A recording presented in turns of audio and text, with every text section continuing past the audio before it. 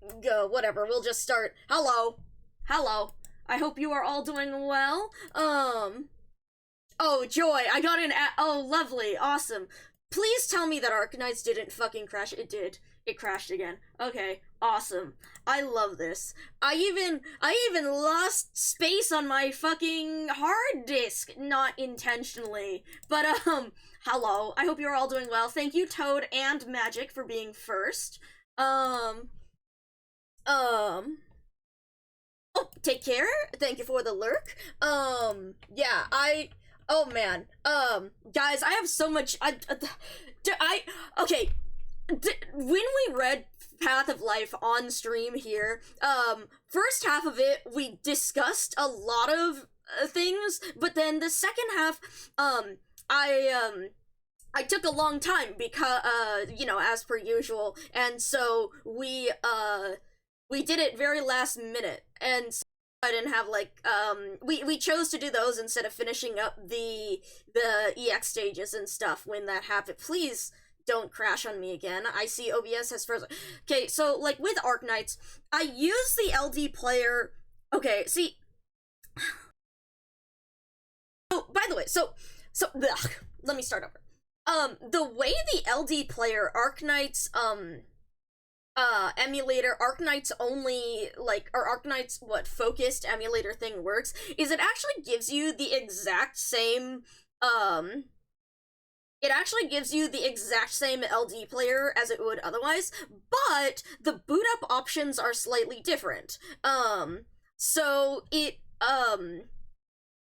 rather than booting up LD Player with, like, ads and a bunch of things, it boots it up without ads, and it also boots it up with an option, to not open up a special sidebar thing. And there's also a little thing in the settings, in the VN settings, that are,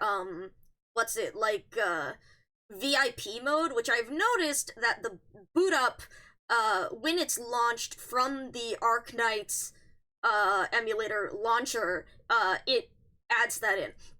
So, usually I try and boot up the emulator using that, or using, at least modifying some of the options, but one of the things is, if you actually boot up LD Player from a regular thing, it will, you can force it to open as VIP, but once it, oh,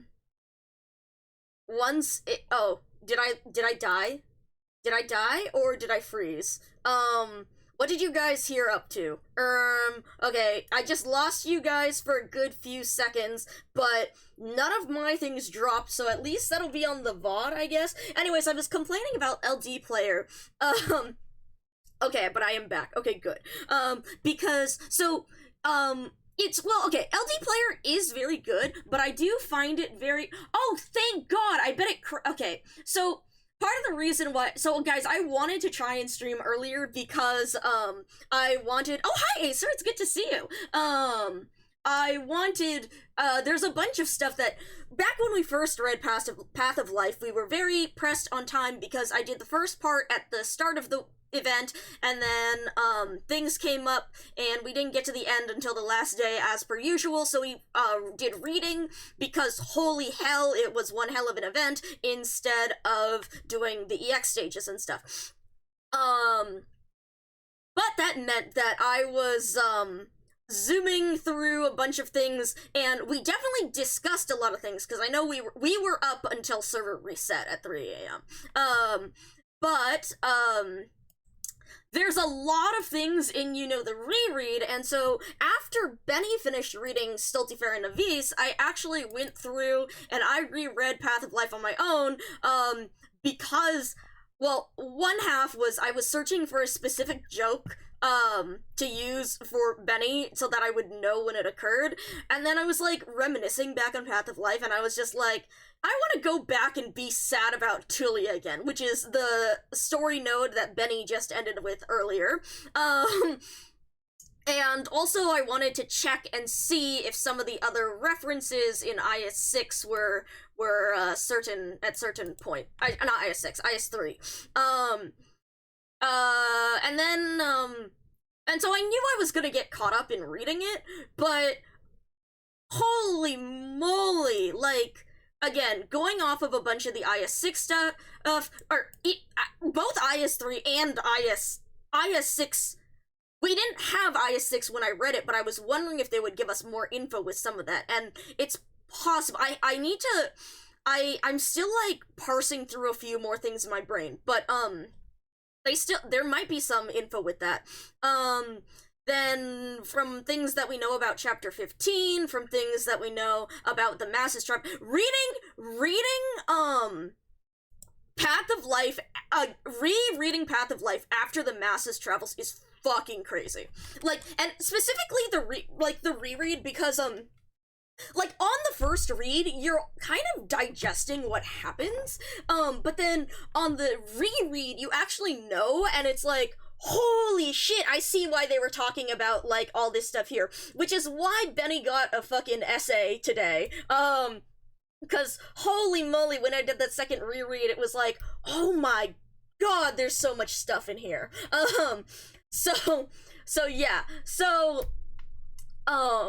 I wanted to look through a few things with that, and I wanted to start out earlier while Benny was reading and put up Firefox so that I could look at the story reader because it's a little easier, but considering how I tried to start stream with Firefox open, and then that just happened when I closed Firefox, not even continuing or loading new things on Firefox. Okay, when Firefox closes, it also has to go through and like close up a bunch of things and save other tabs and stuff, which is why there's like, it uses a heavy amount while it uses a decent amount, go to something performance, something, I don't know where I'm going with my words here, but then, it goes down if you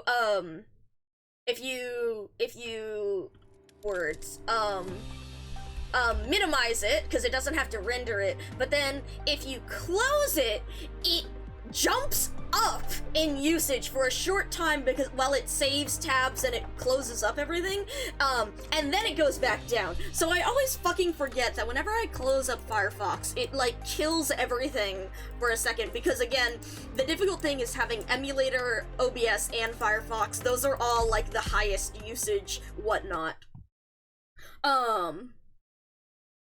But yeah, anyway, so Path of Life. I wanted to look through a lot of things in there because holy fuck, looking back on that, like, after reading, it's like, I don't want to read, like, I want to read through the whole thing again, but also, like, guys, I have so much bullshit on the to-do list. Like, I swear to God, like, again, we've talked about Chapter 13, who knows how much, and I got started on Chapter 13, but, just everything's been put on hold.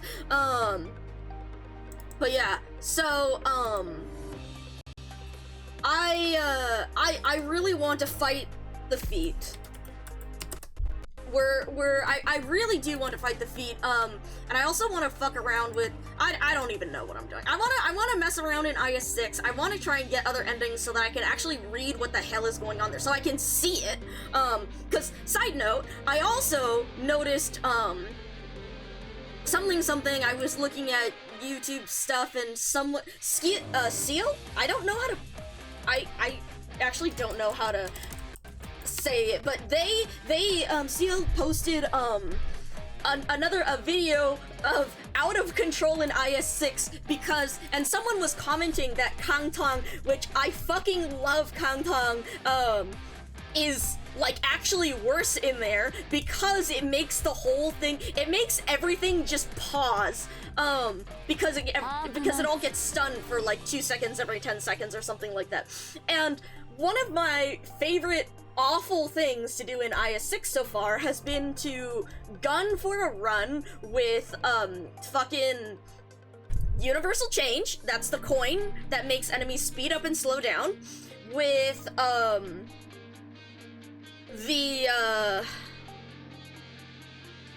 what else is there? The Kangtong Relic, so that it stuns them, so you also don't know where the fuck they're going to be.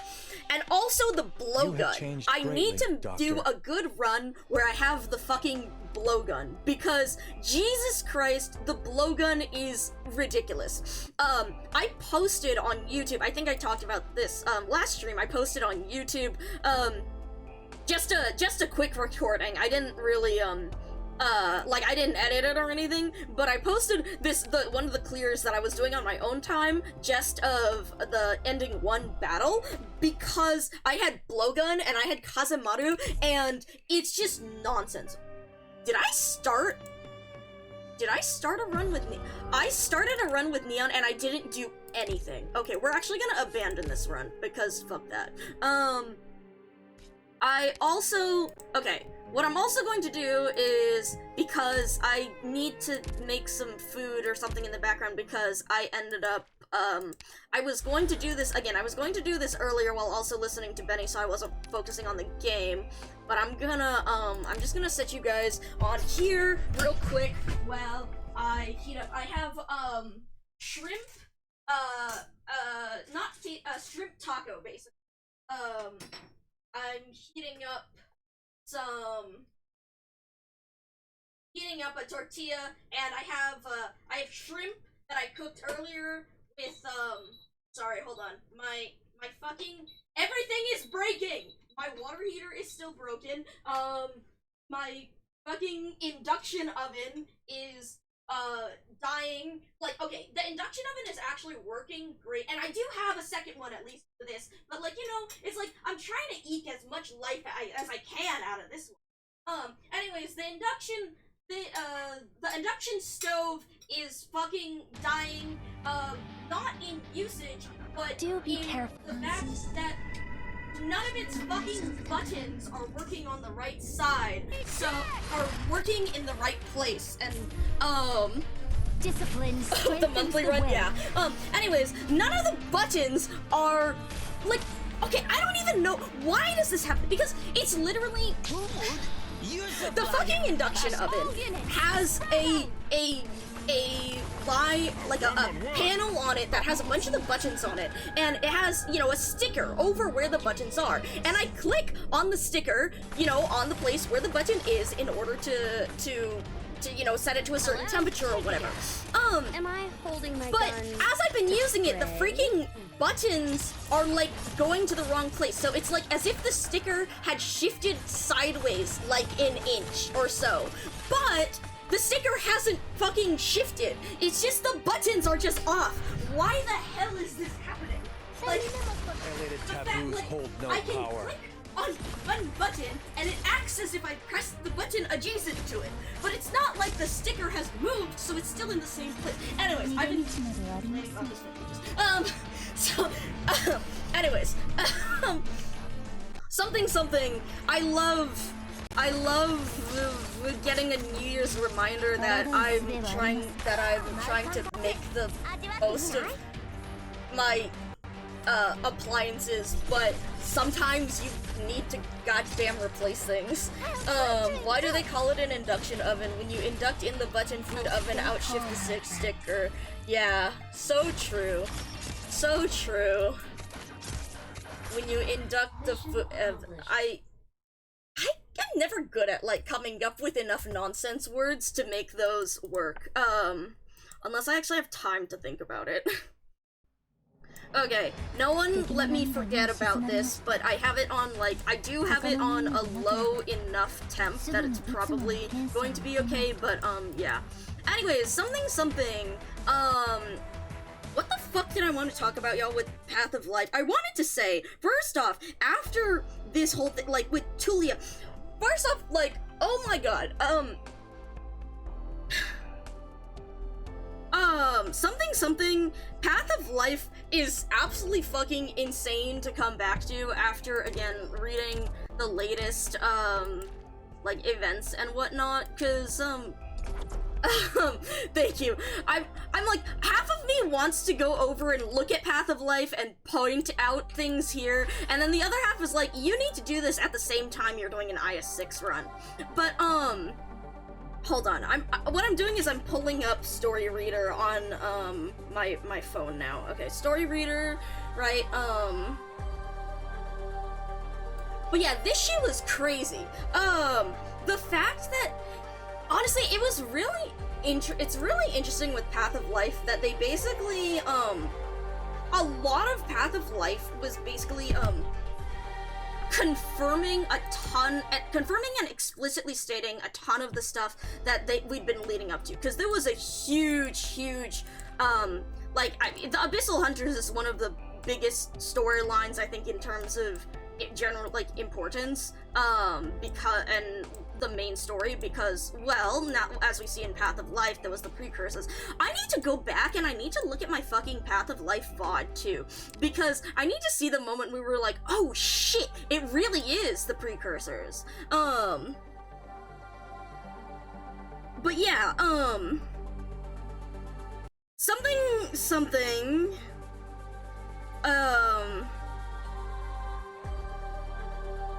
also, it's really interesting actually going back and reading Path of Life after, looking at a bunch of story things when it comes to, maybe I should... God, I don't know what I'm fucking doing. I want to do IS3 because I want to be able to do Ending 2 on my own time because I like to save seeing it for stream. But I also want to talk about Path of Life because Jesus fuck Path of Life. But also, I want to talk about Path of Life while we actually finish reading Exodus from the Pale Sea, because we literally read up to whatever the fucking, it was past 2, they wanted to find thorns, it manages to find thorns. I think we read up to here, and we saw the gay-ass scene, which, I probably still have up. Hold on. That's not it, that's my Fetty image. This is a different one. It's, anyways, welcome to ADHD. This, but the Bonnie version. Hold on. This. The one that Bonnie made with... Also, I want to get on call with them, maybe. Anyway, this. Anyways, yeah, this was the best fucking scene. So we need to finish up Exodus so that we can find... So that I can fucking see this shit, cause, yeah. Okay. Oh, right, I had to close up a bunch of, things because of Discord.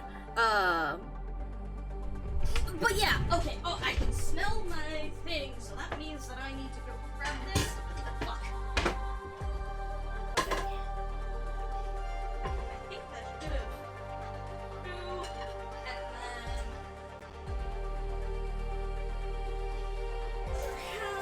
I'm making 2, like, taco tostada. It's more of a tostada at this point. Hopefully I'm not too muffled when I'm talking here. Usually you guys can hear me, but sometimes I know it's quiet. Anyway, something, I have a tostada here with my shrimp and chipotle. I think I started saying this earlier.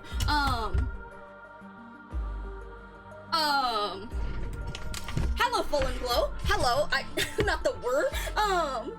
Oh boy. But yeah, it's shrimp, habanero spice, chipotle spice, and then cabbage slaw, but with cream, lime, sour cream, lime, and a little bit more chipotle powder.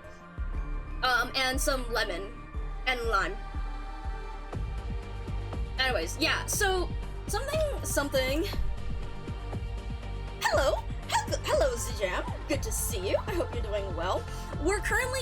I don't even fucking know what we're doing at this point. I want to do IS6, and I also want to talk about this, but I'm also just like, goddamn, there's so much stuff that I wanted to talk about with Path of Life that I realized we never actually talked about because I was reading this at the end of the goddamn, like, event where we literally went up to the day reset.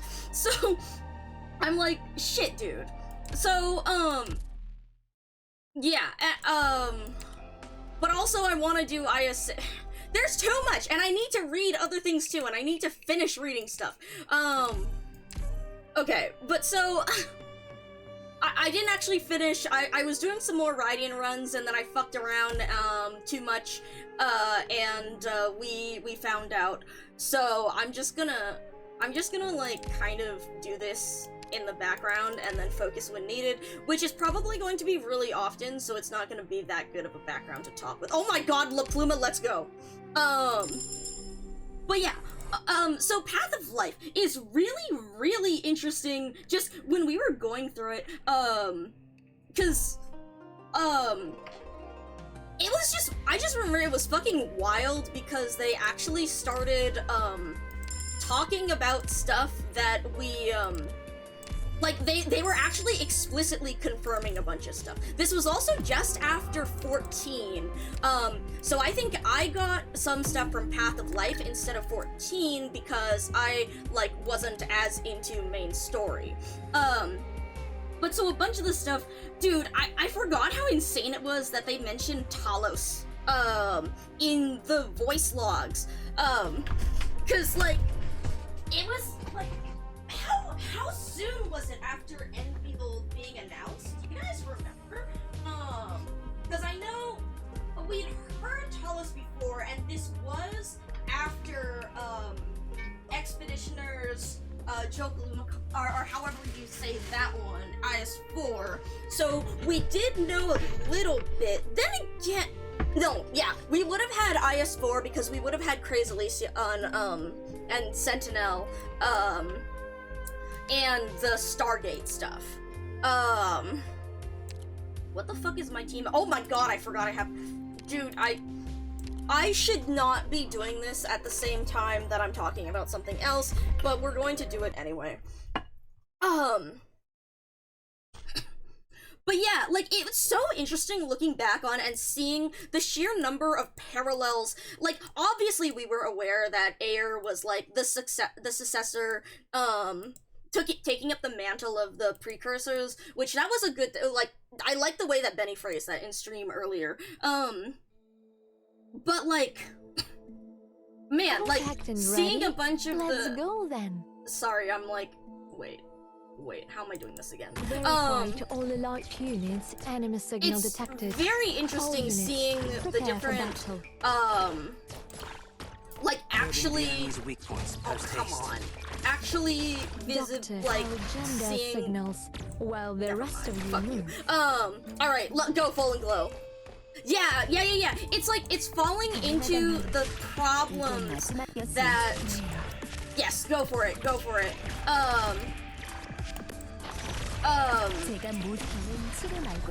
they're in that same situation as the precursors were in, and, like, the,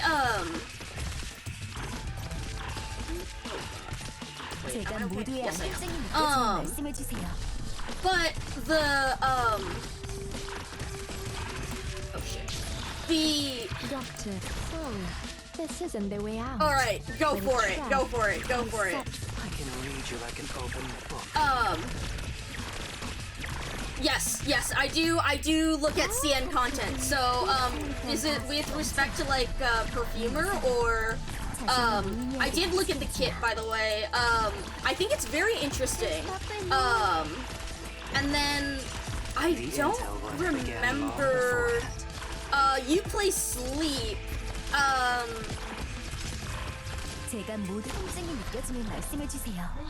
I do remember I saw something about Sleep, but I don't remember who it was. I saw... No, it's... because it's not Perfumer. It's not any of the newest ones, but is it, Bro, I keep up with CN, but half the time I'm, like, whatever, Oh, TD, does she sleep? You know what, I didn't look at TD at all, so maybe I'm just misremembering. Sorry, I need to keep checking on my, Okay. Please turn off! The worst thing about the fucked up buttons on the cooktop is that the pause, clear, turn off button is included in them. So, like, trying to make sure this goes off at the right time, it's like, please actually work this time. Ooh, every skill she has sleeps. Alright, they just, I assume that they just released the kit, right? Cause, Awesome, okay. Percentage of attack is arts damage. Non-mobile, that's like Lapland, right? Okay, can attack, okay. Holy moly, arts damage per second is kind of insane. Oh shit, I had another resistance coin. This is why I shouldn't be doing this when I'm not paying attention. But, we're gonna keep doing it. She has, yeah, the global, that's crazy. Alright. It's a, wait, fast? Oh, right, Kafka, yeah. Do I have a flower coin? Oh shit, that's nice. I should have saved that for a... Oh shit, what? That's crazy. Wow, okay, yeah, I see why, like, writing, like, really fucking goes crazy in here. Puts herself and another character to sleep? Interesting. So, like, how does that... Wait, if you have a link, I assume that they posted, like, a translation in Reddit, on Reddit or something. If you have a link, feel free to send it.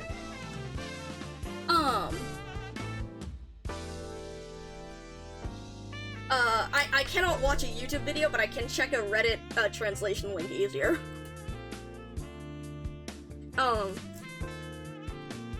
Here, I'll look at it myself in a... Oh, sorry, I got a bite of the... Okay.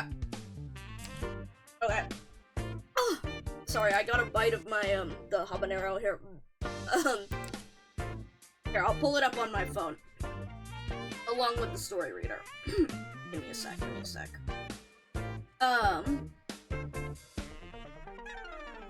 And I need this to refresh. And then we, swap this. Alright, and then let's, which will you please? I hate trying to use... Okay, so their comments... Twitch's, Twitch mobile mod view is, like, kind of okay. It definitely lets you do a lot more stuff, but, like, there's all kind of jank. This perfume is made for me? Oh my god. Yeah, okay, so I saw the kit, but I'm like, I'm gonna be real, I'm not that much of an Aperture person. I know how to use a bunch of folks, but I don't get that much. I see, the attack and drain is really interesting. And then the defense up is fun. But, I was honestly kind of disappointed by the lack of global regen, because usually they do a callback of that sort. But, alright, what do you think of the kit? What's the orange take on the kit? We'll hear the orange take on the kit as well, on Perfumer Kit, as the resident, their auto? As fallen, okay, I see a comment, okay. Heals HP, additionally deals with, okay, okay, Minos and Sargon. I'm assuming she's Sargon then. Attack speed vigor effect is very interesting. That's nice. You don't, that's very interesting. Okay, yeah, okay, percentage chance. Okay, so that's RNG. This unit... And the operator in attack range with the lowest HP percentage to sleep. Oh, so it protects them? Interesting. Surrounding this unit... Oh, interesting. So, she basically makes fields that apply to both you and the enemies. Okay. Yeah! Yeah, no, Perfumer sounds very interesting for IS runs. The buffs are very funny. True! The bleed with Iblan is very good. And then S3... Okay, sleep.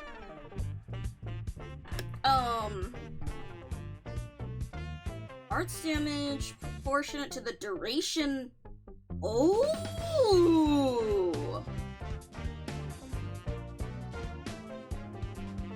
That's fun! I like... What the fuck is the last bit? That's insane. Like, okay.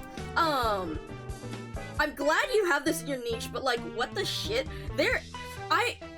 I don't know how I feel about the amount of, I don't know how I feel about the, like, I mean, there's been Undying since Surtur, which is, like, the reason why I haven't used Surtur, fuck, you cannot, but, like, this, the Undying, I think the sleeping is a good way to put it. It just, I will say that, like, I don't know how I feel about getting that in, like, just everything else. Like, we have Exusia, now we have this, but I like the mechanic. Honestly, I like the mechanic of this way more than I like the mechanic of, like, Exusia is just give you the operator.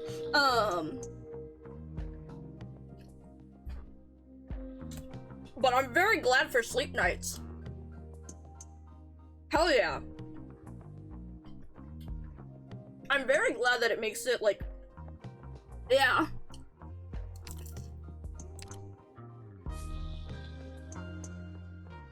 Yeah,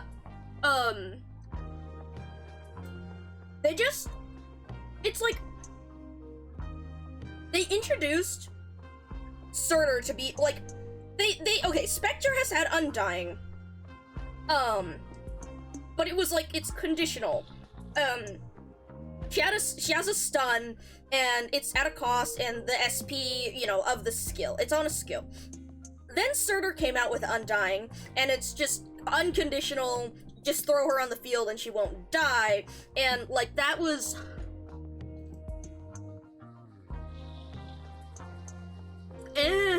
like... Take care, Fallen Glow. Like... to this day, I don't like how easy it is to get. I do think,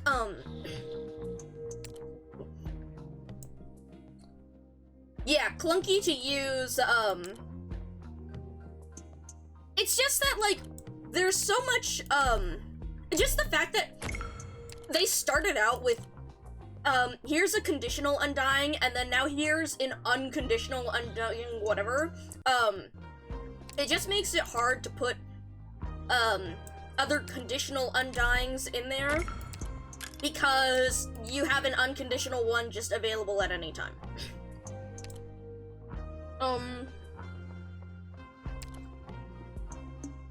But that's, like, that's a complaint that I could say till the end of time. But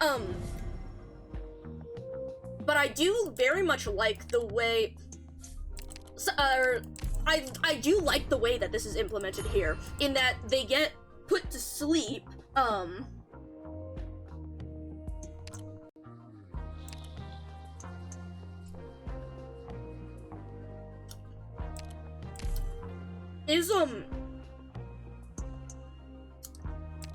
hold on.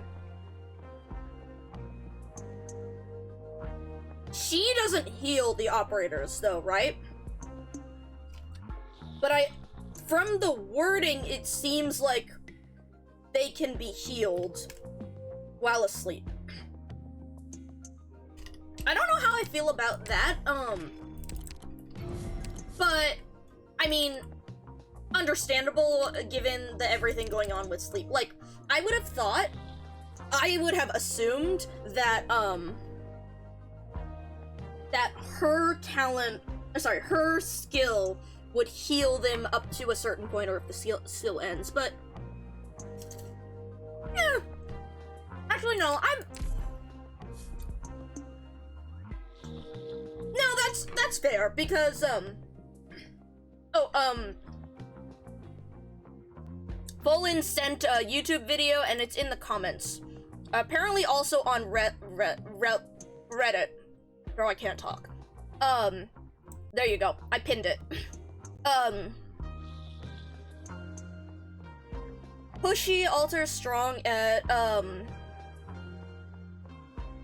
risk of, yeah. Yeah, it is untouchable, but I think, but given that the kit says, when operators in attack range receive fatal damage, they fall asleep until their HP is fully recovered or the skill ends. So I'm assuming they can be healed. Like, you know, that's fair. No, because you need other operators to really bring out, you need medics to fully take advantage of the, yeah, that takes a couple, more than one. It's at the cost of wait, no, she's a medic. Wait, no, she's a medic. She's an incantation. Oh, fuck. Wait, hold on. Okay, so wait. So now I'm wondering, can other operators heal the slept? Or is it like only TD because she can heal them? I like that, actually.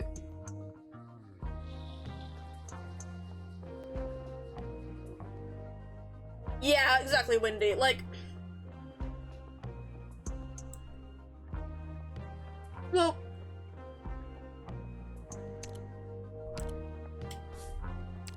I don't know. There's a lot to see.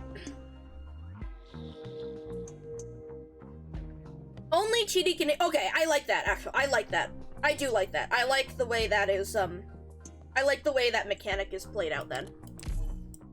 Yes. That's very interesting. I already forgot what the other one was. Max Life, right? And Yan, maybe? Okay, I am right.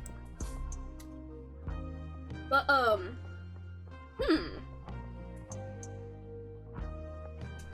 Huh. Interesting. Again, I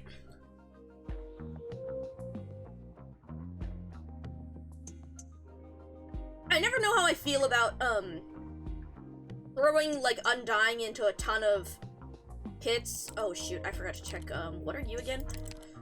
Hope or yeah, okay. Who the fuck is on my team again? Okay. Is she actually Minos' faction?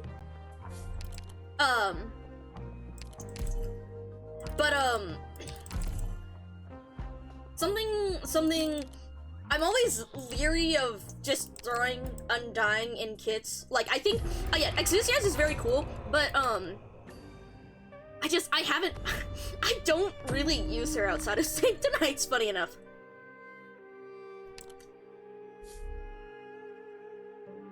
Yeah, exactly, Wendy.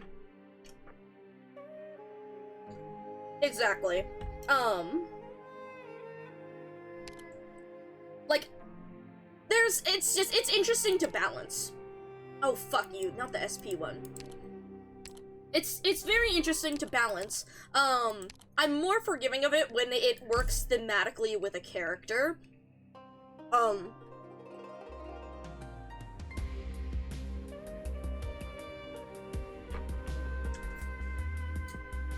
Okay, I know that, Glasses, but I'm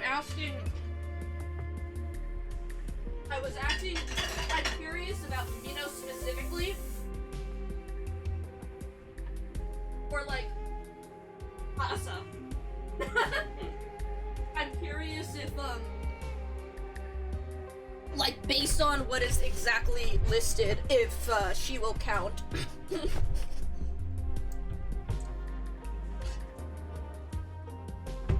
Interesting, though. Very interesting.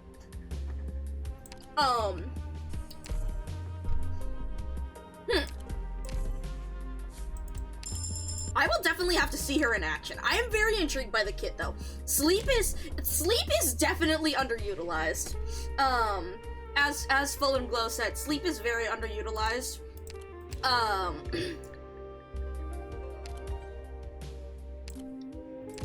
It will be fun to see more of that. Oh shit.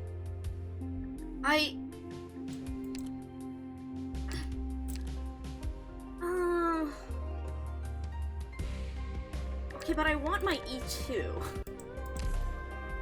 Yeah, sleep is just, I'm very intrigued by sleep because of how janky it is, yes. It's like all of the different, oh, I can't jump. Oh well, wait, no, I shouldn't go in yet, actually. I can't, okay, we have one Yan, and I don't have enough hope or anything. No, okay, we're just gonna grab. But yeah, like, the way it's like, it's very interesting to see what you can do about it with it, like, when it comes to stalling, and when it's just, like, the fact that enemies are invincible during it. I really like that they are using that here with your own operators. I really do like that. That's very good. That they're using the invincibility that they don't do anything, and they can't normally be affected except for, like, by TD herself. But they are immune. I really do like the way they are maneuvering that with respect to us as opposed to with the enemies.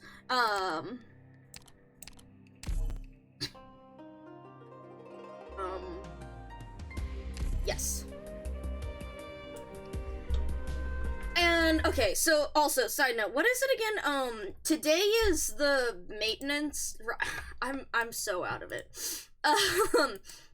Because we should be doing because the Pepe event rerun should be up, right? Is it tonight, or is it, I mean, tonight, 3 a.m. for me, not that I intend to be up that long. I should not be up that long. I have to go to work, and I have to try and fix my fucked up schedule. But, I really want to see more of IS6. I don't want to end up being stuck in the end like I did with, hell yeah. Holy shit, max stacks of drum, hell yeah. Hell yeah, Full. I am so happy for you, Full. Like, no matter what I think about the kid, I am so fucking happy for you.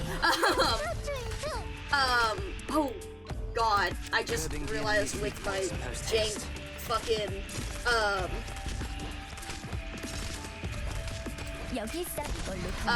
I forgot I had coin geist. Oh man, I love playing this when I don't remember what the hell I'm doing. Okay, oh wait, no, you're gonna land on it. Never mind, that's fine. Collab with Asa and do the... True, yeah. Yeah. I wonder... That would be cool. That would be very cool.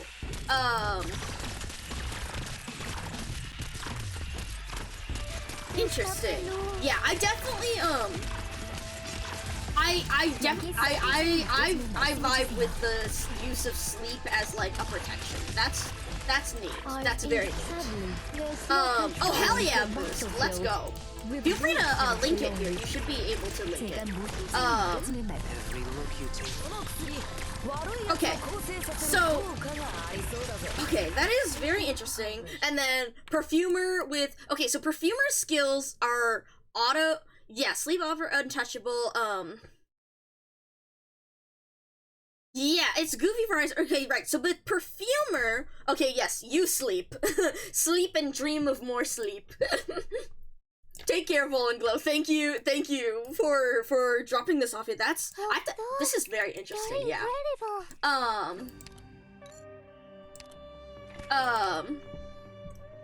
Side grade to read. I do think this is very interesting because what they're doing is, because obviously they don't want to directly power creep people, but, it's interesting to see the different ways that they do that. Like, the ways that they will work around, or the different focuses they're on. I'm not sure, so Reed's focus is So Reed's thing is big explosions and AoE, and TD could possibly have it. Yeah, sleep. I do think that is good because it requires you to work around sleep itself, because of the untouchable aspect of it. So I do think that is very good. I'm just thinking about the other uses here. Hell yeah, thank you, Boost! Everyone go check that out, if also to check out more creators and stuff. But yeah, so Reed is big AoE, and she doesn't have, and Reed also has her Cinder, which gives Art's fragility. So, that does give her a different role here. So TD is definitely here for crowd control, and then the survival aspect, because I think that's interesting. The survival aspect is also really interesting because it's like not... let's see. She'll still be dealing a lot of damage because, if everything is asleep. Okay, I guess also question, will her talent... She's an incantation medic. Will her talent... Oh, shit. Will her talent, heal operators? Oh, fuck you. Will her talent heal operators from what's been done, like, from the DOT? Yeah, no, I definitely, yeah. I like the movement towards, specific situations.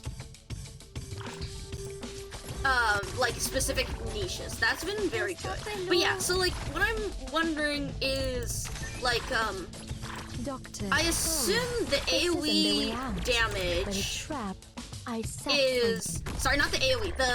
The bleed, the damage over time is also used for, she should be healing... Because it's dealing okay, but see, is it heals when trades attacks deal arts damage? So, did, yeah, so, does the damage over time... Bro, it's so hard to get the words out here. Dude, I don't even know what shadow I just got. Oops. Does the damage over time count as something that she'll heal from? Like how Reed's whatchamacallies are like when Reed does her balls, when Reed's balls heal, they heal the operator their surrounding. Will TD's damage over time simply, or damage every second to sleeping enemies, heal whoever's in her range as well as herself? I would assume so. All damage. Okay, sleep DOTs will definitely provide. Okay. Yeah, that's interesting. Oh shit, is it? Good. That way I actually get forced into sleep. I get forced to stop stream early. Reads DT, DOT. Okay, that makes sense then. Okay, honestly, I don't remember enough of the details of her usage. I mean, like, I use her, but, that isn't one of the things. I don't use her enough for that. So, what do I want? Dodge, Riz. Oh my god, it's the big. Wait, that's so good. Holy shit, I completely zoned out on that. Okay, I do. The barrier is very good, actually. Dodges, resists. This one's good. I'm not expecting to win this, by the way. This is me brainlesslying through through the fight. Okay. Yeah, yeah, that's... She's... Oh, fuck. Okay, I'm glad we have Ak. I I think it's really interesting, the thing of only she can heal the operators when they are asleep, though, because, again, of the restrictions of sleep. Can we do this? No. I'm not doing that. Wait. Yes. I need you, and... yeah. Okay. Yeah, Oh yeah, but yeah, so anyway, something, maintenance, because they're gonna load the Pepe event rerun, and I think they're preloading Atto, so, I think that's what it... oh, okay, no, I should say, I'm assuming that's what it is. I have no idea. I haven't looked at fucking anything at all, so I'm just assuming that's it. Okay, thank God they're facing this direction. Let's establish a code. What else was I saying here? All I have to do is give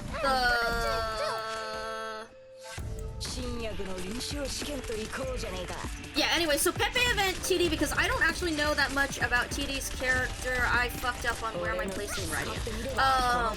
Because I didn't read Pepe's event when it first came around, so that I will have to see.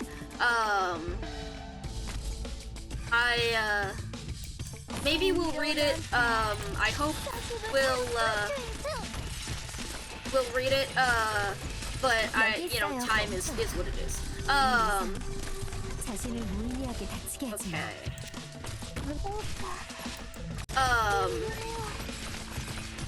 Where else am I doing this? Right, so what we were talking about, I hope these pigs are dying fast enough. Oh, Jesus. Oh, shit. Fuck you. Oh, shit. Fuck you! Oh, come on! Oh, God. Oh, God. Oh, God. Oh, God. Oh, God. Come on. but it's trapped. I set for you. Right, but yes, something, reading, something, Exodus from the Pale Sea, we should finish up that. I want to read through Path of Life, if something, we have time, something, Path of Life, something, this guy is gonna escape. No he's not, come back here, fish.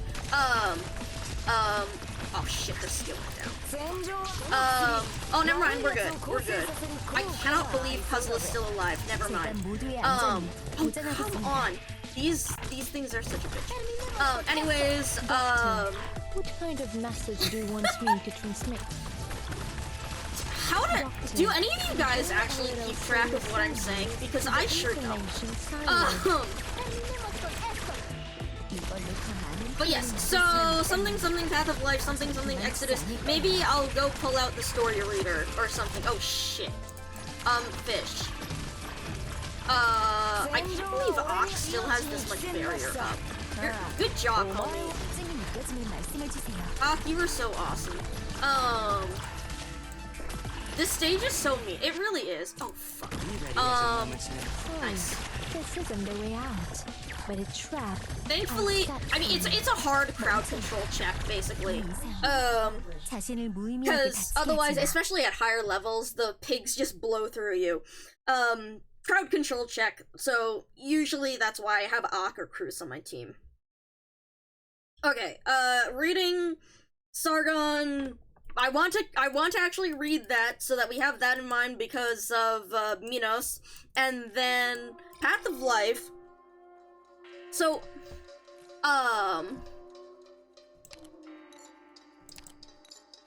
wait, I have enough hope for Rydian, right? Because this might just be a... yeah, because we're approaching... wait, shit, hold on. I forgot, I have a wander... fuck. Wait, hold on, I actually have to think for a second. I have a wander up ahead, which means that I should use that on Rydian then? I have another supporter voucher, so I could use it there, but I hope that we can make it through. I didn't take the if I had the emergency, I would have taken that, but since we don't, oh my god, yes, this is a horrible idea. This is a horrible idea. We're going to do it because this, especially while I'm not paying enough attention, is going to be so dog shit. What even? Dude, I didn't even look at my fucking bakery tile bullshit. So, right? Yes. These, U for DOT, U. But yeah, something, path of life, where was I looking at? I wanted to make fucking notes on this. Honestly, like, I keep wanting to open it up while Benny is, open up stream while Benny is streaming, because I have so many different things that I want to talk about with this. Oh god, I forgot about coin dice. But yeah, I have so many different things that I want to talk about this, with this, but, it's just like there's bullshit in every. Oh god, line. Oh god, don't die. Target off, please. Because, so first off, the fact that there's so much about, like, the Farron and,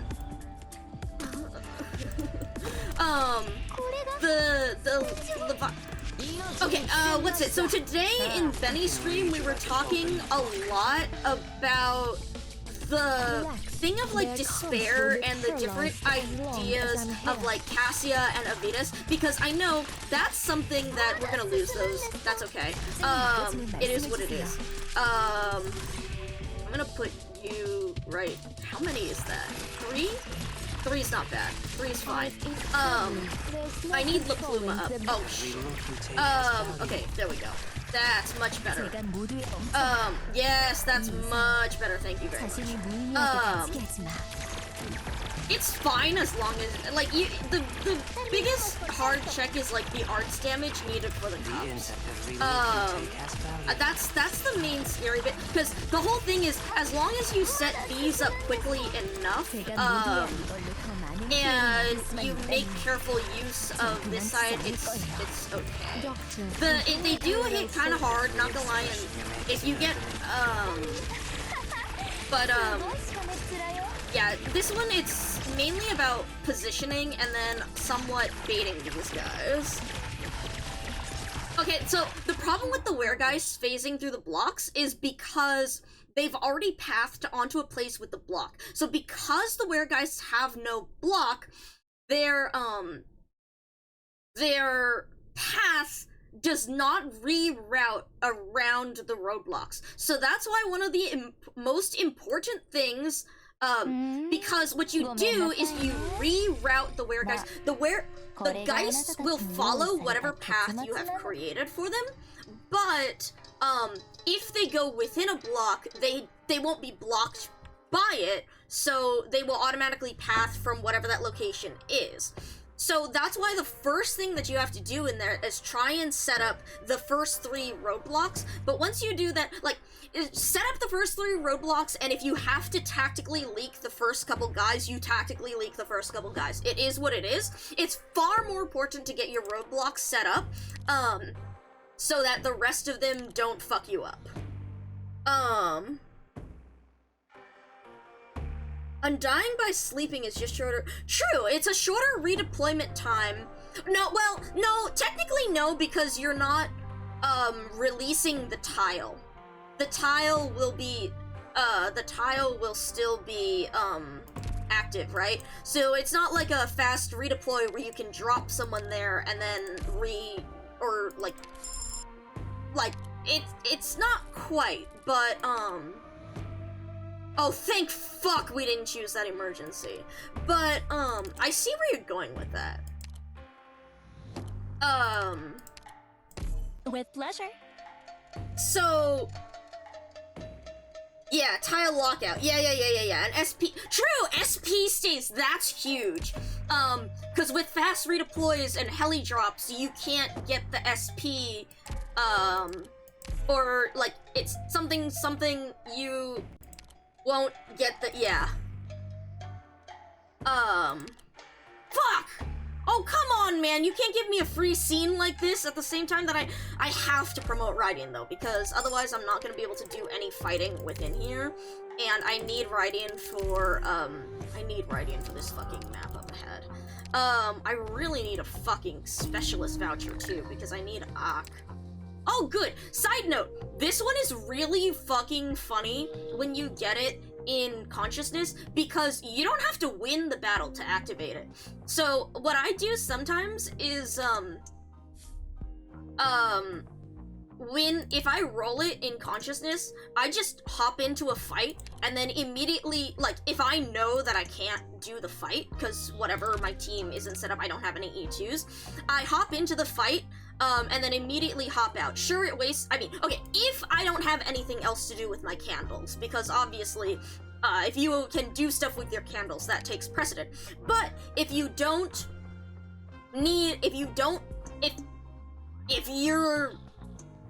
you're fucked when it comes to tile generation and what you can do with your candles, you just hop into a battle, and then hop back out. It uses a candle, but it counts as going into a battle here, and, thus this takes effect. So if you get the objective shield. So it's also really good if you're on 1 life point, because again, you can just hop into a battle, hop back out, hop into a battle, hop back out, and you get 2 objective shields. That is true. That is true, Orange. I wonder, no, if your operator is sleeping, though, does it allow them to be targetable by Emperor's? Oh, no. Emperor's Blade is an AoE as long as they're in the fart cloud. I wonder if a sleeping operator is blockable or not. Like, can block or not. Because enemies aren't blockable, but if a Devourer cannot be blocked by a sleeping operator, then that does kind of help them too. It's like a self-stun. It's like people using Conviction to stun their own operators in order to let difficult enemies pass. I just passed this and didn't pay any attention to what it said. Oh. That's interesting about environmental effects, actually. That's funky. Okay. I needed Hope or Yan operators. I need Yan operators or money. I need, with CCB3. Oh, because you were using the environmental effects against the enemies, so, because they were asleep, they weren't taking it. Interesting. Interesting. That's funky. Okay, I don't like my paths here, so we're gonna go for this. Too sleepy to get hurt. Yeah, because I didn't go through this trade yet. Oh, shit! Oh, no, that's not the one. That's not the really good one. This one is pretty nice, though. This one is pretty nice with Enmity. 4 and 3, so I will get this anyways, and then...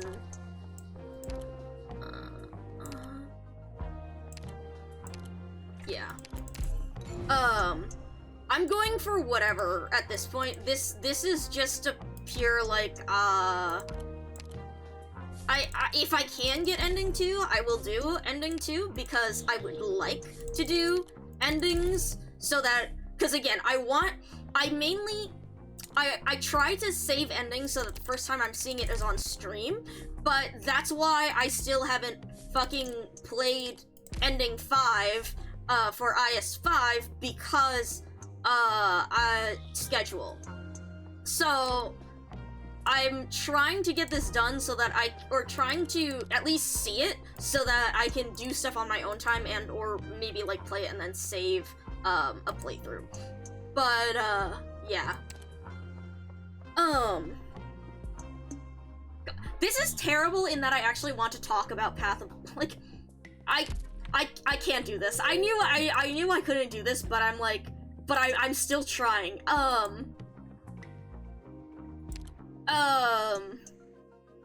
Because I'm getting too distracted by whatever current thing we're talking about.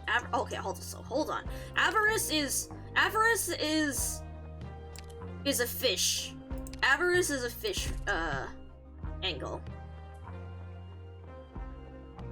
Oh, this is kind of fucked. Hold on. Range operators, enemies are defeated. Hopefully this will help us, but I don't know. That's not helpful. This will be helpful. This is really helpful. Also, what shit do you have here? Right, you have a capacity, 5 summons, inspiration. What the hell is active on you again? Hold on. Sorry, I need to check this. Proficiencies, right? Because we have does not require recruitment, goes into effect. This is effect, but yes, this is that effect. That's the hope down. Voucher, candle, right, that's the candle one. And then this one, right, we have a lot of... Wait, oh yeah, so that's why we don't have deployment slot. That's why we were able to use them. Okay. And then, oh, okay, so we didn't have to worry about that in the first place. Okay, HP, having HP and defense is also good. Why have you frozen? Okay. 35 attack speed, that's why the fish are going so crazy. Does that Radiant skill tree make her summons cheaper? Yes, right? Yes? It has to do with the... Gains the following effects with every new floor you enter.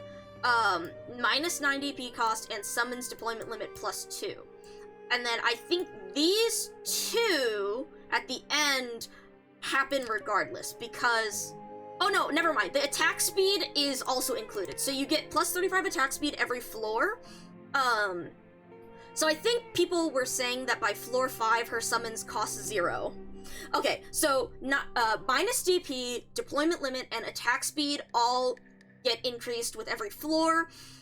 Don't use deployment slots is applicable at all times. Well, I mean, it certainly helps, but I went up to 11 without Radiant, so... Because I was saving her to play with y'all, so it's still doable. Honestly, like, the battles, it enables a lot, but the bigger thing, I think, is the fact that you get more options in a lot of nodes if you have Radiant. Oh,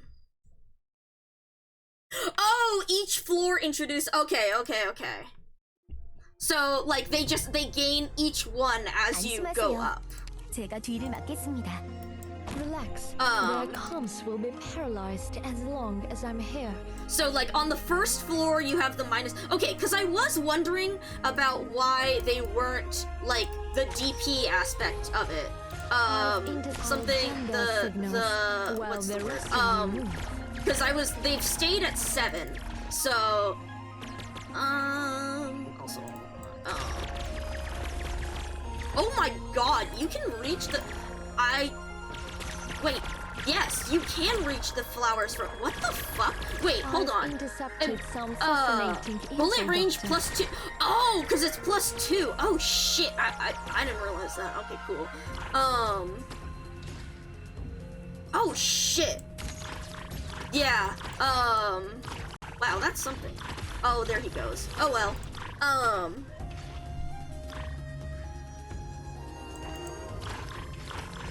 Thank you for the sip, Will Priest. I'll have to refill my water in just a moment, but... Oh, thank you for the stretch. Also a good idea. Let me just let these shred these guys. I'm gonna set up Ak, and then I'm gonna set up you over here, and then I can set up you over here, and then I'm gonna set up you over here as a backup. Okay, cool. Then you're going to get eaten, but that's okay. You're not... What the fuck do you mean this guy isn't in? That's so ass. That's so ass. Whatever. Go this way. Then we'll wait a hot second. And...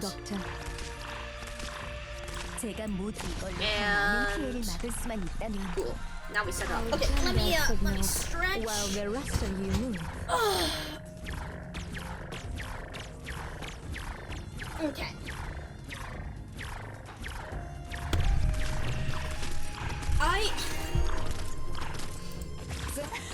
I wish I set up a thing, like, a Spark Notes for myself for this shit. Fuck.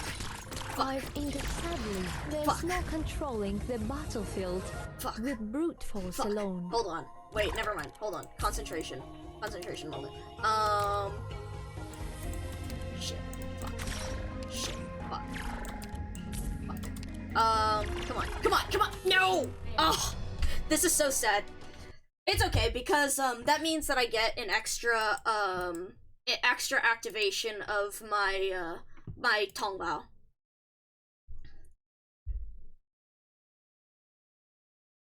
Okay, hold on. What the fuck can I talk about? I was thinking about something when it came to Path of Life and IS6, and I completely forgot. It was something with the Pheromones. I'm trying to think, at least if I have that, then I have something that's slightly more on topic. Starting to memorize stages by name now? Nice. I don't know what I know. I usually can name it off, but I don't know. Okay. Something, hold on, scrolling through Path of Life, what did I really want to bring up? Because while I was reading through it, it was honestly just like, every single fucking thing was so much. And oh shit, wait, I have an extra chance to kill this guy, never mind. Verifying all the light units in position. Everything's fine.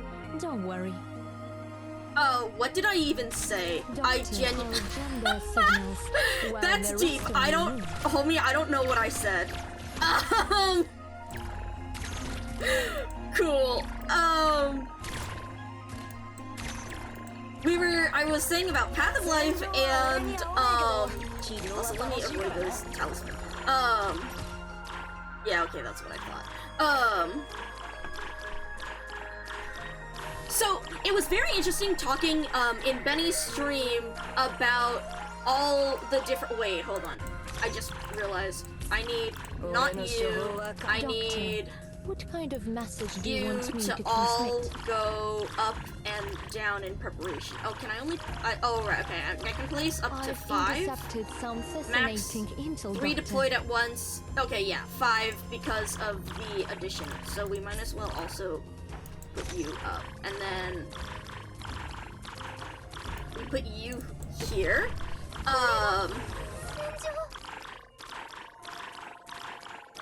So it was very interesting talking in Benny's stream about the different themes, because again, the stuff about the precursors and the similarities there. But, okay, so yeah, during my first read of Path of Life, I was like, okay, there's definitely a lot of- I should have timed this. Okay, it's fine, we're good now. Like, there was a lot of stuff going on with Avidus and Cassia that, in the way that they were talking about their despair and about the, impending doom of the Seaborn and the way they compared it to the precursors,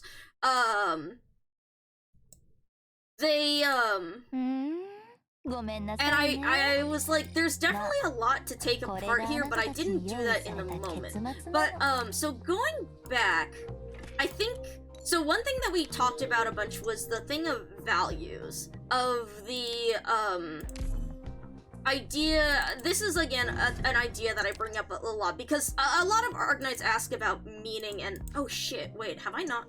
I've only seen Asa do this. Okay, let's do it. Wait, actually, hold on. Don't I have money for one of these? 12 or more hope. Okay, okay, so I could open this one. I have 3 candles.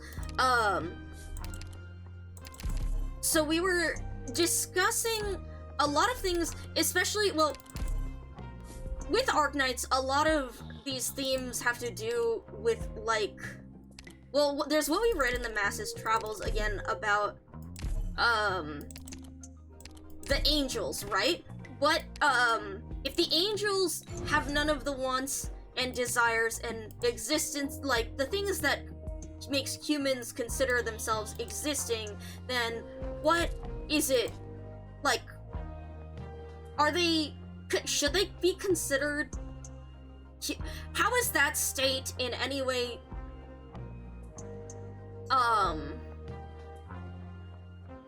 considered a continued existence of humanity? But I think that it's very interesting in contrast how Path of Life talks about Path of Life, the focus is on survival, as a form of preservation. But it's really interesting, again, going back and reading through it, because you can see how this is built up through the entire narrative, up to the climax of Martus at the end, because of, like, the way that Avitus and Cassia, so Avitus is very interesting because he serves as both like an introduction to the ideals of Aer, but also the reason why Aer's... Oh my god, I know why it was so slow! I forgot I had this active. Okay, I'm an idiot. So the reasons why Aer had, or something, the Church of the Deep, the idea of survival, Avitus is in contrast to Lumen, who,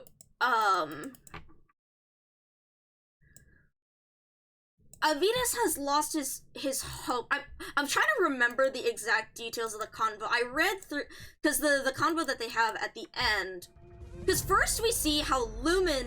Okay, I think I have what I'm saying, because when we first see them, Lumen is the one who's feeling lost. He feels out of his depth in Aer, and... God, wait. What the fuck am I doing? He feels out of his depth in Aer. He feels like his connection to Briogan is... Oh shit, Ock's gonna die. Right? Unless... never mind, he's gonna die. Yeah, okay. That's fine. We'll do this differently. Verify to all alert units in position. Fuck. Everything's I did this. Fine. No, I didn't. Don't worry. No, I didn't. Because that's the safe spot.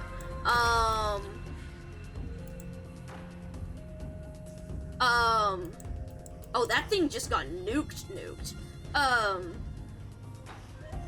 No, because you're going to get nuked there. I don't think you have enough of a... I need this guy to move a little bit more, because these places are not safe. Unless... Wait, no. They're generating DP for me. I'm so awesome. Doctor, okay. What kind of message do you want me to We're transmit? so back. Until they all die because my deep... and we can no longer generate. Doctor, this isn't the way out, but a trap but so I set for something, the way that Lumen is the fish out of water, right? Which I think is also just an extremely fun thing that they're doing. But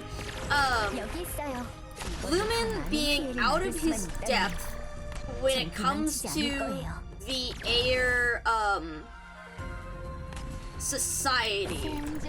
But then, in the end, when Aer's society falls into crisis, and Avitus is his guide, right? But when Aer's society truly does fall into crisis, are we fucked?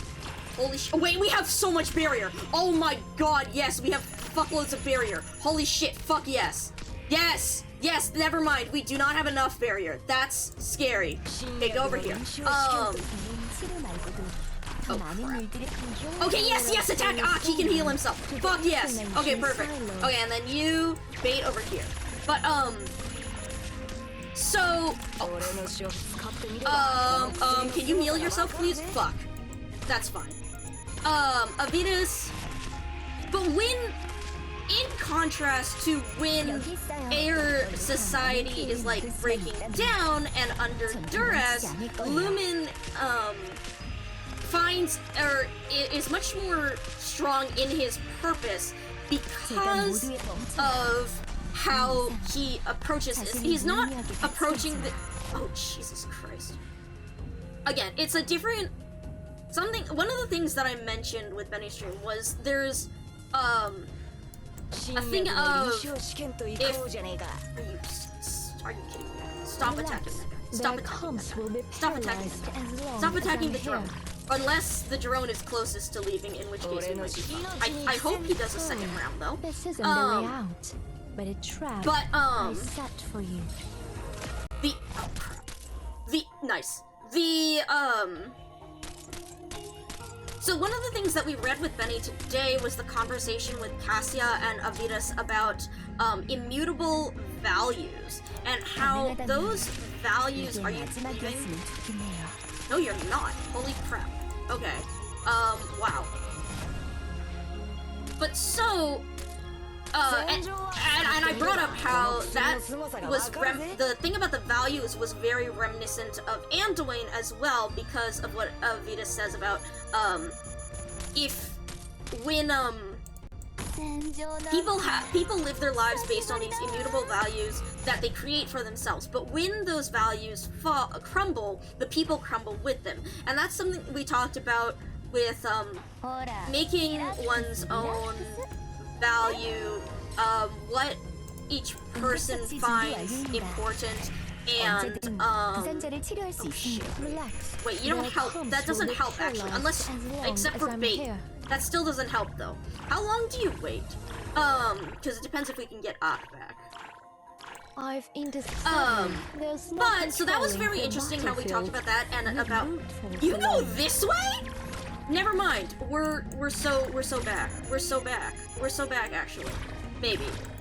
Yes. Yes we are. Yes we are. Yes we are. Okay, cool. With Anduin's crisis of faith and the beliefs in Laterano and in the end goal of like spreading, being able to help everyone, to bring everyone to enlightenment, but none of this is going to make any fucking sense after the fact. After I go back and I listen to this,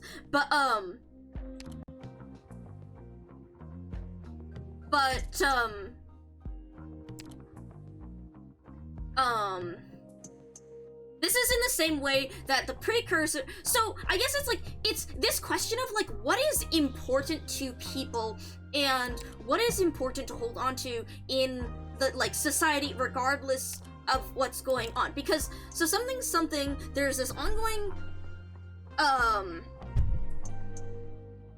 idea of the precursors and their preservation with Originium, with the sarcophagi, with all sorts of things in order to escape the observers, in order to escape annihilation. But in doing so, like in focusing all their efforts on preservation of or survival, are they focusing on the wrong priorities, the wrong values? Rather than like what makes up like a good civilization, because again we see this conflict between what they planned for Terra as opposed to what Terrans themselves want, and how that conflicts a great deal. And I mean that's the whole thing with Priestess and Doctor, and the way they've like the way the chapter, I don't know where my words are going there, but well I guess also with okay, in something I can say more coherently, the PCS believe it, wanting survival preservation at all costs, but the angels are not actually what the like becoming those true angels is not actually what the people want, and I keep thinking about the line where it's just like the ability to say no, the ability to make the choice for yourself, and that's not necessarily really the oh come on, I don't want this,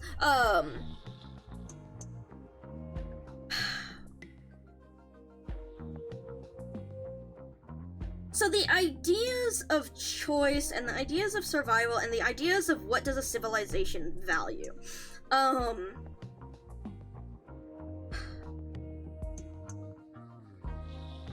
hell yeah. I'll check it out in a sec. I think that something I want to put together something. This is also, side note, this is why I like typing better than I like talk. Well, okay, they both have their different things, because when I talk, I can throw out ideas more, but I also forget what the hell I just said.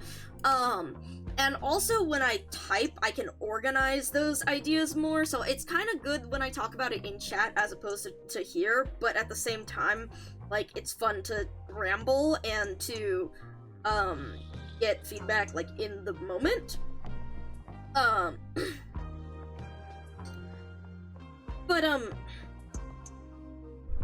So something, the goals of civilization, something, the way that Avidus and Cassia focus purely on survival, because, so there's this talk before about, like, kind of showing the utopia of Aer, how they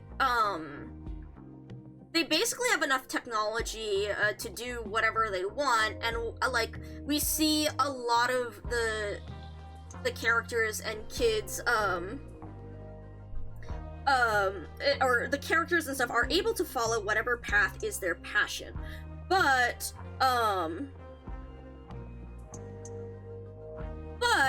we see that there is, so in Ager there's those values of intelligence, of discovery, of science, the whole thing with, okay, and so that's also the whole thing with Martis, with Martis constantly asking questions when he was in Aer, the whole thing of the Sophon Theatrum and how he designed it in order to facilitate debate, to hear out all sides of things.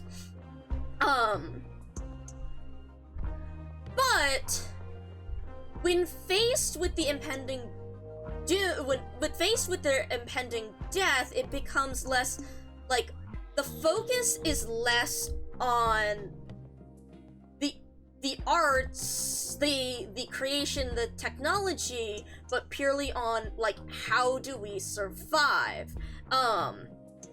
And that, I think, is a very, I mean, it's seen as a recurring desire, and it is a very human desire in that we want to survive.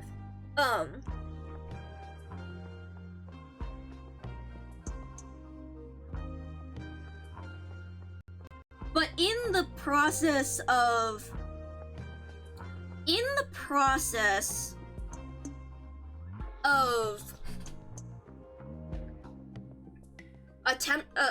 of preserving their culture, in the process of trying to ensure survival, is the real values of the civilization lost, like, or do, like, and that's what I mean by the focus. Oh god. Yeah, that really is how chapter 9 went. Not gonna lie, I did think it was very interesting in chapter 9, the way that, returning to the conceit. Okay, so something, when faced with imminent death or imminent danger, the fact that people try to, again, it's,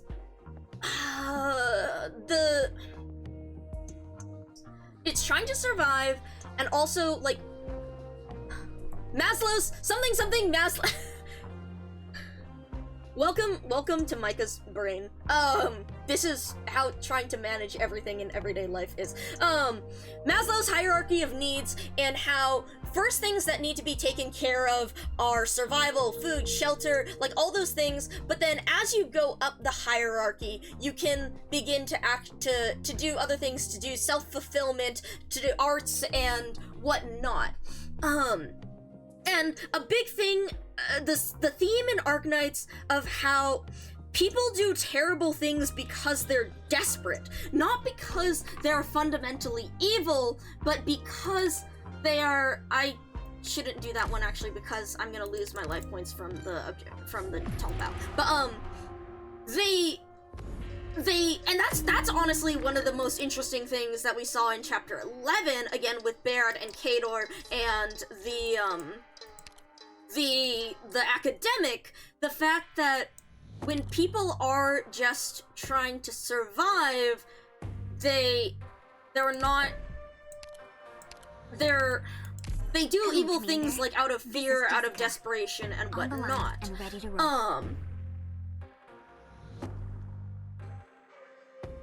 But something, this path of life, like, the question here in Path of Life is, like, people may do those things, but also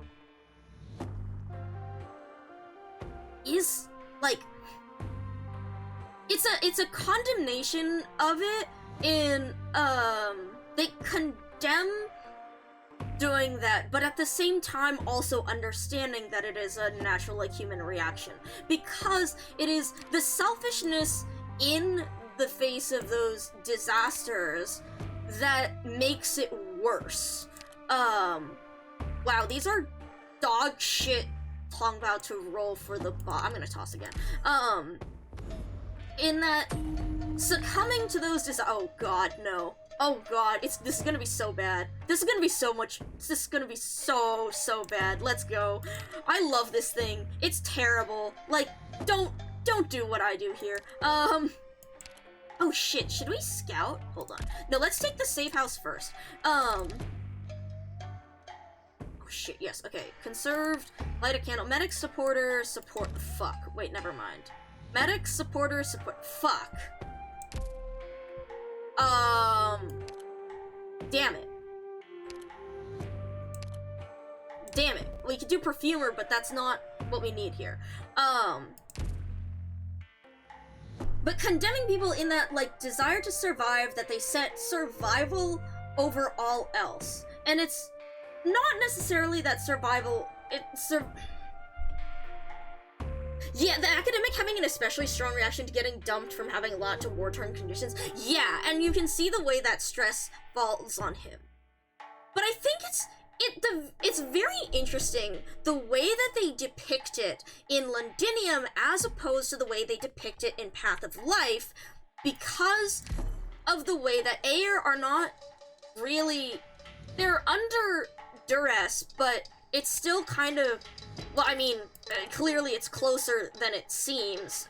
Annihilation is closer than it seems, given, you know, the situation, given the story, but there's a level of separation from it. So they're not, it's not the same desperation as, it's like there's the desperation in Londinium of being in the struggle, but in Path of Life and in the precursors, it's the fear of the inevitable, I think. It's the fear of the inevitable, of something that isn't necessarily going to happen right away, but it could happen at any day. Well, it could happen at any time, and the despair of living under a situation where you have that looming over your head. And the way that makes people, and the way people cope, I guess, with that.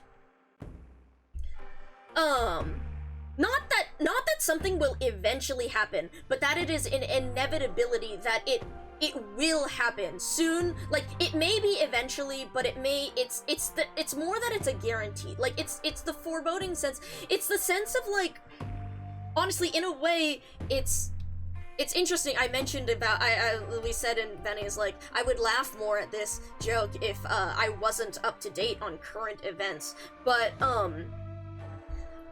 the idea that things, like, it's the feeling that, like, everything is falling apart around you, and that, like, what will you do? Will you die in the end? Will you not be able to have the life you live? Will you, everything, and, like, at least in the something current real life bit, it's the fear of, like, uncertainty and what is going to happen next, and the fear that something bad will happen, and also not just the thing of it eventually happening, but the feeling of, like, oh, this is actively incoming. Like, you know, when you look at our fucking administration, it's like, bad things are actively like, bad choices are actively being made in this moment, and you can see the fallout. Like, you fear the fallout because you know the fallout is inevitable. Yeet. Did I say something, or are you just saying yeet because tits is fucked right now?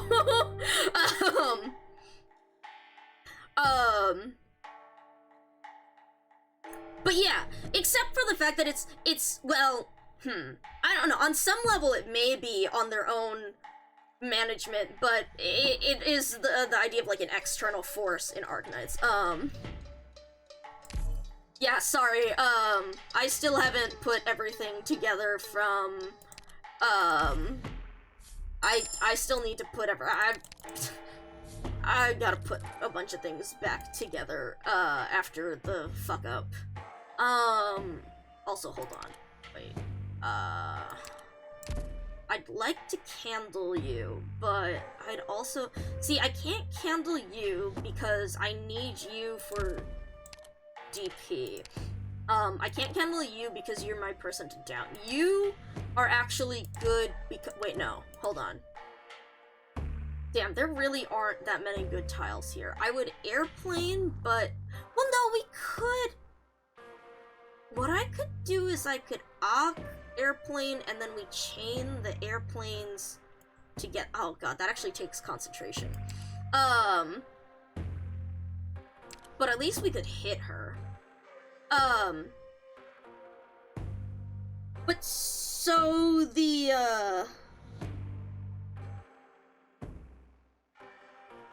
fear of impending change and impending, disaster. So I think... Again, one of the things that I'm sorry, okay. First off, I really like the way that they've been writing it in the lead up to actually confronting Martus, because of the thing of Avitus and Cassia and the way that they've responded. With Avitus has succumbed to helplessness in a way. Like, I think that's the best way that I'd describe his situation. And meanwhile, Cassia is... See, Cassia, I couldn't quite figure out her motivations when I first read it. Because she does feel that despair that's spoken about. Hold on, let me pull up the one in BP 3 or 4, right? It's 4. BP 4 before, when they're listening to voice log. The death of life, lack of scholarly value. The musings of a predecessor on this endless journey, seeing through his eyes. No matter how much hope and vision went into their great undertakings, they ultimately faded into silence. Just like those nanomachines interred within the beacon tower. So it's sealing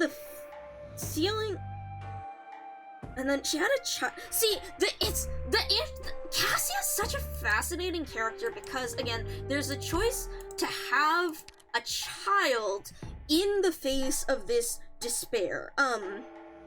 But, like, by borrowing from the past experiences, you ingeniously tore apart the magnificent facade covering the eyes of today's heir. We must accept that the things and qualities we were once so proud of have no use now. Perhaps they've always been flawed, and this calamity merely exposed them.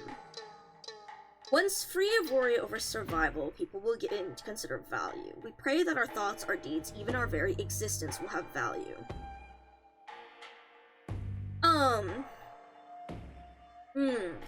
We must accept that the things and qualities we were once so proud of have no use now. So this also brings up the idea of the Stultifera Navis, right? Because there was... I need to, I keep meaning to, like, actually read that, but there's, like, a lot of stuff to read in those stories, in the thing. But I was thinking about, Dreamer's analysis when it comes to Sultifer Navis and the idea of a golden age, and the idea of people being stuck in a golden age.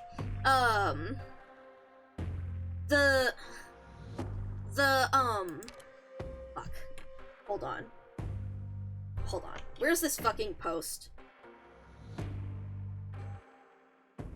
Where's this fucking post? Because I was thinking about, again, I need to read this for the actual bit of the Ship of Fools, but, tagged, Stolti, Baranavis, okay,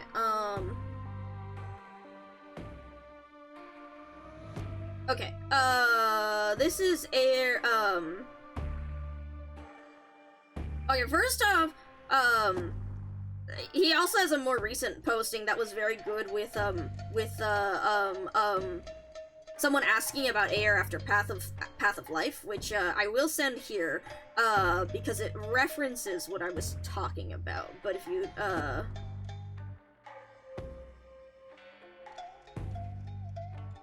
yes. The comeuppance about this and about, like, narratively, are they right or not? But yes, anyways, okay, so Plato, the Sword of the Cave, blah blah blah blah blah blah blah, praise of folly, birth, blah blah blah blah blah. Given how the impossible, okay, so, here we go. Now let me link this. This, I think, was very interesting, if I can fucking paste, please. Please. Please. Please. Thank you. But yeah, because, yeah, Super Fools, given it, so moving on to the Arknights, Stultifer, and, oh, also, wait, hold on, while I'm here, go check out this guy, actually, hold on. If OBS will let me fucking type. Thank you.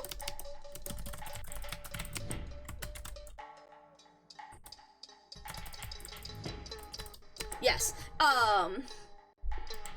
also, before what the fuck shows up in this enemy, right, it's these fuckers, oh shit, right, the breakfast, wait, but don't they, wait, hold on, sorry, we need to think, does not count toward the defeated enemy's counter, it's just the fuck-ass breakfast, and there's no stove here. Yeah, there's no stove, it's just that they're a little bitch. Do they recharge these guys? Yes, they recharge, that's the problem. Did they recharge to the fuckers? So if I put... No, I kind of want Jessica or... Yeah, let's... Whatever. Whatever.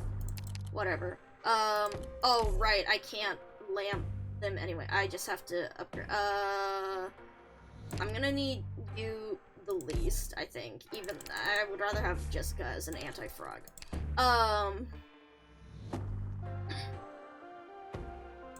Okay, whatever. So, blah blah blah, everyone check out Dreamer, and the Golden Age...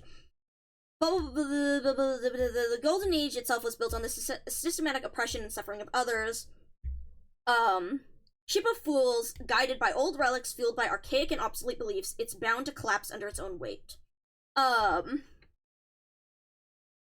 Allegory also extends, oh wait, hold on. Is it Allegory or Allegory? I never remember which of those two. Oh god, I have Coingeist, fuck! Extends to Air some degree as well, but we don't have the full picture yet. Stultifer Navis does suggest that Air beefed it to some degree as well, and not a minor beef either. Well, yeah, and we see that in Path of Life. But I was thinking about here, notably, Laurentina defies the trope. Her recovery stems, in part, to having let go of her golden age. The times where she could have pursued her passions as a sculptor, the times when she happily hunted away with her fellow hunters in the Second Company, the times when she didn't have a country's worth of super death rock cancer juice in her spine, the entire swath of time she lost due to having been replaced by Spectre.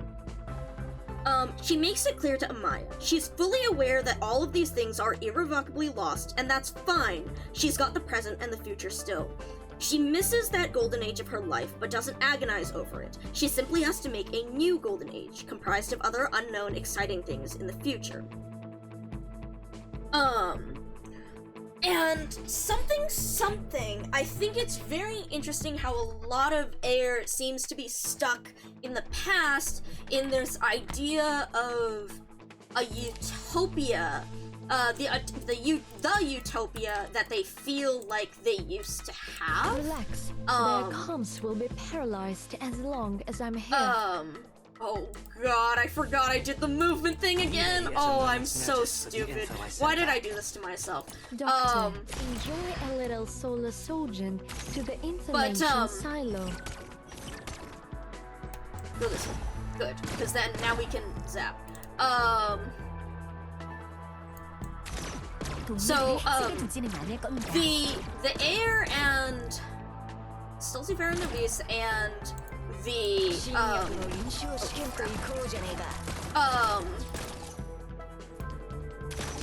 I didn't do that right with the planes. Go this way. Good. Zap that bitch.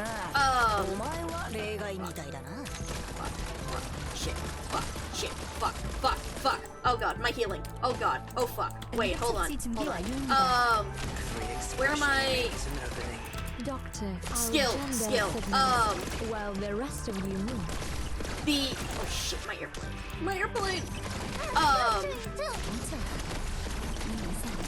The way that a lot of the air we see, like, Vetus, are so preoccupied with, what they want, what they had in the past, and, oh god. Wait, actually that's fine, because it's just gonna nuke the fuck out of the airplane and we can get more of those. Holy shit, look at all the talismans on this tile. Anyways, yeah. Okay, Radiant really just wow. Okay, so something slowly going to be something what they want, the way they their lack of hope, and the way that Lumen. Okay, so Cassia in her. I need to open up the thing again because it's less that Cassia is in. I mean, she empathizes with that despair, but it's more. There's so many aspects to Cassia's character that I wanted to discuss when we read this because I was like, I still haven't put together how it all goes together. Like, or at least been able to spell it out to myself. So, the pregnancy is very interesting because it's hope for the future, or it's still a desire to keep moving forward in the future. Like, Avitus doesn't want a child, or I don't remember if he had the child or something, or if it was like something his hope. He's fallen into helplessness and despair because he doesn't.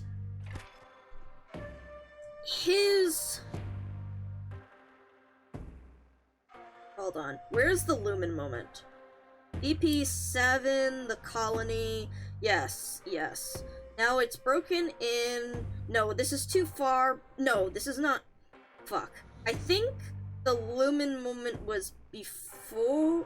Was it before or after? I'll be honest. Hold on. Scroll back. No, it's after. It's after. Because that was Blandus. Where is it after? No, Cassia and Lucilla is after. But then... That's the Martus thing. Where the fuck is the Lumen thing? I Mechanical Cry, the lighthouse. No, this is way too far. Okay, so it is before that.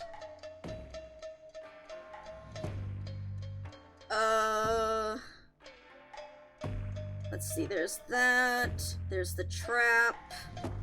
There's the reunion. There's We'll be seeing Lumen. Oh shit, Raito just went live. Is he playing more IS?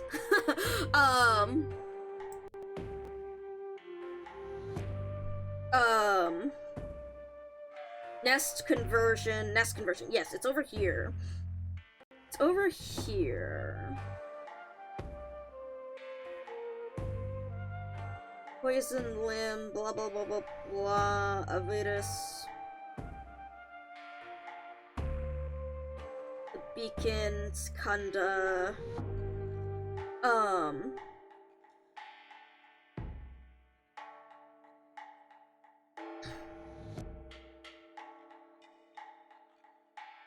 Martus. Maybe it is past this. Martus is what I really want to talk about, but I need to talk about this beforehand. Okay. Comrades, Cassia, the Sea Patrol. So it's like the weekend revealed the weakness, choose to betray Ayer. Once you were a great scholar. But you did nothing. We must rekindle our most basic survival instinct. So, in contrast, so Cassia's thought is more similar to Martus, I think, in that the foundation, the will to live, the collapse of their values will have crushed them already. As long as life remains tied to any value system, it is doomed to eventually collapse. Life itself should be reason enough to live. We must rekindle our most basic survival instincts and force the people to reassess the values they once held in such high regard. Only by doing so can they be saved from despair, from becoming like you.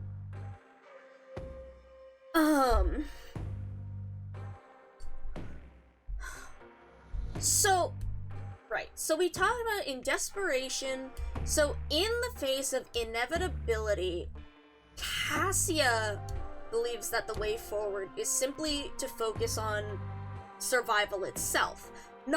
This has also been extremely interesting because of the way that Martus influenced the Church of the Deep and the Church of the Deep's creation, because it's not brainwashing or anything like that. It's these different ideals and responses in how people are coping with this, and how people cope with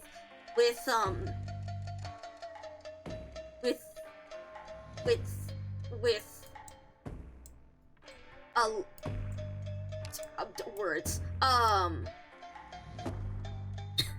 Yeah, no, for real. It's really interesting the way, okay, yeah, Raito is playing Slay the Spire instead. Everyone go check out Raito as well if you don't know him.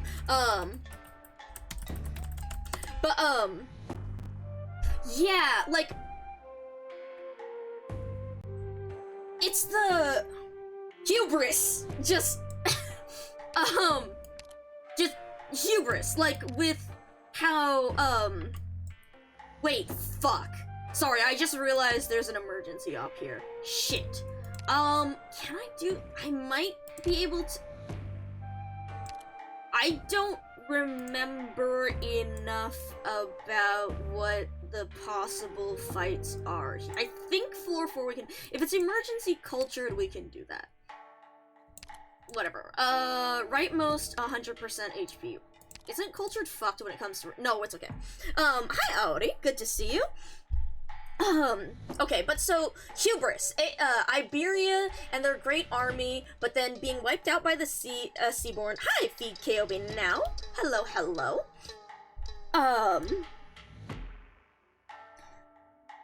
And...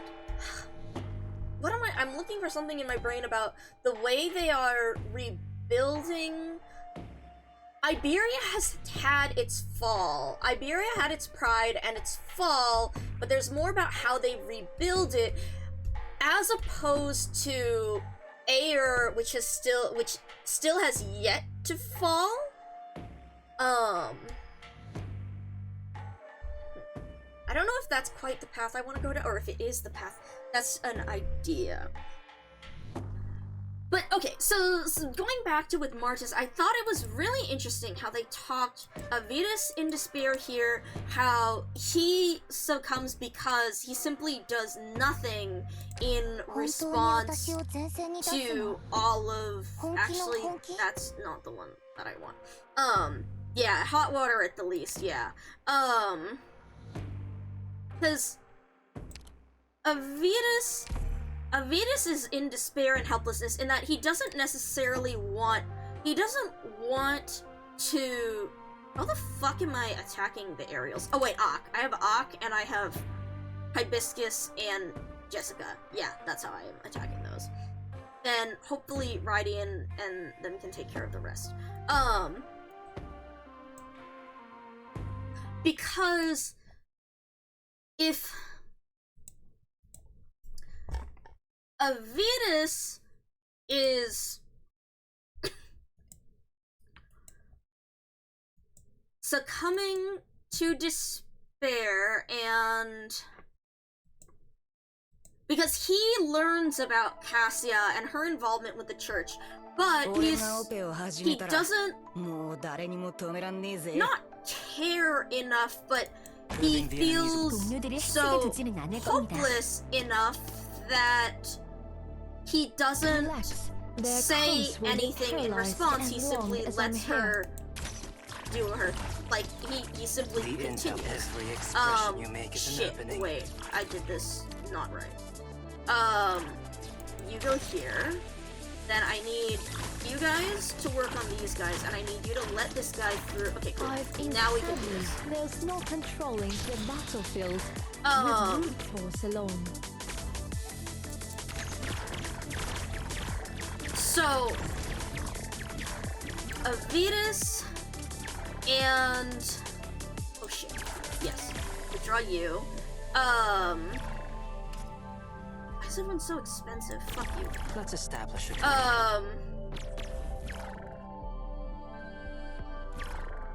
here and go here. Despair. Yes, I really like Arknight's lore. So funny SOC here, Benny was just reading Path of Life, and back when I first read Path of Life, I was reading it at the last minute because, yeah, I started it early, and then I didn't finish any of it, so we ended up reading it at the last minute. But so, oh shit, that's fine, whatever. So I'm currently just kind of meandering around,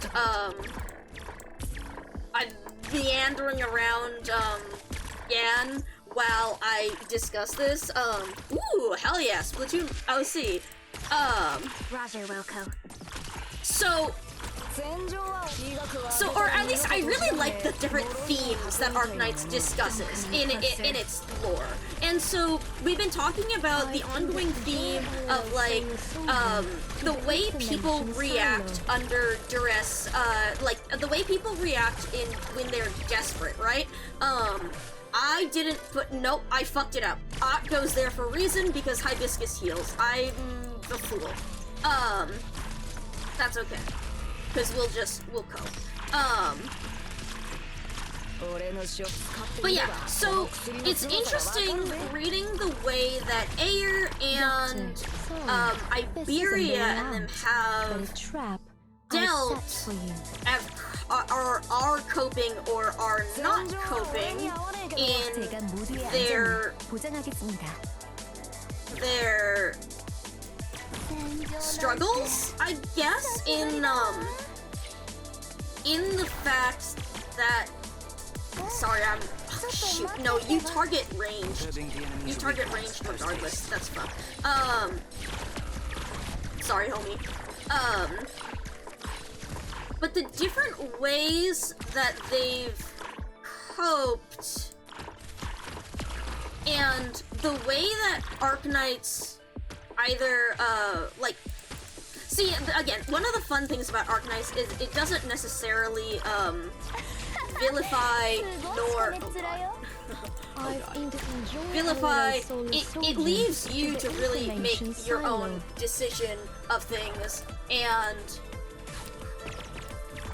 into the thick of it. Hibiscus, I need you back soon.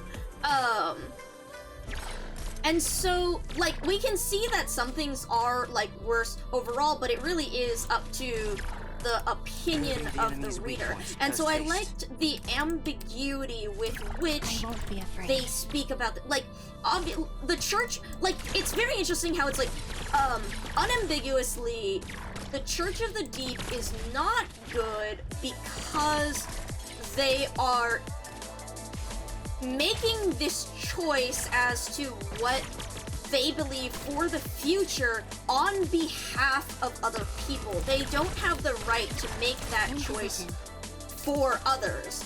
But at the same time, what is in the end the right choice, and who really knows? Okay. How the fuck am I? Right. You go here, and that shit. You should actually hold on. Fuck. Okay. Well, Jessica. Damn it. Whatever. Oh my god, you're so. Why are you so fucking coin guys? It's okay. Oh god, 26, 20. Oh my god, that's so scary. That's so scary. Please, before Hibiscus dies. Come on. Come on. This isn't gonna be time. Hibiscus is gonna fucking die. When did I start playing? On global release. I am a day 1 player. Oh my god, I forgot about the barrier. Fuck yes. So, oh my god, that saved us. That saved, well, maybe, questionably. Depends on if can deal enough. We leak those guys, it's fine.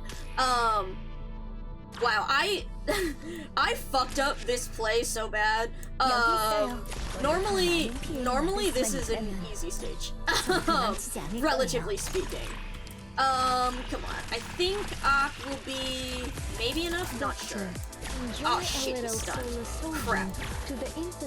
Uh-oh. That's fine. This is 11.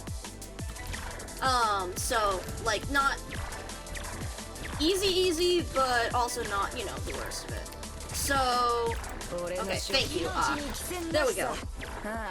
There we go. Now I need to... Fuck. I need a deep color so that would stay the fuck alive, because I need to have... the fact that is not E2 is a big fucking problem. Because I need that crowd control. Hello, Asa! Good to see you. Hope you're doing well. Did you get through a few... Or, no, wait, you were playing the Forgotten City, right? Oh, right! You read the message was, I forgot! Hello! But yes, I hope the Forgotten City was fun. What is that game? I don't know anything about it, actually. Also, I'm dying because is not E2, and I was hoping for more out of him. And also because I fucked up with the placement. Yeah, let me get you a shout out real quick. I forgot that I no longer get my auto shoutouts because I fucked up my,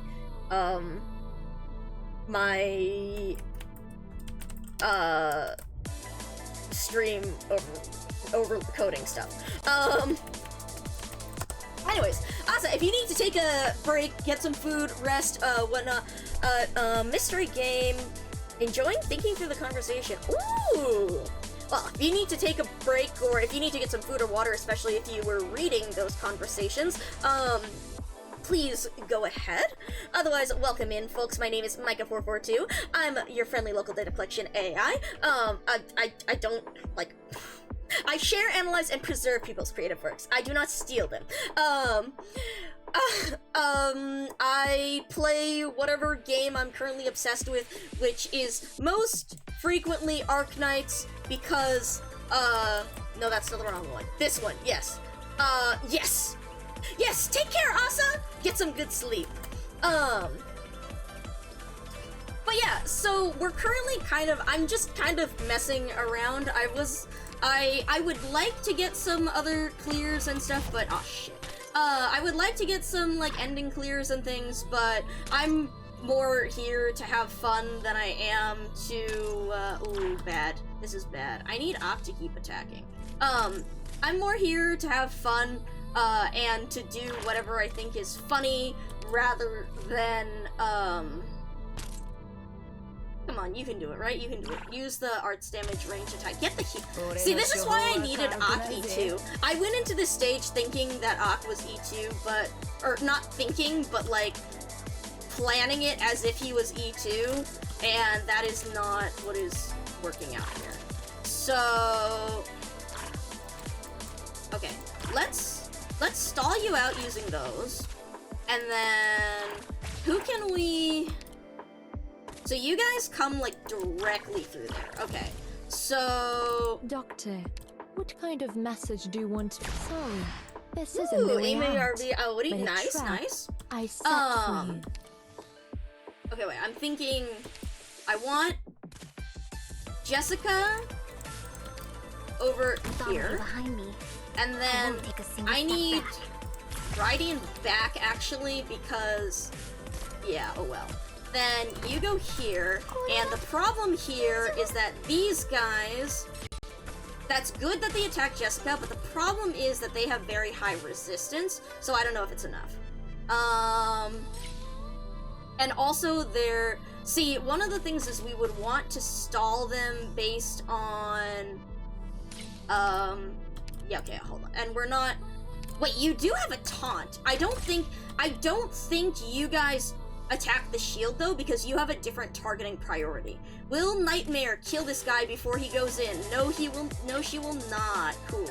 So, hell yeah, leftover Cinnabones. Also, welcome in, Dark. Good to see you. All right. No biggie. I wasn't paying attention for half of this run, anyways. But so what we were talking about here is we were Reen Velveteen Valentina. That's a cute name. Does she have a theme around that with the velvet? Actually, hold on. Velvet exists in the Splatoon world, doesn't it? As a fabric, does it? Because they don't usually have... That's actually a fascinating thing with respect to textiles. I wonder... I don't remember if they have, like, a velvet jacket or anything. Oh, fuck yes, objective shield. Okay, but so what we were going to- Oh my god, yes, Melanite! Let's go, free Melanite! I love you, Melanite! I could E2 Rydian, but I'd rather have crowd control again. And having Ak early is nice.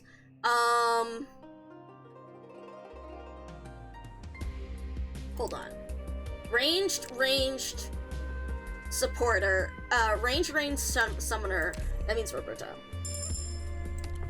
Funky donkey shepherd, my nightmare. But yes, so in Path of Life, it's really interesting, so we were discussing, again, the stuff about values and where mischievous and sultry and slut, nice. Chaos Gremlin, hell yeah.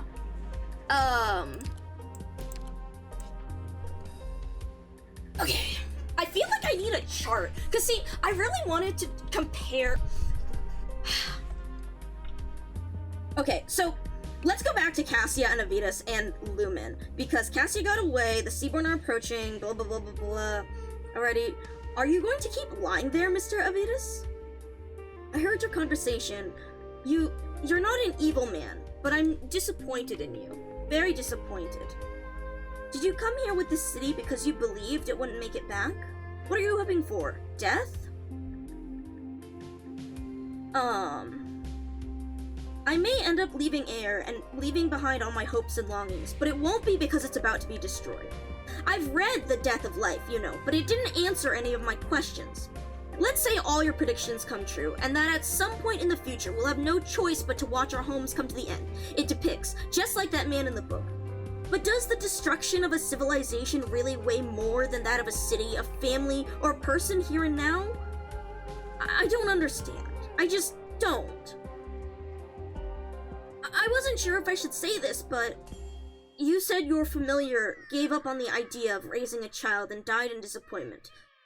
But was she disappointed in the future of Ayer or in you?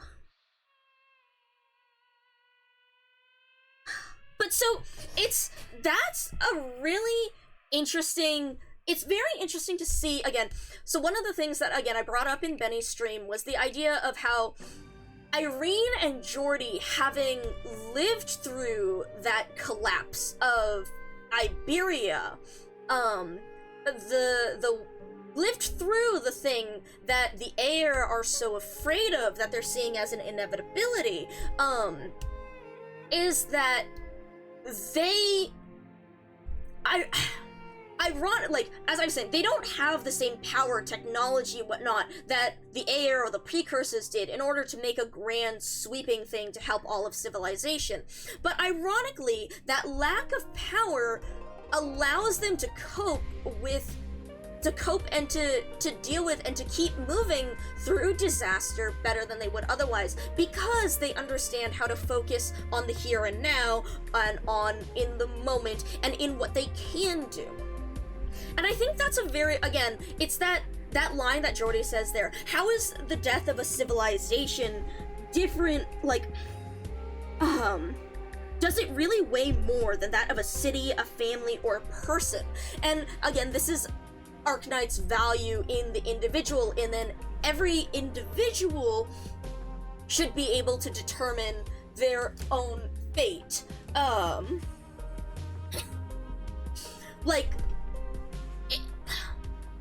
There may never be, like, a true correct answer as to what is best, like, when it comes to survival or preservation, or, what is the best course of action, but that's something that each individual must decide for oneself. And the reason why the Church of the Deep is condemned is because they are trying to decide that for everyone else. And that goes into, okay, I'm trying to think, did I finish up what I wanted to talk about with Avidas and Cassia?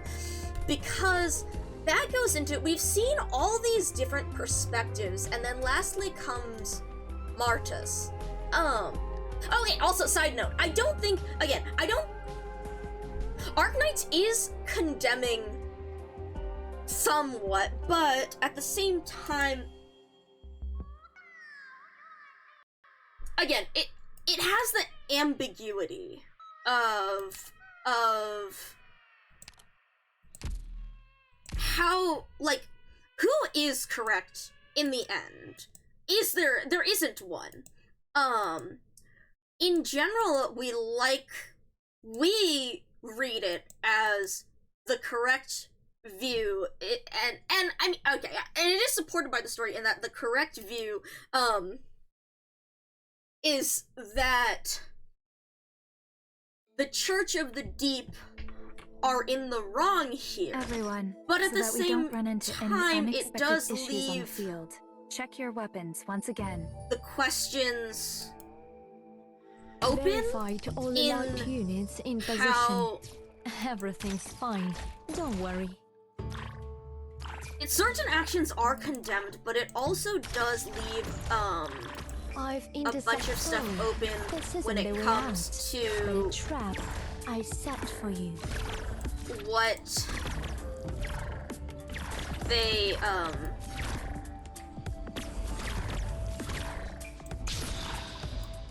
for survival in the end, I think. I should have faced her the other direction. I am a fool.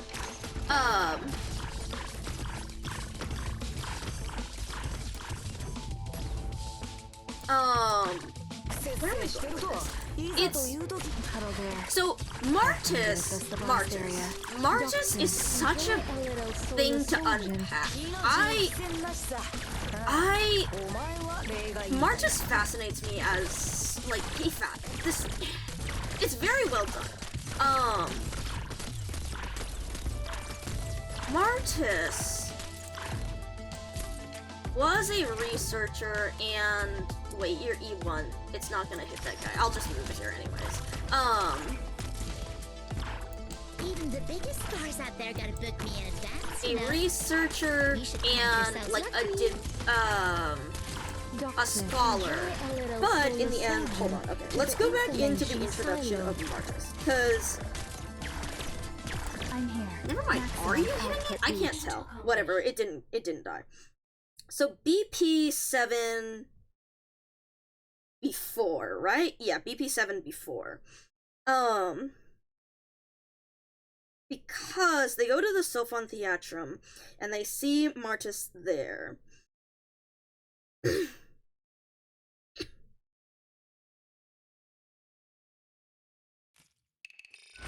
fact, God, it really is something, like, seeing the way that I need to look at my VOD to see how insane I reacted to Martus knowing, Calcit and the doctor's name, because what the shit. Also because, being completely honest here, I completely fucking forgot about AUS. They just completely left my brain, and so I didn't remember, like, I realized they were Fahrenheit, like, Fahrenheit way later, and I totally did not remember the AMA 10 drop until we read it with Benny. I forgot about that drop of the name. I knew that they were more than they let on, but I didn't remember that was the clue to it. And so it really was, like, seeing in Path of Life was just like, oh shit. Yeah, they orbited, they were not my focus. I was like, damn, ocean people, I guess,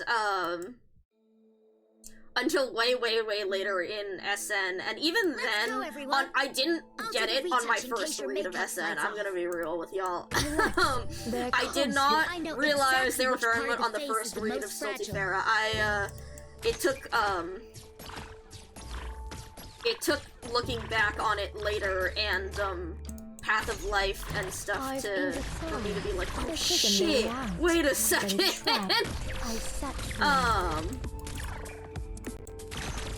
And then, yeah,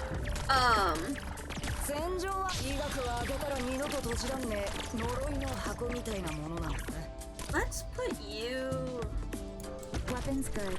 let's tower offense with you, actually. Oh right, I only have 3 fish, damn.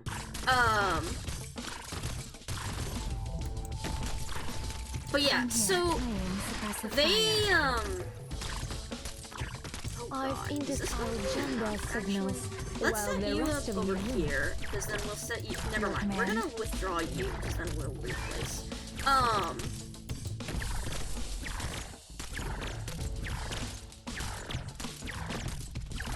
The hole in the sky. So first off, there's the fact that Martus, fucking knows you.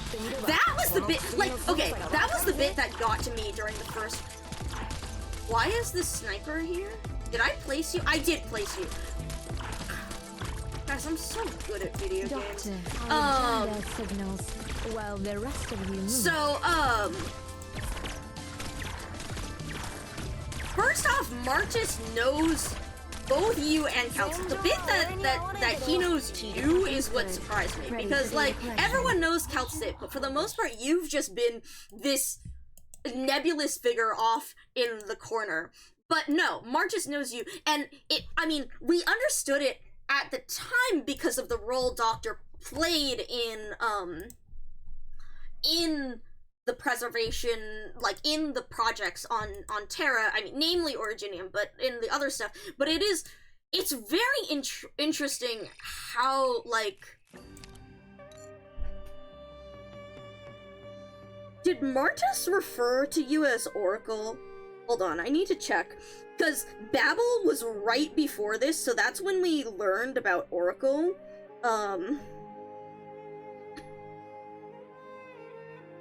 No, never mind, wait, no. Because Seaborn. AMA 10, for the two of you for okay, so it didn't call Martis didn't call us by Oracle, but it said the two of you, and I was like, huh. Monitor every change, danger in the environment. Wanting to go to space, yeah. I'm really glad that we made Benny read IS3 thing. Okay, they found the Leviathan. This also, yeah, Marcus is aware of the deep lore. What? Oh, it's maintenance. Okay. Right? It's maintenance. Right? Let's just make sure. It should tell me. What? Huh? Oh. Yeah, okay. That's funny that it doesn't tell us. I wonder if it'll actually show in, I think it's the update, yeah. Well, okay, it doesn't say this here. But yeah, understood. Okay, yeah, I think this is the update. Maintenance. Alright. So, with that, then we can actually focus. Okay, goodbye, LD player. Firefox, don't kill me. But yeah, so the Dark Knight's ARG, yeah. Oh, you're for the ARG? I didn't really follow the ARG until the info and stuff later. I didn't really follow that.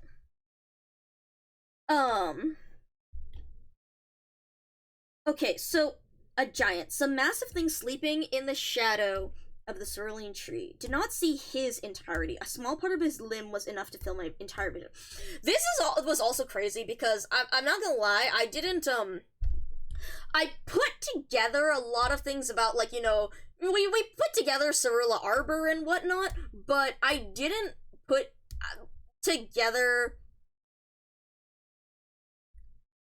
Never mind, I don't remember what I did or didn't talk about, but it was, like, mind-blowing to actually see it laid out when it came to, the Farinmut and the Leviathan. Some of it's still working, you can go follow it and look at the arc. Ooh! If you have a link, I'd like to, you know, look at it at some point. I don't, again, I have so much other things that I need to do. The destruction of prehistoric civilization. Ayer never discovered the reason for its destruction, but I saw a vision of it before my eyes. It was not the end.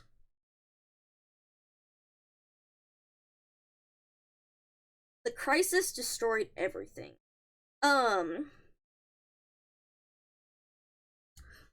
So yeah, no, for real. Like, this is, I'm like kind of worried because I think that they spell it out well enough, but like, there's so much IS3 lore that, like, explains so much that it's like, it felt like if you didn't have it, it would just kind of, well, see, I don't know if it feels like it's coming out of the blue or not. But like, it's really interesting to go back and reread.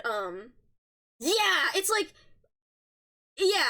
what the heck? I would say it's more than, I would say it's a little bit more than fine, you know? But yeah, it really is something to see it after IS3 and actually put all of those things together to see it laid out as such.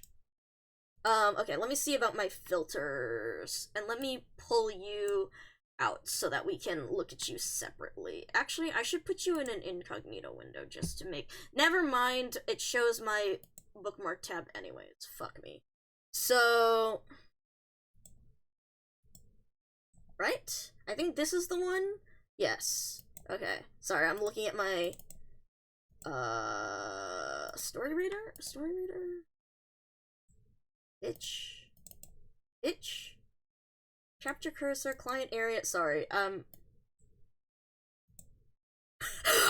Yeah. The oh, that part was that's a good way to put it. Yeah, like when you're mostly navigating through like all these ideas of hypotheticals and whatnot, and then it's like, oh, never mind, that part was real.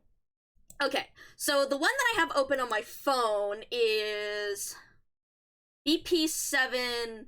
Is it before or after? I think it's after. Yes. And then let's...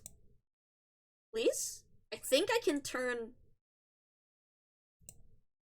Right? Link for the transcripts? No pressure. Okay. I think we have sound. It might have been actually silent here, but I'm not sure. But yeah, so the realization of like, oh shit, that's Martus? That's like actually Martus. Oh, okay, wait, so we get sound effects, but where is my fucking music? Why did you call Katsit though? Yeah.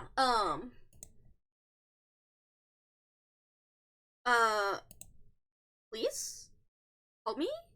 I thought... Hold on, I'm gonna F12. Install trigger...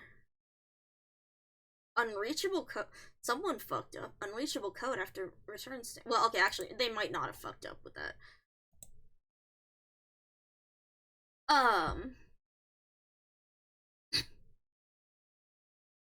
Oh, now we get it!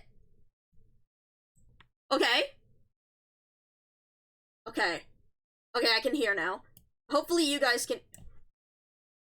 Right! It was this fuck-ass music! This was new to it, I think.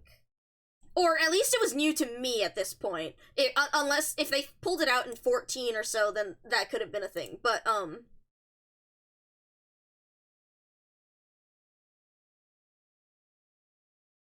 Okay, so first off, while we were reading through this conversation was fucking insane to look back on. We didn't You are indeed sharp, Calcit. Your program runs smoothly. Holy shit! I was rereading this and I was like, oh my god, I don't remember if I commented on that or not at the time, but like, that makes so much more sense now. You may or may, again, if we had 14 stuff, then it may or may not have, I don't know if well, I think there was more of that in 15, but I don't know the details of that. But, like, holy shit, the fact that, like, seeing that also, like, when the masses travels is fresh in my mind was oh man.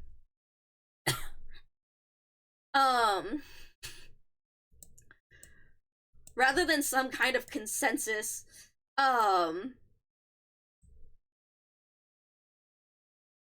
this is so, like, this was so ominous too. Let it finish, but growing wings is not difficult but insufficient. Going beyond the skies requires a revolution. Exactly right, Ivy? Exactly. Your program runs smoothly. Oh man.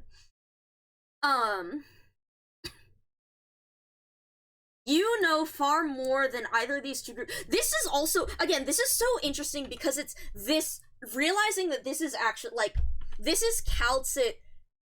Calcit knew, based on, again, her knowledge of the predecessors and of all this stuff, that it was a thing with the Leviathan that was going wrong, right?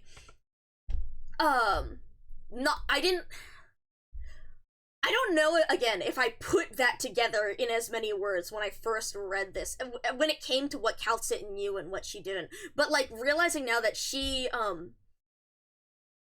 knew a lot, and, like, from what she was talking about with AUS, the Ferroments and whatnot, but the fact that she didn't actually know what the real reason for the Seaborn, why the Leviathan went out of control like this. We are the same, Calcit. You and we many have the same duty. What a line, right? That too, in being like the keeper Is the answer important to you? God. Yeah. That's, well, no. It's less about, the person who originally created, wait, I'm sorry. With, do you mean that with respect to Marchus, or are you talking about, like, speculating about the precursor who created the Leviathan in the first place? Or the system within the Leviathan, what the Farinmut itself was thinking? Cause that's what I'm talking about with, like, the precursor. Ah, okay. Okay. Yeah, again, not that I know if, I don't believe that they've talked about, hold on, I need to pull up where is the IS3, Mizuki, Sarala, Arbor, the nodes. Oh, it was mentioned in 15. Okay, cool. That's interesting! That's really interesting. Okay. Keep it vague, though. But, it's okay, sorry. That's a good thing that you can't remember specifically what, because that's vague enough where it's good for me. That's interesting that that's brought up again. Okay, where am I looking? I'm looking for nodes. Because I wanted to look at the migration. There's Cirilla Animus. Where's the one with scientific facility? Yes. Survival. Objective, collection of nutrients, efficient allocation of resources. Migration. Expansion of territory, seizing of resources. Reproduction. Efficient propagation, consumption of resources. Right? Seizing of resources, consumption, growth.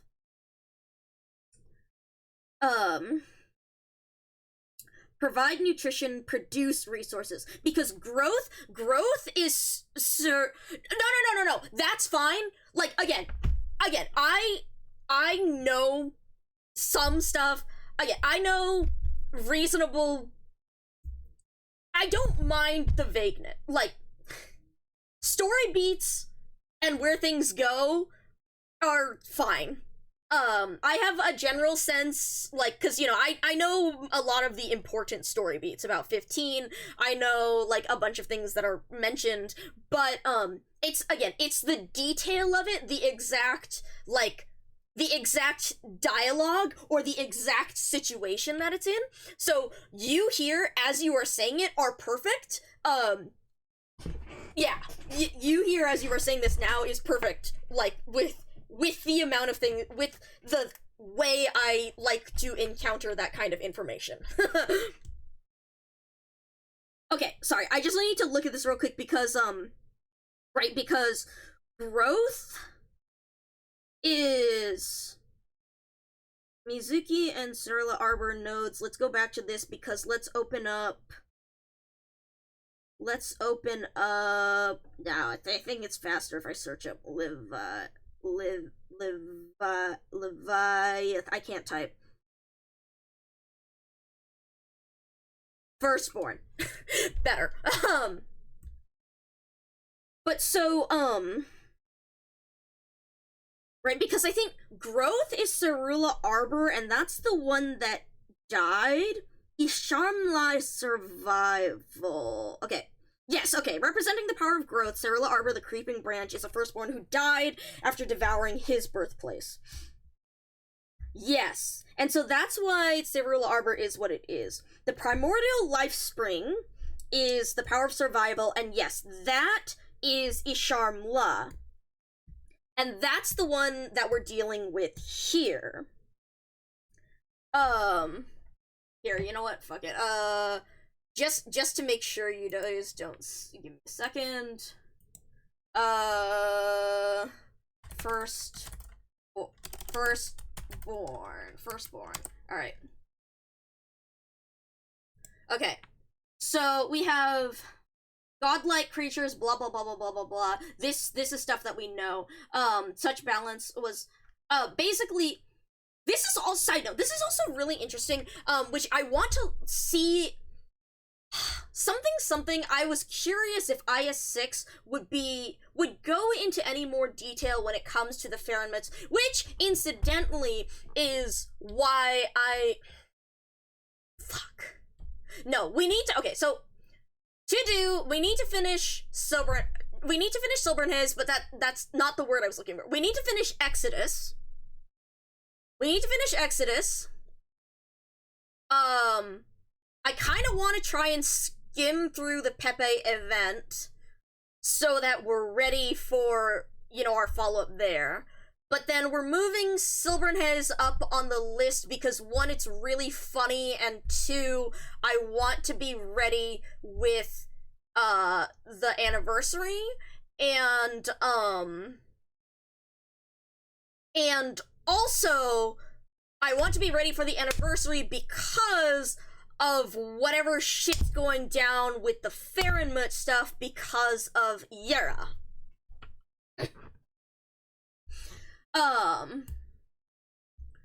Right. So the threat from above, that's the observers, divine traits, ecological cycle, living arcs that preserve the last seeds of life forms.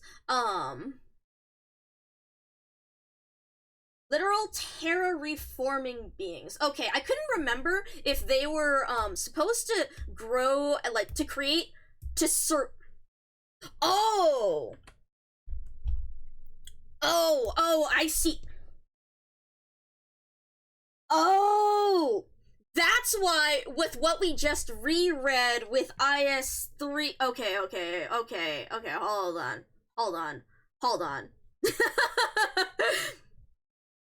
We're gonna cross-reference another thing real quick here, because Cyrilla Arbor, and... Where is... Oh, wait, this is not... This is not the page I was looking for. It's this page, because we're going to go to the... Not the memory mapping, the recorder, that's the one. Because when we were reading this with Benny, that was the thing on, Mizuki.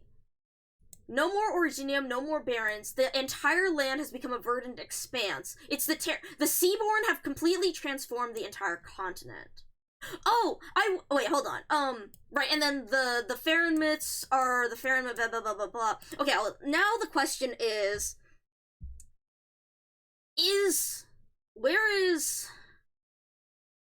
Oh no, this is Martis.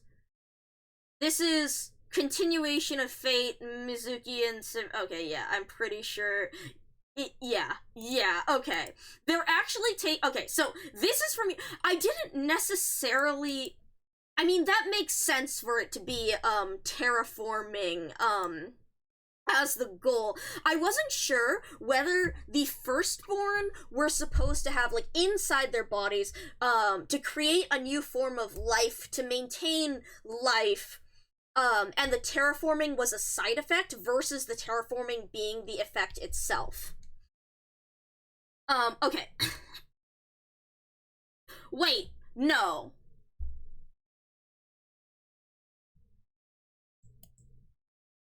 Wait, okay, I'm...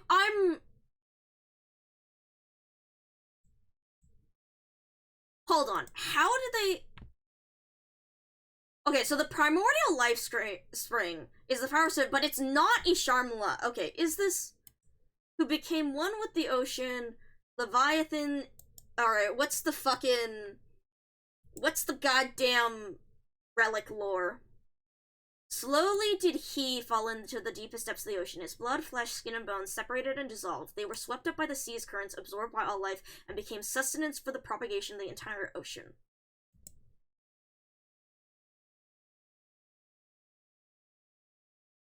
Isn't that supposed to be Cyrilla? Like, I thought that was supposed to refer to to growth, because growth was the corpse. Like, okay, there's definitely a great deal of ambiguity here, so we should, unless, Unless this has to do with the lore book. Which I still haven't gotten any news on, but hopefully I will soon. I have the lore book for Benny and Vodka and myself. We're doing that together. Okay, has unreliable theories mostly helpful for okay. Cause see, I wanted to check, sometimes they do good when it comes to theories, if they're properly sourced, but that's what I wanted to check. Yeah, check the citations. So that's what I was doing here with, who died after devouring his birthplace. Oh shit, let's look at the, Mizuki becomes one of them. The magma is his food. Yes, okay. So this is what we knew when it came to, yes. Cerula Arbor is growth, and I thought, so this one is ambiguous. They simply say he, so we don't necessarily know which Leviathan it is, but he fall into the deepest depths of the ocean, and I assumed that was Cerula Arbor. I assumed that was the creeping branch, because, again, how the creeping branch was supposed to have died and was like a corpse, but was revived through, like, so much as a Farinmut or Leviathan can be a corpse, but was then later reawoken and fused with Mizuki because of the research of Cicero. Tell me if any of that it goes against your theories, and we can hash that out. But that's what I was working off of. Okay. Also, let's look at this file slightly larger, because these were the symbols of them, right? I'm gonna be so for real, I don't know enough about this, and I haven't looked at Scotty enough to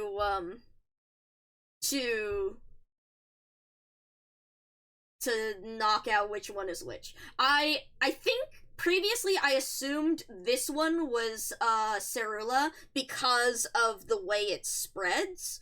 I mean, okay, no. It could be migration or growth. No, I think this one's migration, because look, these are waves, and these are kind of going all around. Upper left feels like Nether Sea. I could see it. Honestly, to me it looks more like the spokes of Cerula, like the branches, how it branches out from the... Fuck it, creeping branch. Yeah. It makes me... It made me think more of this one than of the Nether Sea Brand. I mean, then again, the Nether Sea Brand could be a given how all the Leviathans were intended to work together, it could be something that was taken from the, like, that was grown from the that stemmed from Cerula more than the rest. I mean, then again, the Seaborn are supposed to be only part of... Okay, so the Life Spring... Hold on. I'm double checking. Where's the fucking nodes? Where's the fucking nodes? Leviathan's Anabolism will use, we'll go off of here since I can put this away. Since I think I know that. Okay. Nodes. Okay.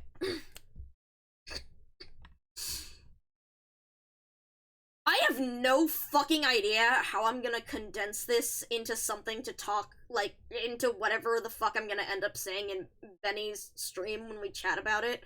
Because, like, see, again, you can tell how excited I am about the way that Martis talks about... One of the things that I loved the most in Path of Life was, again, the whole thing of the ideals and Martis's ideals and the way the Church of the Deep worked and the way that it's how people, again, are coping with all of this. And, again, the way those ideas parallel lots of other things, which is one of the reasons why I also got so excited when I was rereading it after the Masses Travels, because holy moly, they love those themes. But it's a little bit difficult to get all that across through chat. Okay, I think I scrolled down too far. Or did I? No, I did. Okay, ignorance is bliss. Okay.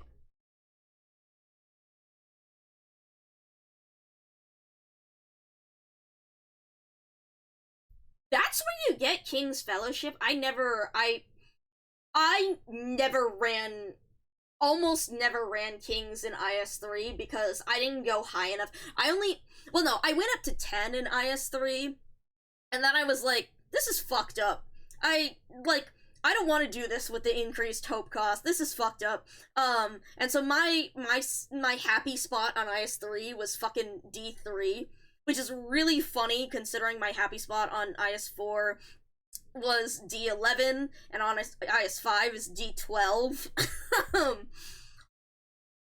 So that really says something. I always say that really says something about the way they tailored IS3, you know? Anyways, I was never... Okay, so this one, so we were pretty sure the source of ecology and the creeping branch is pretty clearly growth, I think.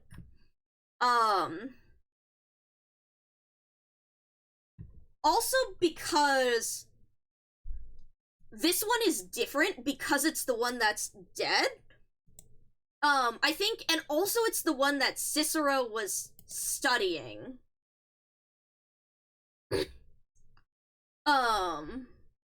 Oh, right, because there's no actual collectible because it's dead. Yes. So that's another point in favor. IS3, yeah.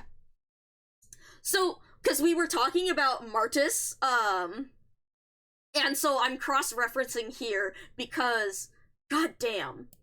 Because, okay, so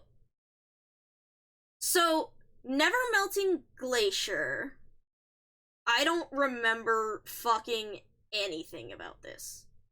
Oh, right! It's in one of the memory mappings, that's why. Because I didn't read these early on. What does this say again? Memory mapping, end of childhood. End of childhood is Mizuki. Or childhood's end is how it's translated here.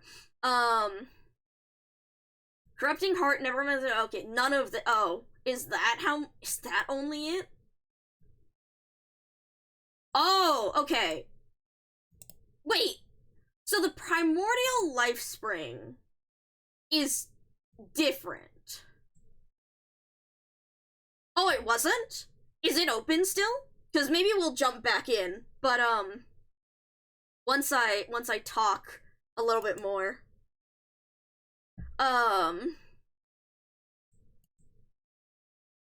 Also, I just realized, End of Innocent... Bro, the fucking translations. God damn. Anyways, also, I can do fire... I just realized that my VOD won't have this. I think now my VOD will have the sound. Okay, good to know. So... Okay, good to know. Then we can go back for a bit. I do need to stop before I go super late, but we can go a bit further. Probably blah, blah, blah, blah, blah, Bolivarian shoreline. Okay, so...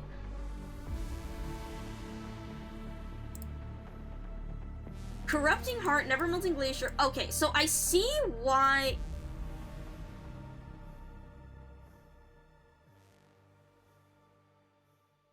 Okay. So... Isharmla... Hold on, what do you say about Isharmla? Because isn't Martis contacted Isharmla, right? Okay, hold on. Let's go back here. Predecessors carved open the rock. This is the mantle ruins, so this is the bit that Benny was just reading about going into the mantle. But this is the going into depth more. More relics, more secrets, more answers there. It's really interesting the way he refers to it as a spark of hope. But again, I was the only one to make it to the end of this path. There I saw. That was such a fucking terrifying sound effect. What the shit? I forgot about that. God damn. It really is something to like the fucking emotion of seeing that shit. A small part of his limb. His where a Fahrenheit shared its vision with you. What did you see? So guys, I'm gonna be so real with you. I think I put it together that the Fahrenheits and Leviathans were like kinda related, but I hadn't really done that. So I think when I read Path of Life, I really read that and was like, oh my god, so that's why. So, yeah. Anyways, I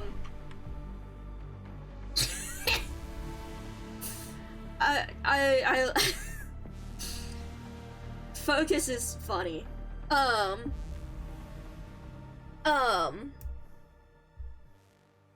Because basically, like, that I had kind of put together the relation between I knew that Pharamids and Leviathans were related, but I didn't realize that one was, like, directly... that the Leviathans are straight up modified Pharamids. That they straight up are Pharamids, and the fact that they, like, that's... like, I knew I was like, they're drawing off of the Fahrenheit strength, kind of, I think. I have to watch my Path of Life VODs again. I think that's what I knew, but then, like, actually seeing, like, oh shit, they are the Fahrenheits! They're just precursor modified Fahrenheits. And then, you know, I read through a whole bunch of other things in IS3 and whatnot, and I was like, oh my god, I'm a fucking fool. But to actually see it laid out there.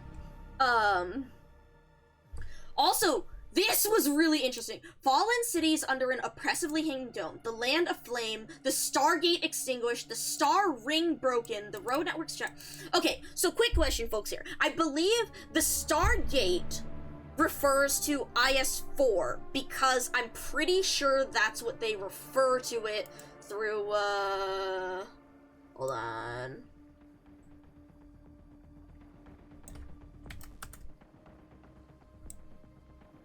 Hold on. Where the fuck is... Expedition Record? Yes. Expeditioner Record?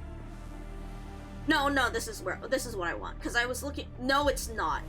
No, it's not. Expeditioner Record. Because I was looking for... Yeah. It's referred to in Endgate, the Enfield, because it's literally, it's this interview right here. Where, Calcit is talking to, Columbia, and all, Calcit is talking to, you know, President Tinman, and all this stuff about Columbia, about Sami, and the, blah blah blah blah blah, joint expedition, Columbia's indecisive, what they will unearth in the ice field, blah blah blah blah,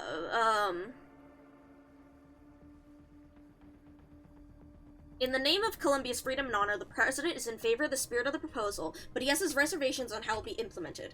If he cannot trust an international organization headed up by Laterano, then Calcit turns to the forest, the mist among the trees, then perhaps a non-governmental organization, extending across all of Terra with absolute neutrality, can become Columbia's partner in this matter, along with every other nation in Terra.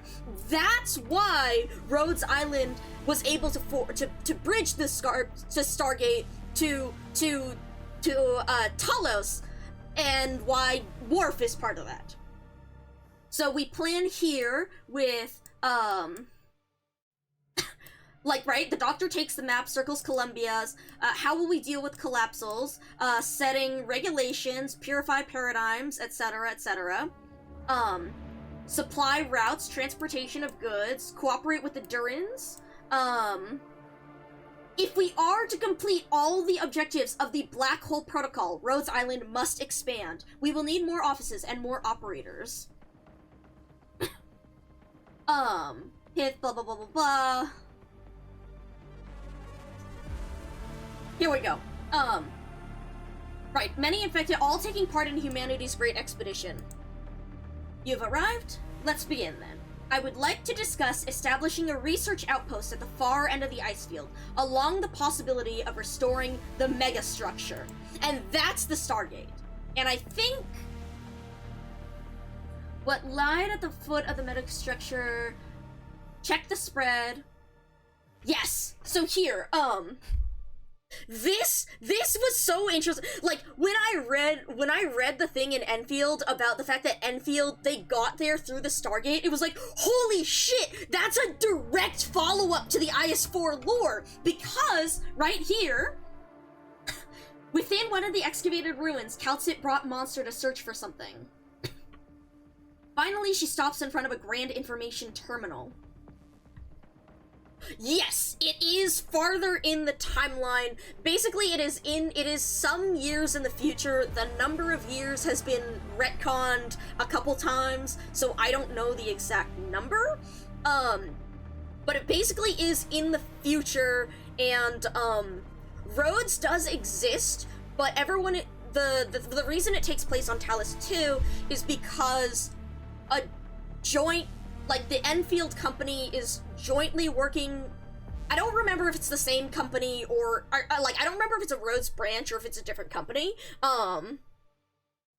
Yes, it's been retconned a couple times, and I don't know what they finally ended up with. Bare minimum 100+ years. That would make sense. Yeah. That seems accurate, but I don't know exactly. But yeah, so basically, through the Rhodes Enfield, thing, they basically have established this outpost, even though the Stargate, the Aether Gate, has collapsed and they cannot go back to Terra. That's why. Okay, I actually am really fascinated by the Reconvener lore. Now, fascinated by doesn't mean I think they'll do it well. That is debatable. Because it really depends on how they deliver on it, and from what I've seen of Enfield, I don't have the highest hopes, I'm not gonna lie.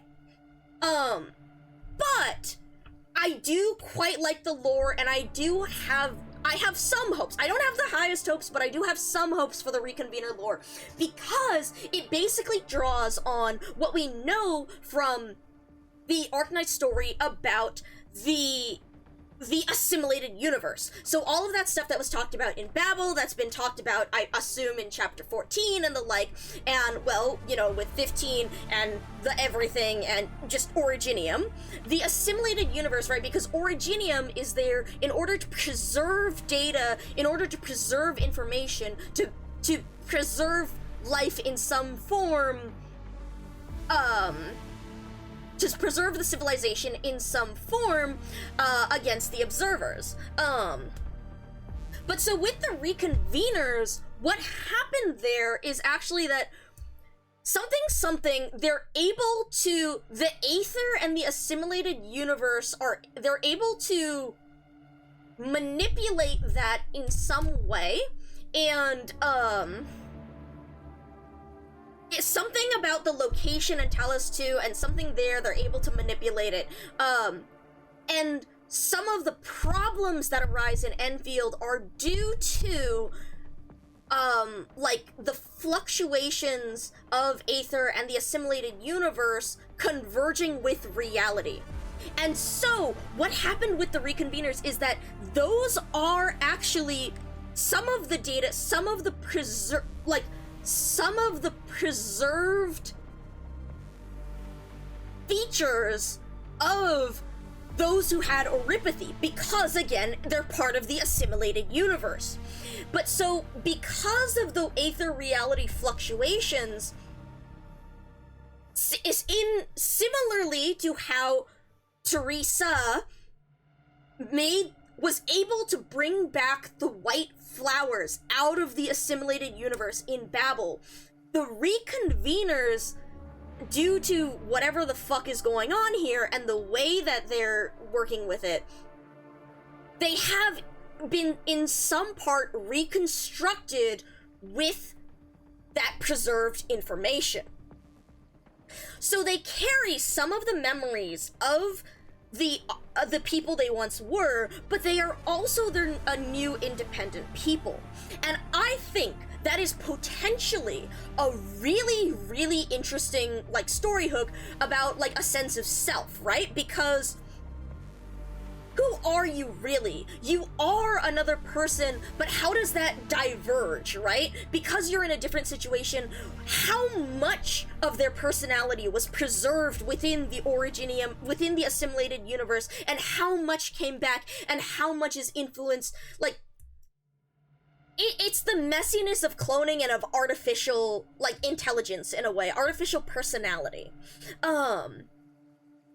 So I think it has the potential to be extremely interesting, but this is again why I say I'm worried about the execution. I don't know how well they're going to execute that, if they're really going to go in depth, like, with those ideas, the same way that Arknights likes to explore these. I haven't seen the same depth and exploration from what I've seen of Enfield's more recent story, like, for example, on Xyrathan's stream, I haven't seen that depth, or that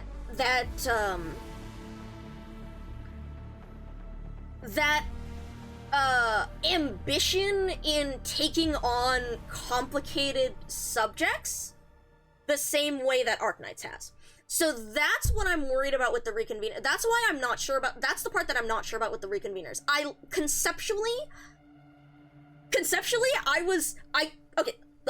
When I first saw the reconveners, I did not like it. I will not lie, I was like, I don't want them to do this. But after seeing the lore for it and seeing the justification put in the reconveners, and especially the part about them actually being independent people, but with those memories and characteristics because, again, of what was preserved in the assimilated universe, I'm willing to give you a chance. I'm willing to give them a chance because I think that Hypergryph Arknights could, like, write something really interesting with it. But it's only a chance because, again, I don't know, from what I've seen of Enfield, how much they're actually going to dissect that very interesting topic. Just descendants? Yeah, I was like, I thought they were just straight clones at first, and I was like, eh. And then I heard they were descendants, and I was like, I mean, like, sure, but you're just doing it to make a copy of them? And, like, this is still writing it to be a copy of them so that people will see, ooh, familiar faces, but in a way that actually engages with the Arknights, like, fundamental lore and all this stuff, again, with the Originium and whatnot. So I'm like, okay. I was not excited about that. I was not for them at all at first, but after finding out this lore, I'm willing to give them a chance. That would be really, also, side note, about, Toll. Okay, wait, Dark, have you read The Masses Travels? Because that, yeah. That would be very funny with Tolla and the Knight Zamora, and see, the thing is, I don't think, so part of this is the Stargate wasn't actually active until the ending in IS4 and Cal here. So, I don't think Tolla could do that, could have ventured there, but also it would be very interesting. Okay, but yeah, read your last question. Okay. Well, if you want to spend 41... I think it's more like 50 or 60 total. If you'd like to spend 60 hours listening to a bunch of discussion of the Masses Travels, I have highlights, because I streamed for 41 hours straight. Because I'm normal about this. Yeah. I'm so very normal about this. So, yeah, new record was done on the Masses Travels because we were reading all of it. We didn't even finish all of it too. We got up to like 9 or so, but like I think we got up to 9 in the 41 hours, and then I was like, fuck, dude, this is so much. So then I had to go and actually take a bit of a sleep, and then we streamed for another, I don't know, 10, 13 or so. Anyways, it's in my highlights, and it's also on my YouTube. But yeah. Holy moly. I want to go back and I want to reread the Masses Travels again and go through it the same way that I want to go through Path of Life here, but like, yeah. The displacement factor of reconveners, like being a person with memories from another place, but now they're just shunted into this new situation. Because that is one of the elements that I quite like about it.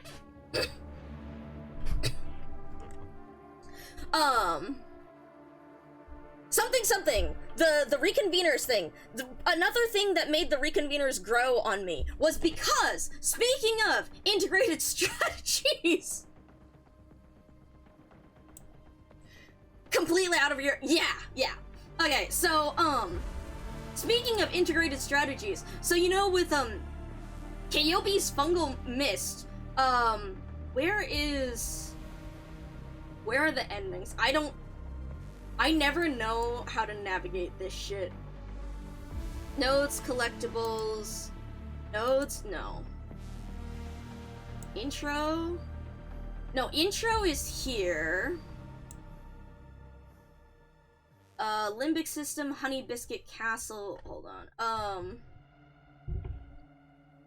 endings, okay. These are shorter, aha. So in Kayobi's, Fungi Mist, the end here is, fuck me, hold on.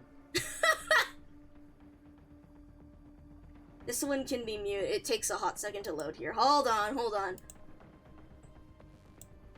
Okay. Right? So first off, in the first two, we see, like, at the terminus of everything is an empty wilderness, the dusty ground shrouded in a sky filled with thick gray fog. No longer are there dense forests or the din and clamor of wilderness dwellers. There is nothing here. She stares at the endless wilds, immersed in the complete silence of nothingness. In this moment, her previous adventures and her fatigue all feel meaningless. She has arrived at the end, the conclusion of her journey. And whatnot, it's something the dream, and she wakes up and sees people because they knocked her the fuck out, after she was high as balls in Great Chief Returns. And everything that happened in her dream slowly fades away, so it's a dream, right?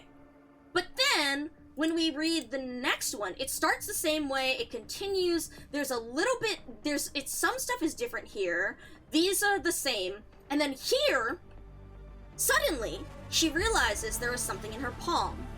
A bulging sack filled to the brim with honey biscuits. Was it really a dream?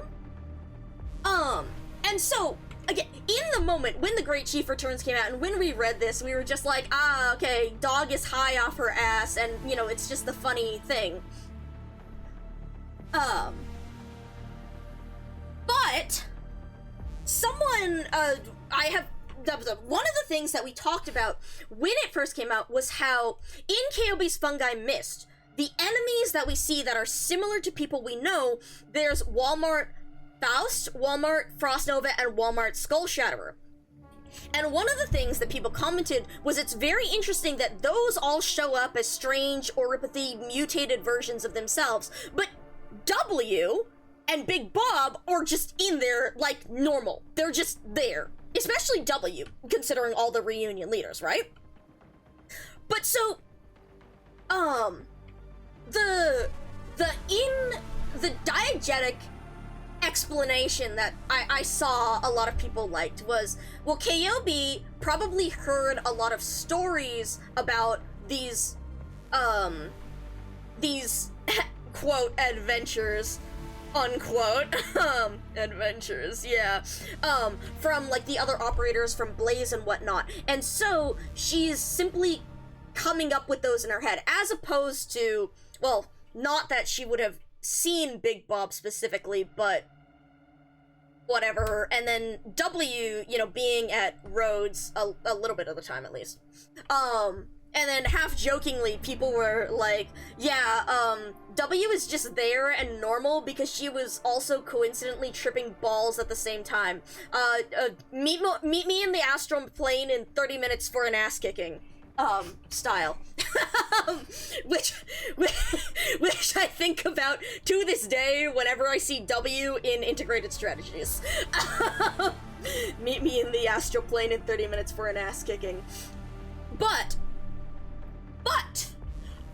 what I saw one person talk about, which I thought was very interesting, was how, out of all those, right, Faust, Frost Nova, it, like, okay, so again, diegetically, it's because all those characters, KOB has not met them, she's probably heard about them through stories, and so she doesn't necessarily know them. But symbolically, metaphoric, like, element-wise, Faust, Frost Nova, and Skull Shatterer are all dead, and Kyobi's name derives from Cerberus or Kerberos, the three-headed dog that guards, the land of the dead. Yes, which is to commune with the dead in this scenario. Exactly. And that was something that stuck with me, again, for a very long time. It's very interesting, like, that power, not power, but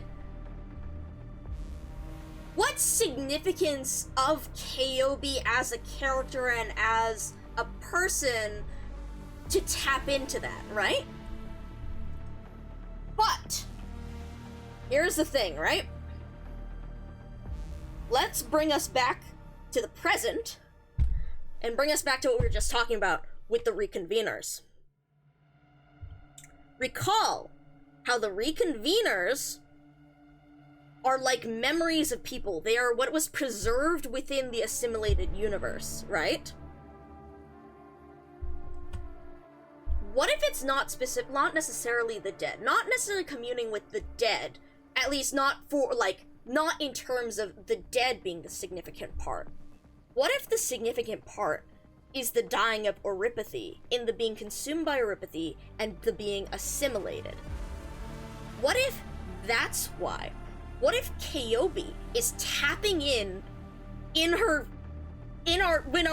dog got high off her ass and fucking went to the astral plane of the assimilated universe?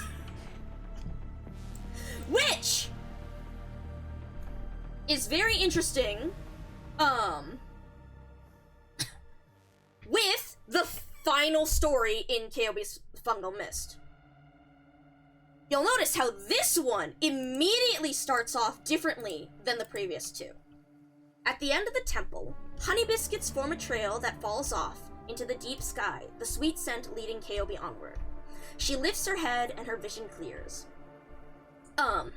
As she steps toward the deep sky, the scenery instantly changes and a low voice resounds within the nothingness. You've returned! You've returned! The frozen earth and gravel recede. The many mountains and rivers she once gazed upon become a puzzle, forming an intricate pattern in her footsteps. A throne stands in front of her. Though she knows not why, she already understands. This throne belongs to her. She sits on the throne. It is hard and uncomfortable. A crown of mushrooms floats before her. She places the crown upon her head, and in an instant, everything changes. An endless plain where golden sand clouds the skies and not a single blade of grass grows. It is reminiscent of the landscape she saw most often before coming to Rhodes Island. Kaobi looks down and discovers that she is in the embrace of a wild beast. A gigantic wild beast. If it wished, none would ever lay gaze upon its countenance. Yet Kaobi sees it. She sees it all too clearly within her chaotic thoughts. Curiously, she caresses its fur. It is a feeling of untamed wilderness. The wild beast looks upon her with a benevolent gaze, as if responding to one's own descendant. Which is, again, that's really interesting. Remember about the story of the Beast Lords, the Beast Aristocrats. Kaobi suddenly smells the scent of intertwining bloodlines. She is struck by sudden realization. She is home. The wild beast carries her on its back and bolts toward the distant horizon. The surrounding scenery is abandoned in the wake of rationality, and the false land is left behind on the plains of cognizance. Slowly, she becomes a part of the plains. She mixes into the blood of the earth. She transforms into soil. She forms pathways. She lives forever on this land. That is really interesting, considering, again, what we read with the Master's Travels, the Sea of Originium, and Originium and the assimilated universe as a preservation for Terra, right? As a preservation for the precursors and for Terra. I think our dog tapped in to the fucking assimilated universe, and similar to the reconveners in how those memories were used, or how those memories spawned a person.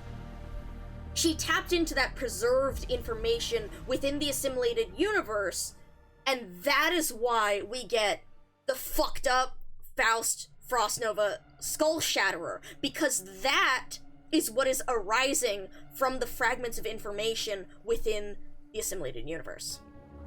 Incidentally, that is another reason why the reconveners are now a lot more intriguing to me, because what is fucked up with them is sure, they are their own person and something, I think there's stuff about warfare and helping stabilize them and whatnot.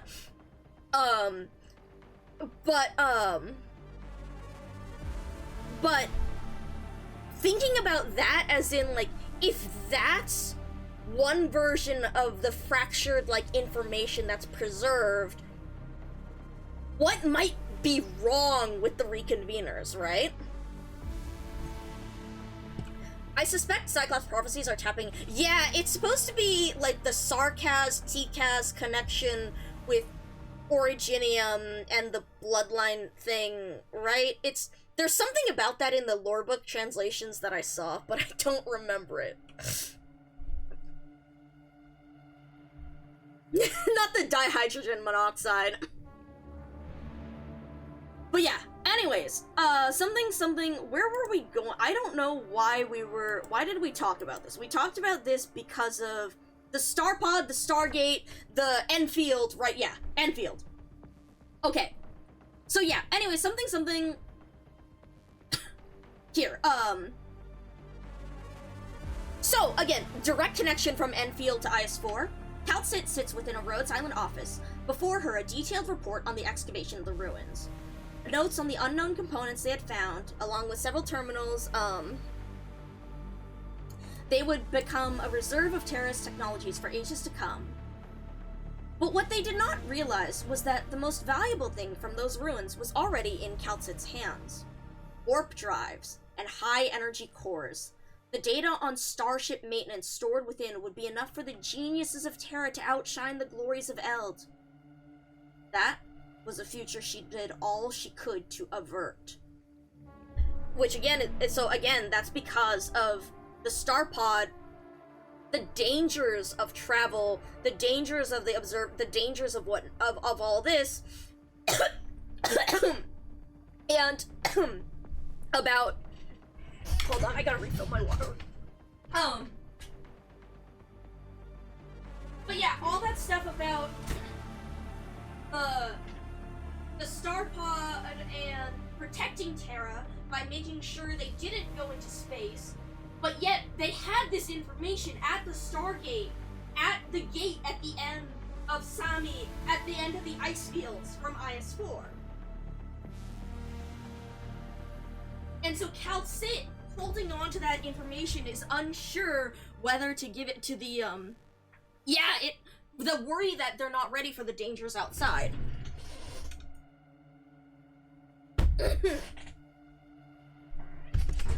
Kristen had broken through the star pod, yet there was still no response from the heavens. But that was not the only star pod binding Terra. Not every excess could be permitted. Calcit looked out the window at the twin moons barely visible in the skies above.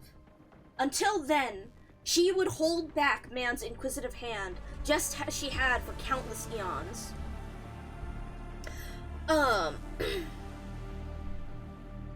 So this here, right, because she has held back to protect Terra, right? Because, again, of the lack of cohesion, of unity, the inability to cope with whatever is coming next. But she continues to look out the window. Where once there was but a desolate, snowbound frontier, there was now a settlement grand enough for a land ship to dock at. The megastructure had been propped up from the snow, and every ruin restored to usability. Calcit absent-mindedly ponders the shadows of the past, when suddenly she felt that perhaps she ought not to interfere in Terra's development too much. Over endless years, Terra had changed radically, and she herself was no longer the Calcit she was at the beginning of all this. And thus, 3 days later, explorers found those all-important storage units tucked away in a corner of the ruins. That was very, like, in this particular timeline when it comes to, like, or this possible future, this possible way this goes, that Calcit, that, as opposed to, like, the way that Babel, as an attempt at unity, crashed and burned, Calcit looks at this attempt at unity, at Rhodes' attempt at unity around the star pod, and thinks maybe this is enough. And that's why, again, we found those all-important storage units tucked away in a corner of the ruins. Really good moment. Really, really good moment.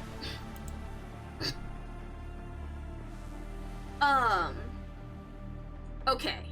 Now, following back here, yes, the Stargate extinguished, the star ring broken, the road network shattered.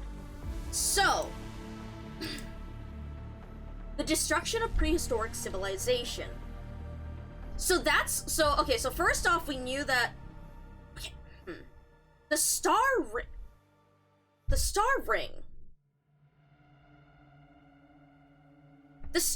is interesting because it's not the star pod, but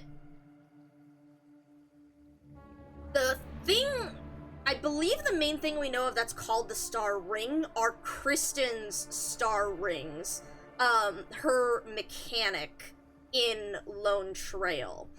But, that doesn't necessarily help us with what that is for the precursors. Star ring might be a jump gate sort of thing. It could be. I guess the question is this something that we actually know? Do you guys think this is referring to something that we actually know or encounter? Or is this referring to some aspect of precursor civilization, before, Martis says he sees more?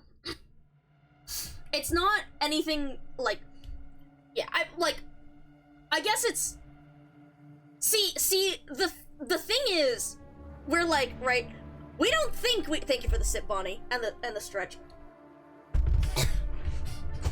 We don't think we know anything yet, but also, But also, we saw shit about the sarcophagi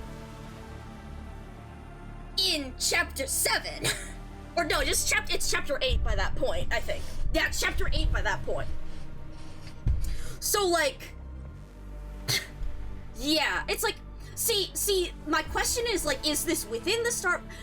So, anyways, something... This is very interesting to read again now that we know more and that we actually, like, have seen some examples of them laying the pipe for later precursor creations or other megastructures or whatnot on Terra. And so, like, something, could they be ambiguously referring to something that we are aware of, or are, like, keeping these in mind as an ambiguous description that may apply to something that they will bring up later? But yes, but yeah, so then, blah blah blah, here he talks, Marcus talks about burnt out stars and ever-expanding black holes. Nothing there was familiar. I lost my senses, all of them, and even the Faramut that shared vision with me could not sense his own existence. Entirely alien place without life, meaning, or information. And again, that's with the observers. Recuperation rates and procurement of resources, governmental... Oh, okay, some of those details, I believe, are located in the lore book, and there's some other... Where did I read? I haven't had this database loaded in for a while, but there is lore on the logistics of, like, Terra and some of the mobile cities and Originium there. They talk about different stuff with, like, the, something Shoes event, and some of the travel between it, when it comes to, right, agriculture and farming, and then, transport of that stuff, Shit, there's a few details in Shoes event, if I recall correctly, because of the talk about agriculture and the logistics of transport. And then... Oh, I'm trying to remember, is it one of the... Angelina's Messenger comic? Angelina's Messenger comic might have had something else about that, because it's her travels, but I don't... I only skimmed through that, and so I don't remember exactly if that actually had information or if I'm just making it up. if I'm just making it up in my head, because I don't remember. Yes, reread Hero People Sal's, though, because that one has a lot of logistics, agriculture things. And then the lore book, there is definitely a lot more information in the lore book when it comes to the logistics of mobile cities and, well, also more specifically the logistics of the Rhodes Island landship, which is, again, how the cities work, like, but on a much smaller scale.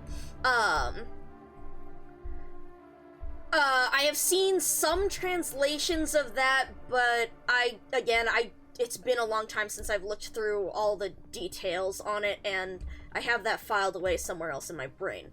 So when the lore book comes out, which side note, we will do some reading through of the lore book, on stream. I'll probably send some pictures. I don't know how we'll do it.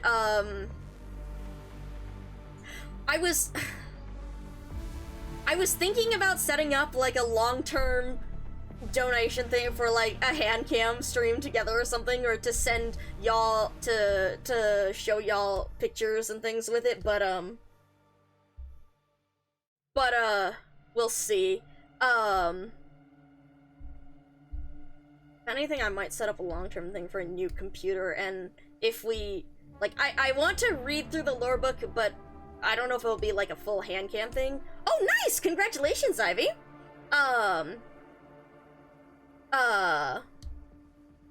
So true, Dark. That book that's the most important information at Rhodes. But yeah, definitely I'll be taking pictures and posting stuff, and we will talk over a bunch of things in it, but yeah, the exact details we shall see. Maybe if I really, as y'all saw from the start of stream, where emulator just fucking crashed everything, I do need to invest in a new computer, so maybe we'll do that as like a, I don't know, if you guys can, I don't know, a reward thing, I guess. But yeah, okay, so side note, I love the sound effects names for these things. Brain nuclei turn. That's really good.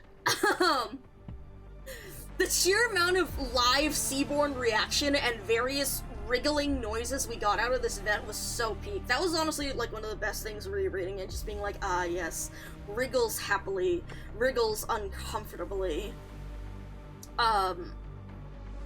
And whatnot. Okay. But you, Kaltsit, understand the meaning. Crisis destroyed everything. It cannot be visualized. There is no word in our language to describe it.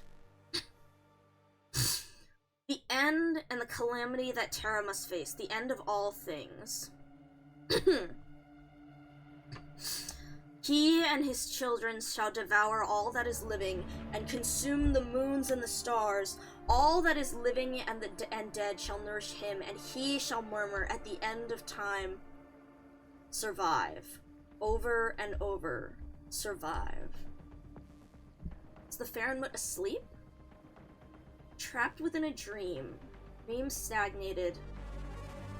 Evolution stagnated. Duty stagnated. He was trapped in the Cerulean cave. Therefore, I must awaken him.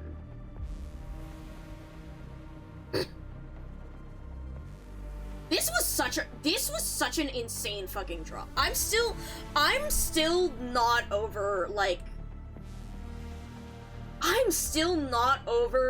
seeing this in the goddamn event and just,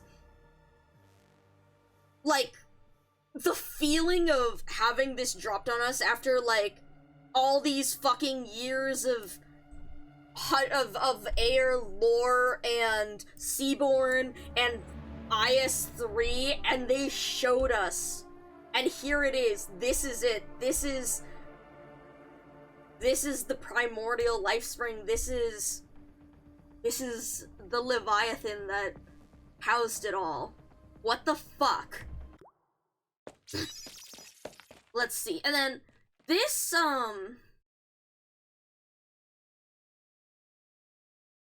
was, I think this is the stuff that we talked about before, when I was talking about Avitus and Cassia, before we talked about Martis. Here, like, life remains tied to any value system. Rekindle our most basic survival instincts. So, again, the way that Cassia, Seaborn, Beastlord, but those are fundamentally different, because the Seaborn didn't, that's fundamentally different to how the Beast aristocrats, came into being, though. Conceptually, if the Beast, yeah, I know, but, like, okay, no, but, like, hold on, okay, I'll let you, now I have to think about this, because, okay, hold on, Beast, Beastlord, thank you, just to clarify in my head again, talking animals, right, because they were spirits, yeah, because it's from this video, right, forced separation of their minds from their original bodies. Animals were killed by the Dasa, which caused the first Originium disposed on the planet, right. Yeah, this is This is accurate to here. They became immortal, becoming indestructible spirits.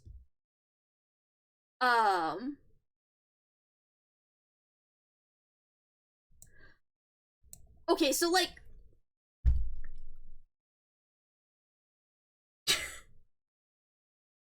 conceptually, it would be really interesting.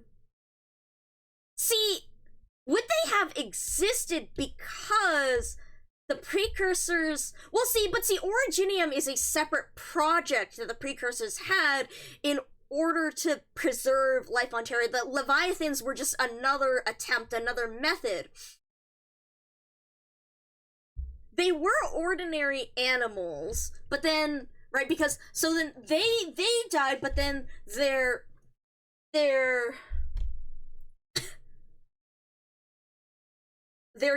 not their descendants, but the ones who did survive, their bodies were changed by the exposure, like, with Originium, and over time, so they became the Ancients.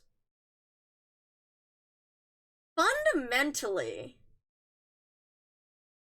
would we say that, like, a Fahrenmut... See, but Fahrenmuts don't exist on the same level of, like, interaction with physical existence the way that the Beast Lords came for original animals, which is why, like, the ancients have these animals. If so, it's a joke, but it's like funny that it's just, it may be a joke, but like, Anyways, speculation is interesting. Okay, but right, so here, Fahrenmuts have wild levels of warping Terran real. Yeah, I mean, yeah, okay, so it's, I mean, they're not on the level of Fahrenmuts, but it's like, conceptually it's interesting to think of, like, I guess, wouldn't you say that that's already how the Fahrenmuts are? Because the Fahrenmuts are kind of, are dormant, or a lot of them are, like, dormant, but their avatars, their fragments are what interacts with Terra itself. That's not quite the same as, like, a spirit, but something, the way the Fahrenmuts avatars interact with Terra in its current day, and the way the Beast Lords, as a spirit from the original Terra, interact with the current day, something.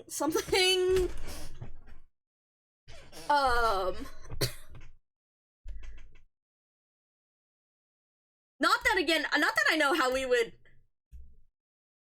put Originium into the mix, unless we consider Originium just like the idea of, see, like, you jest Seaborn Beast Lord, but like, in a way, is that not on some levels analogous to the Leviathans themselves? If we consider Originium like the meddling of the precursors, the warping of the world by the precursors, and the way that affected the manifestation of, like, the Beast Lords, something, the...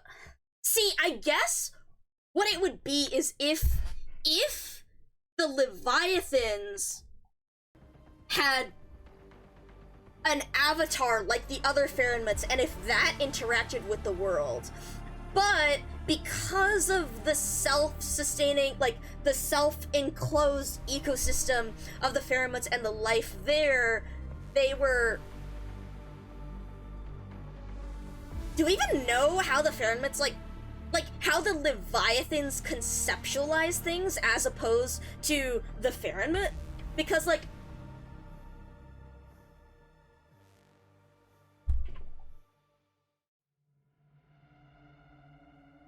the Fahrenmuts are at least somewhat similar to people in that they have a lot of power, and they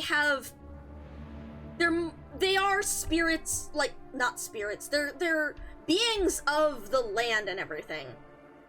But on some level, they're fundamentally like people. Yeah, well, and then AUS isn't technically Leviathans, right? Because AUS is actually... AUS are all Pharonmuts, they're just young Pharonmuts. So we don't know necessarily what the precursors did to the Pharonmuts to make them into Leviathans, and how that process could have changed the way they think, the way they conceptualize, the desires. Again, like, the avatar of it, would you, let's say, like, the avatar of a Leviathan is not, is in that they're no longer a person so much as they are a drive, a will, that the very manifestation of the Leviathan is the will of survival. As opposed to the Pharonmuts having the fragments like the Sui siblings or Yera or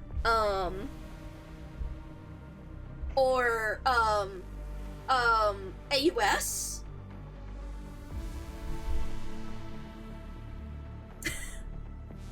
Anyways, that's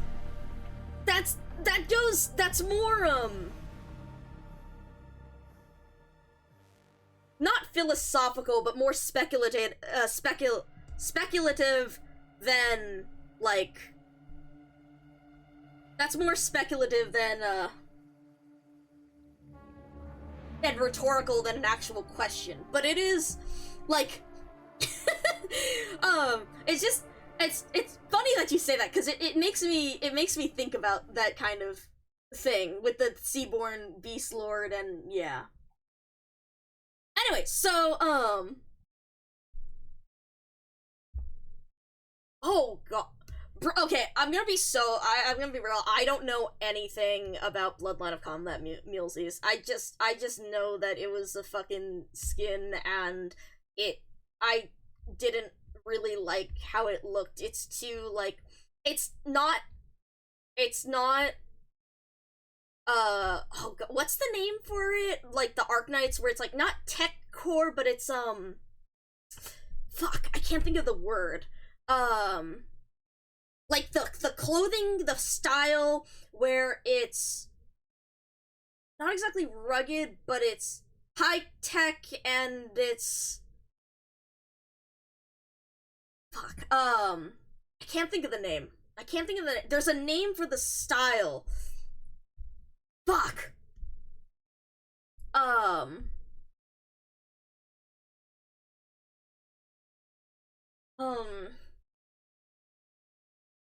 My brain, it keeps telling me, like, techwear! Thank you! They just kept saying, like, tech core, and I'm like, that's the wrong suffix. It's something else. What is it? It's techwear. Thank you. Yeah, like, the techwear, the lack of techwear look to it, I was kind of like, I don't know. So I didn't really look at that at all, so I have no idea. Okay. Anyway, something. I still need to figure out how to concisely describe Cassia's new value system, her survival, her... It's nihilistic in a way, but... I don't know. And then Avidus, with his hopelessness, the despair... Again, so this is, again, Avidus with the larger focus on the civilization and the overwhelming, the overwhelming despair of having all of, losing civilization, losing progress, all the focus on the learning, the science, the utopian aspect of what Aer had the ability to do. But Jordy, as he says here, like, does it really weigh more than that of a city, a family, or a person here and now?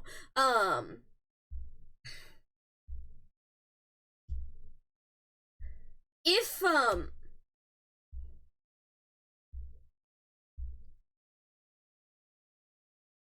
like, what does it matter so much?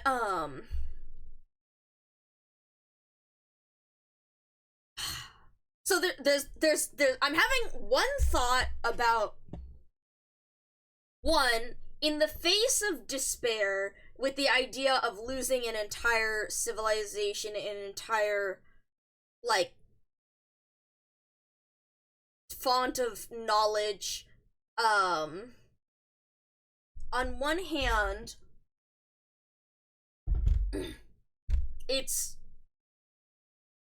in facing that, the different ways people cope with it, and the way that Irene and Jordy continue to try to save even one person, just a little thing to make a small difference, because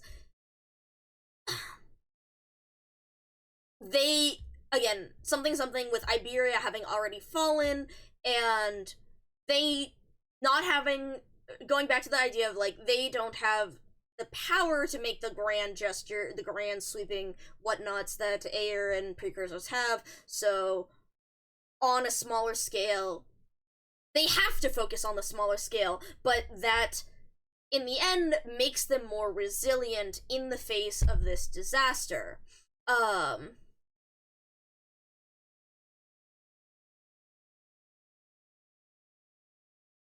But at the same time, where am I going with this? It doesn't, I think it's interesting because it doesn't necessarily say that, like, Irene and Jordy,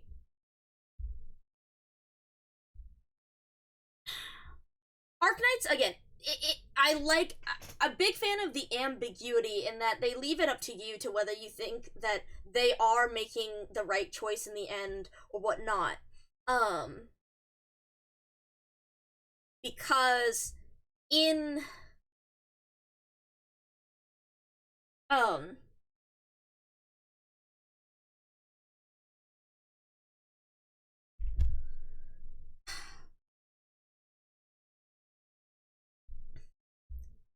like,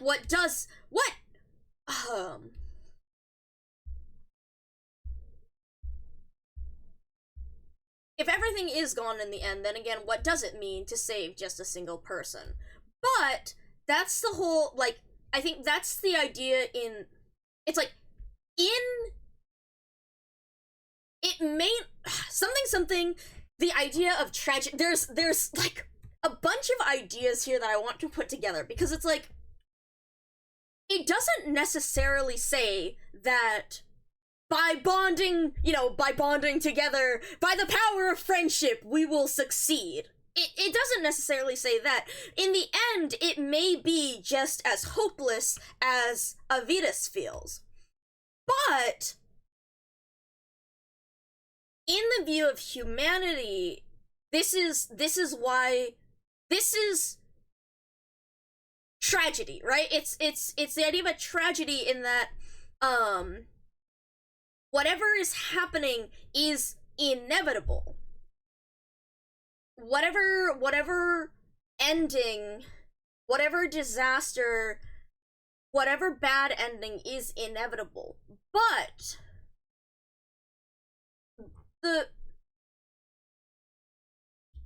it still matters the way we get to that ending. Like,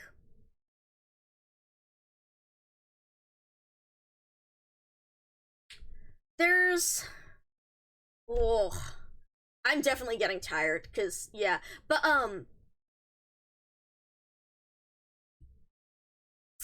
there's some interesting talks about, like, it's, tragedy is not, like, necessary, like,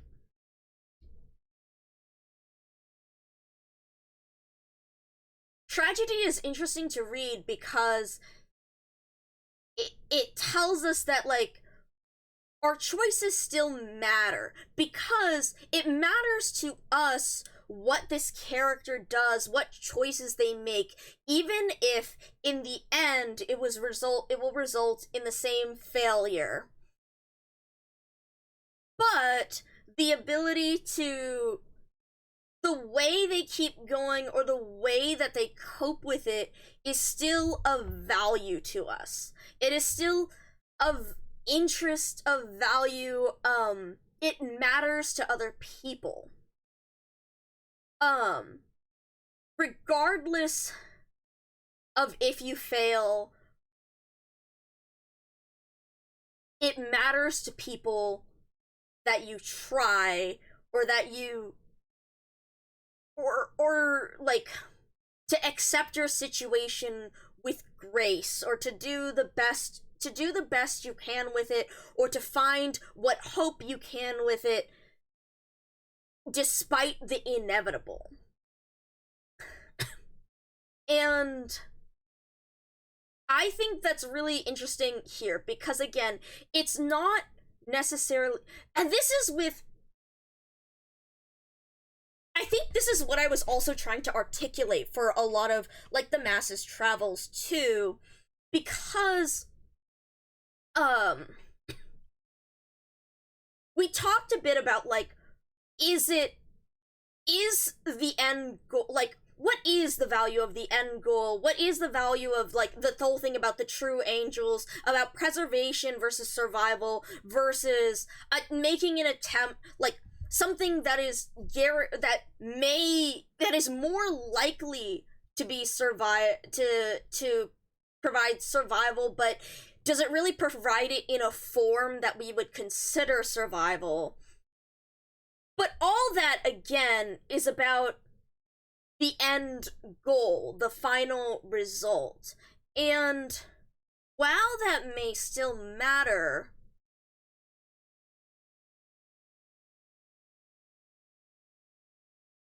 in that choice, if it is, like, to be completely annihilated, to only exist in a form that can not even be considered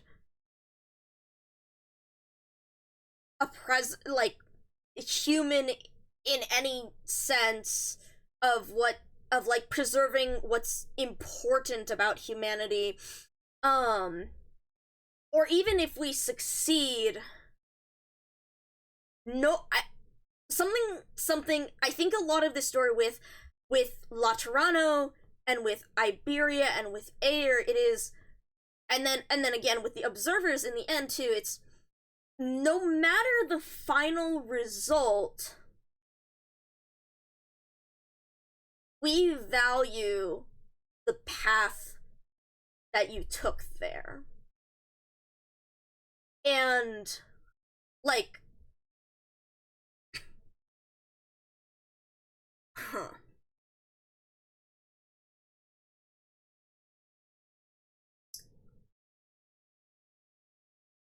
and again, that is, as like, from what we talked about in the Masses Travels too, that's from a very, like, human-centric perspective, in that, like, it is the way we as humans parse the world that we give these things value.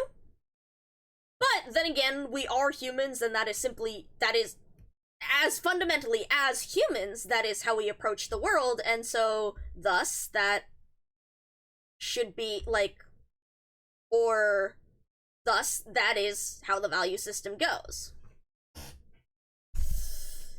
Which I want to lead back into the values, survival, and whatnot that Avitas and Cassia were talking about, but I don't have my thoughts straight enough to do that.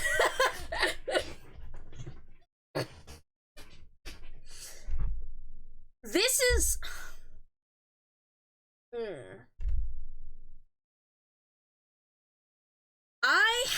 Thank you for the stretch. I had another, like, a long while back, I had a semi, like, you know, internal essay blurb ramble about this and Patriot, uh, with the tragedy of Patriot and his end and all that, but I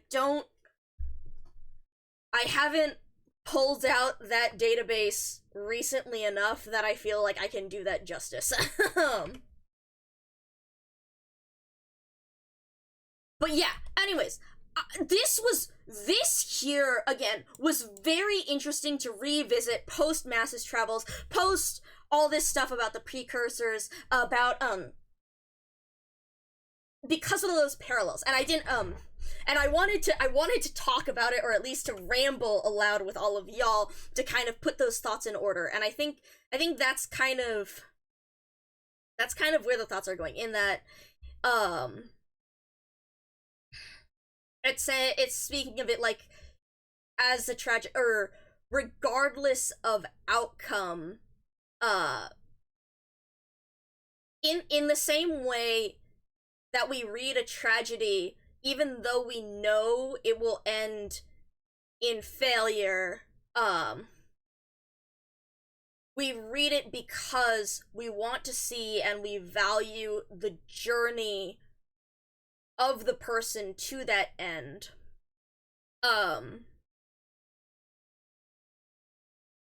And in that same vein here, regardless of what the outcome is for a civilization, for a culture, for a single person,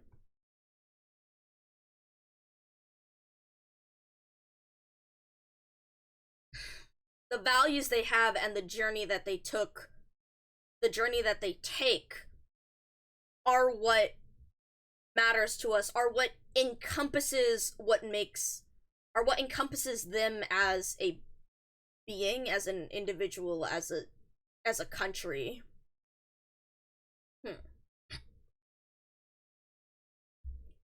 Hold on. There's another thought here. Oh, I was talking about tragedy, and it's also something tying in with the Arknights and Hope Core ideas and stuff, because it's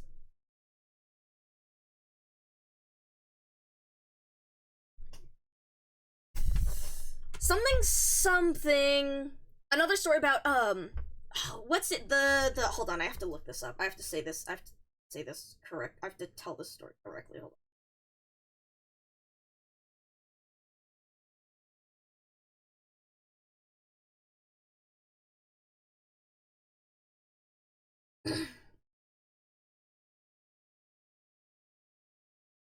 Let's see. Um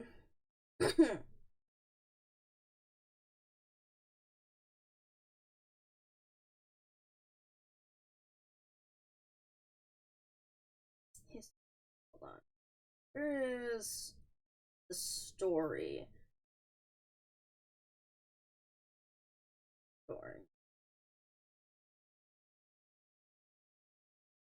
Um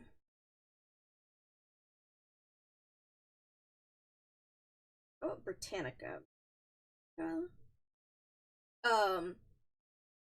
Also, bro, my fucking sound.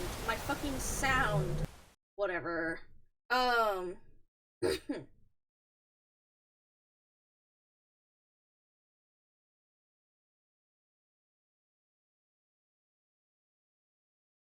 Okay, so the alright, where is this?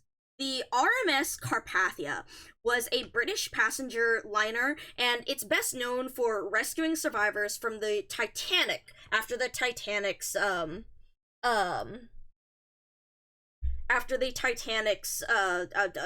sinking, basically. But like the significance of this is basically that when the Titanic sent out the distress signal, the Carpathia was one of the ships that received it, and their captain, like, they were far enough away that, let's see, what was 17 330, a.m. April 11th. They were something like 4 or 5 hours away, which like they were not going to be they were not going to be able to save like damn it, like the ship was already going, the Titanic was going down. 4 or 5 hours away is not enough to like to save, was not enough to save people. But they pushed anyway. They pushed the ship, the crew of the Carpathia pushed the ship as fast as it could go at their top speed, and they made it in about 3 hours when it was like, and then this ships are not supposed, like, that's a lot of strain on the ship. But they did this because they, like, every minute to them, just the possibility of saving someone mattered to them. And when the ship arrived, I believe they saved, the Titanic had sunk more than an hour before, but the Carpathia rescued 705 people in lifeboats.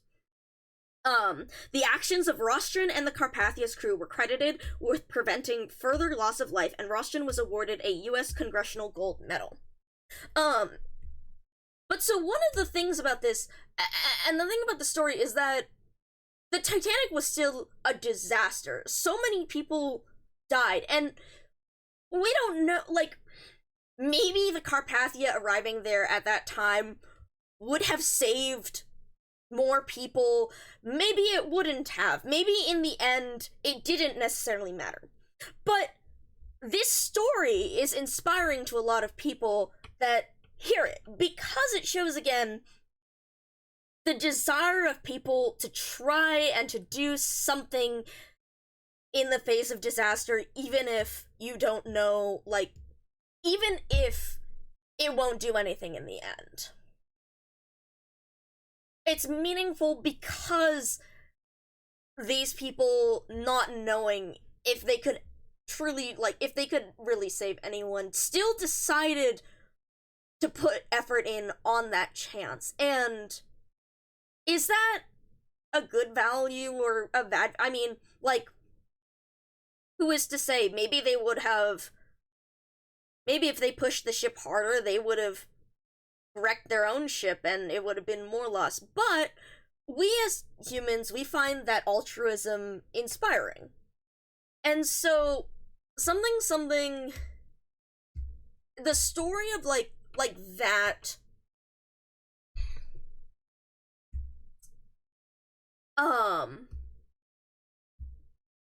stories like that are an analog to, I think, to this right here, in the tragedy, in this thing of the tragedy and the no matter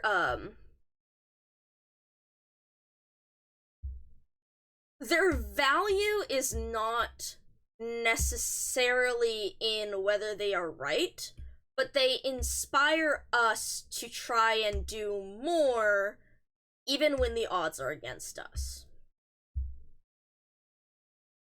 Edgar Sibo of not having a culture. Yeah,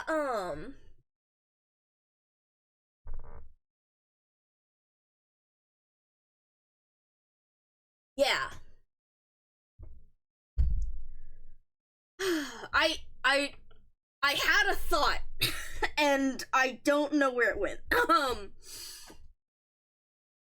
But yeah, anyway, so something, it's very interesting to see the stuff about talking about your values and your, value, like, your own values, humanity's values, what people, like, altruism and all of this, and, okay, now, hold on. We need to go look at, this was interesting, and there was stuff that I wanted to talk about with, Rocinante or something, and the kin and the something, but,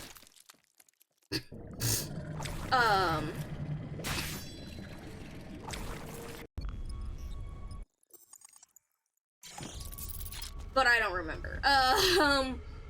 There was something like, okay, I wanted to talk also about Blandis and Blandis as the Church of the Deep and his hope, but Okay, I wanna talk about this more.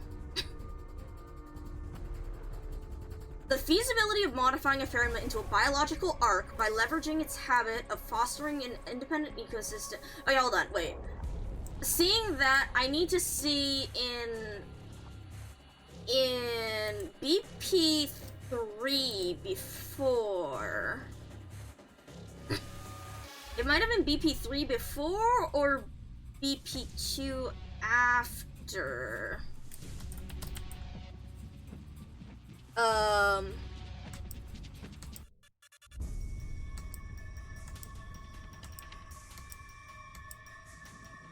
Fuck.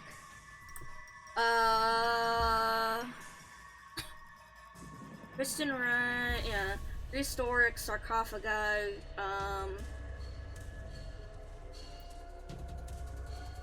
Fins trapped in the depths. Much on this planet not formed naturally. Hotbed. Responsibility.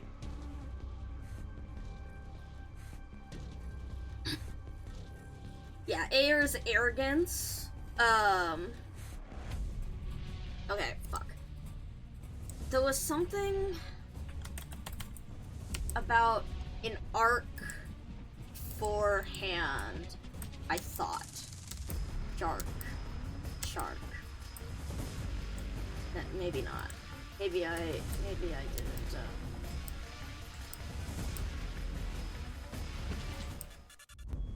The nests. Fuck.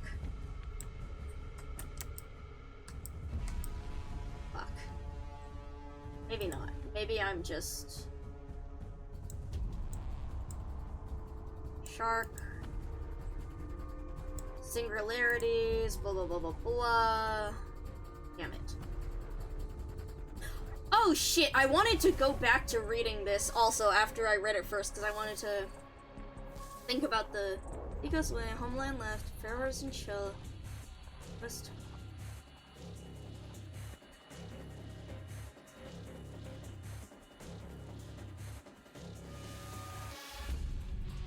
I'm gonna come back to this one. I didn't look at this one ahead of time, so I don't have my thoughts laid out on the...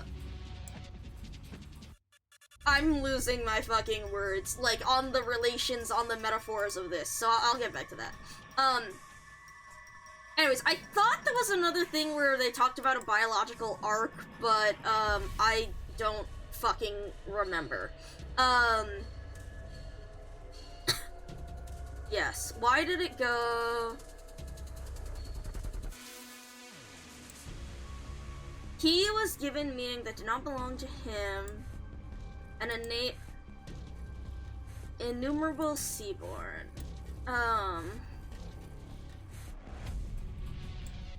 Fuck. Make sure we're playing the music. I think some of the music is fucked up here.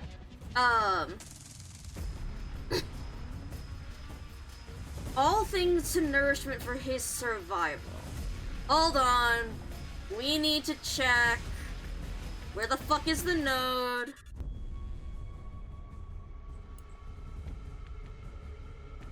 Collection, allocation, expansion, seizing. It's not migration for sure. And then we know it's not provide and produce. No. Efficient propagation, consumption of resources, or collection, allocation of resources. Survival and reproduction. Oh, okay, so, turn all things to... I mean, okay, so it seems like it is survival. But then again, I mean, hold on. What did they label it as? Okay, yeah, they have fucking separated...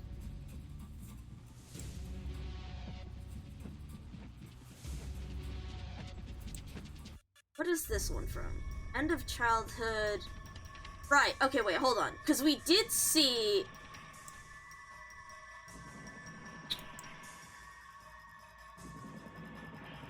Oh! Wait, no. They fucked up. Okay, I see now. Because, okay, so Isharmla... Okay, so it is, no wait, migration? What? That's also not right, because migration is expansion and seizing, consumption. I thought it was reproduction, consumption of... Okay, so wait, no. So it seems like survival, but, okay, so Isharmla is survival. I'm pretty sure Isharmla is survival. However, hold on. The primordial life stream, they've labeled this wrong because we don't know why the never melting glacier doesn't exist, but Isharmla is survival and the corrupting heart, Mizuki is arbor and the creeping branch, but this takes place after ending 3, because ending 3, Price of Peace, this is where they're both gone. This is where both Isharmla and Serula are gone, and Izumik. And so, because in that clash, in this, they were both dissolved, like, into the ocean to soothe the madness of his kin. And so that's when this takes place, and that's why those are both gone, not whatever the fuck they wrote here. Okay. Yeah. Yeah, so that's what... This is a different one where the other Leviathan is here. Okay.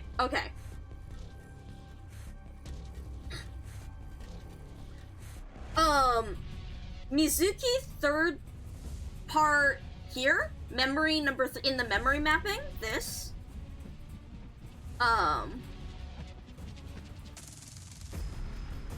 Sea Terrors.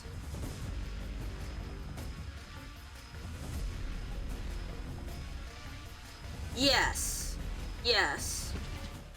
I think, yes, I agree with you there. Yeah. The main timeline, seeing the lone trail. Yes.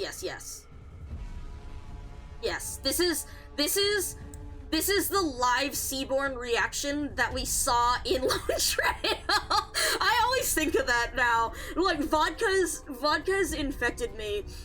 I'm forever think of that scene as the live Seaborn reaction when Kristen tore the hole. Okay. But yeah, no, I think this is... Yeah, the timelines and stuff in these are definitely very funky to sort out. But I think this is an ending 3 thing where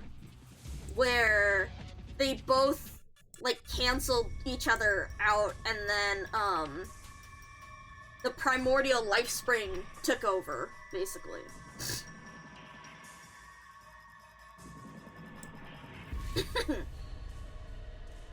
Jesus fuck. Okay.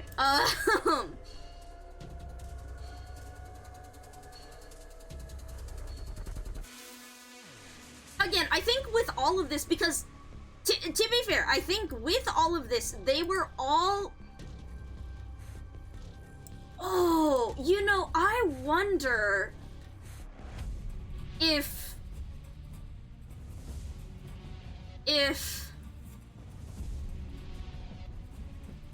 he was given me the bolder, wilder, nature had long since exceeded the biological arc. Why did it go out of control? Do you guys think part of the reason why it stagnated, or why the Fahrenheit dreamed like it did, had the, like, this, like, the stagnated, the dream, the things like that, was because these, all 4 were supposed to work in tandem, right? just to survive in order to survive in migrate to more places, or actually migration is kind of last. Growth for resources, reproduce, use those resources, survive longer, and then migrate to new places. Because they were all supposed to work in tandem, but growth died. I don't know why. Hold on. After devouring his birthplace, which is, again, I'm like, fucking great tree. If left through his body, his consciousness is long gone, but his cells live on. The Falfi's chicken wings. Yeah, yeah, the IS3 lab seems wrecked by current time. Funky ideas. So I think part of it was time, but also I think that, do you think that, like, okay, yeah, so it's not, where the fuck is after devouring his birth, that hold on. What is this one? N book? What is... Oh, okay, so this is more about it serving as growth. He doesn't, the dead titan, the progenitor, his enormous form continues to grow only out of instinct. Okay, so it doesn't say how he died, and it's not even necessarily, like, okay, see, the bit that I was like, where the fuck is this part, devouring? I don't see that being a thing. I see as that he died for some fucking reason that I don't quite understand, or that I'm not sure if we know. I'm not sure if we're aware of that, but we know that he's dead, but the cerula, again, it continues to grow, and it serves as food. But that one is not fully, like, doing its thing like the rest of them. So I'm kind of wondering if part of the reason why Isharmla was like this, kind of fucked up, like, I like, if kind of fucked up wasn't just the natural state of being, I'm wondering if part of the reason why it ended up like that was because Cerula was dead, so it wasn't fulfilling all of its role in the 4 roles. If that makes any sense. Has been trying to emulate the Witch King's glory. True, yeah, I wonder how much of A are messing with the Seaborn. Yeah, like, I wonder how much of, like, Cerula's death had to do, like, I wonder if the Aer contributed to that in the way they were exploring the mantle, even though they didn't actually reach the lab before Martus. Which would also be interesting, again, with the whole theme of, like, hubris, arrogance, whatnot.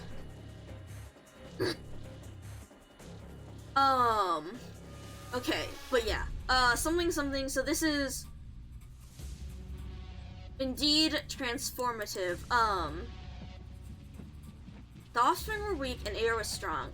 Self-regulating. Aer should have provided aid.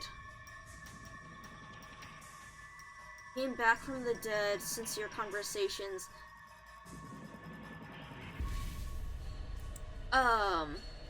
Okay, so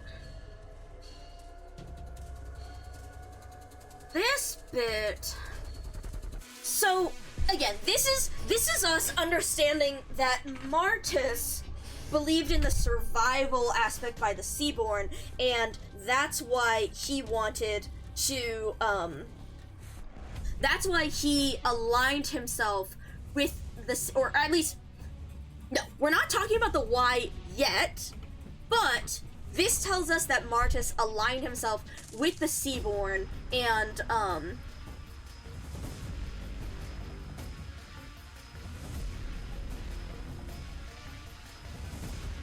and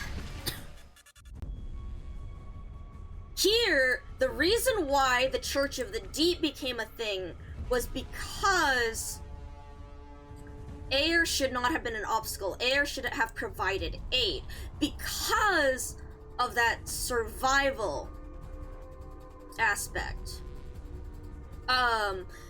Air, like, this idea that Air should be in harmony, in a way, in harmony with the Seaborn in order to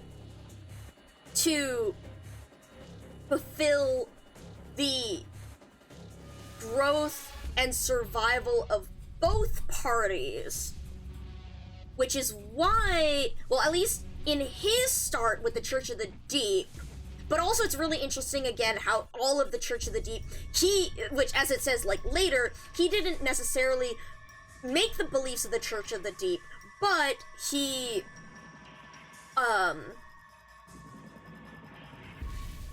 put that, like, he had those conversations and ideas, and people will make of it with their own will. Again, with the whole thing of coping mechanisms and the ways that people deal with things and, not visualize, but, like, mentally construct something.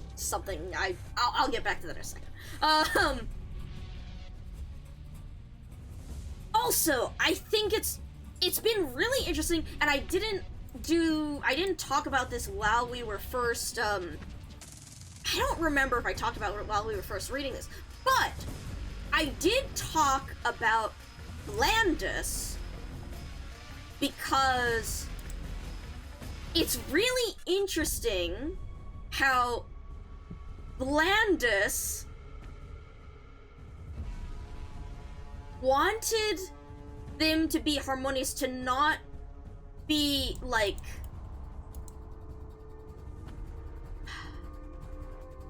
so this, again, like, there's just, it's so interesting because there's so many different ties between the themes here.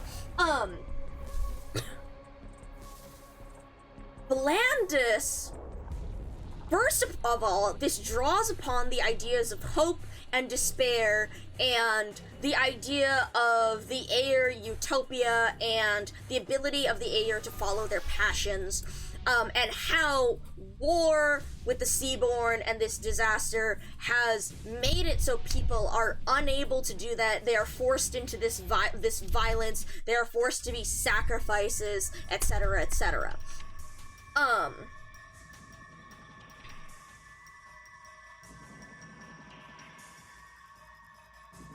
Which is Blandus' whole motivation for what he's doing here. Which, in a way, I do think it's kind of a noble goal. It's kind of a noble goal in that I'm trying to open up a true path for us with this, the auto-adaptive junctions, and,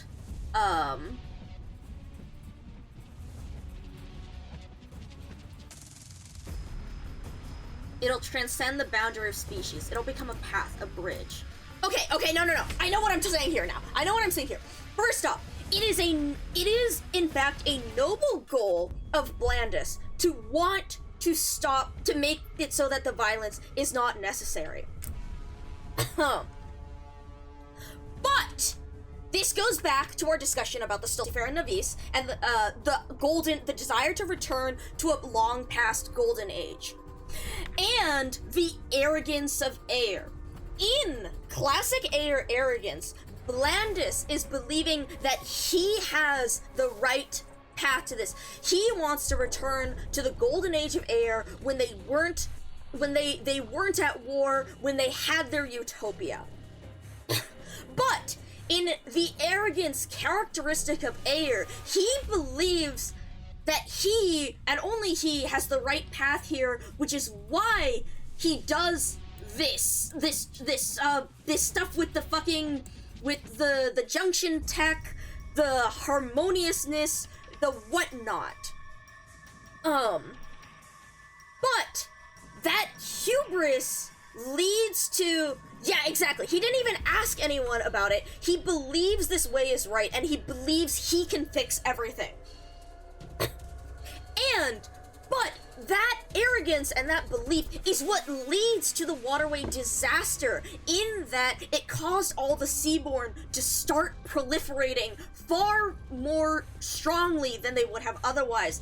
And so that is the downfall. Like, that is the downfall here.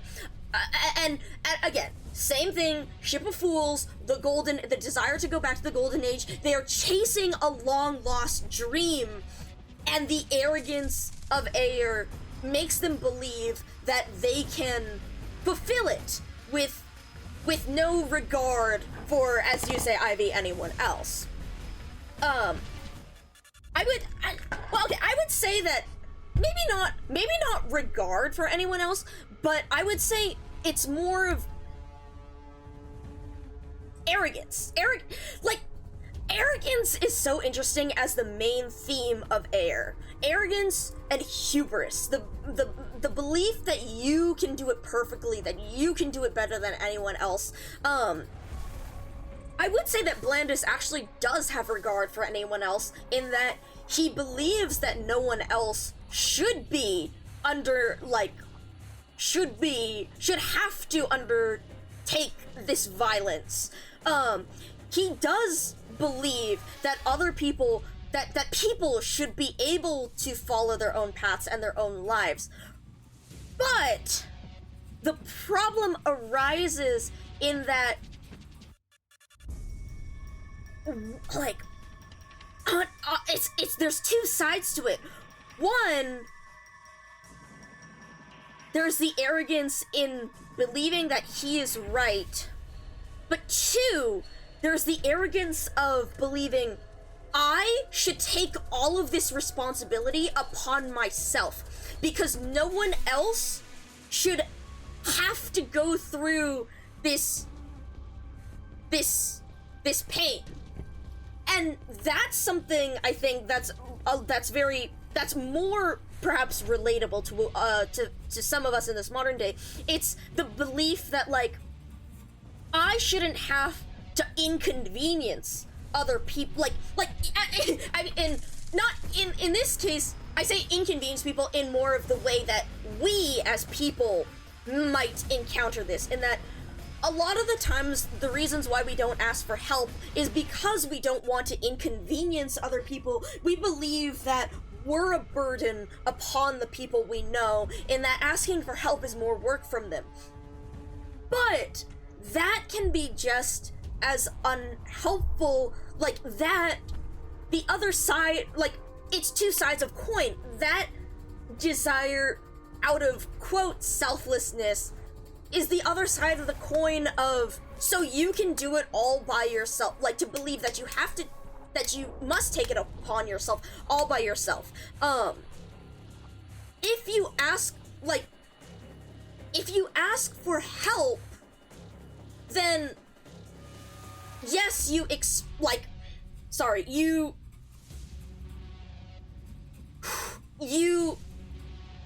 also expose yourself to the possibility of critique, of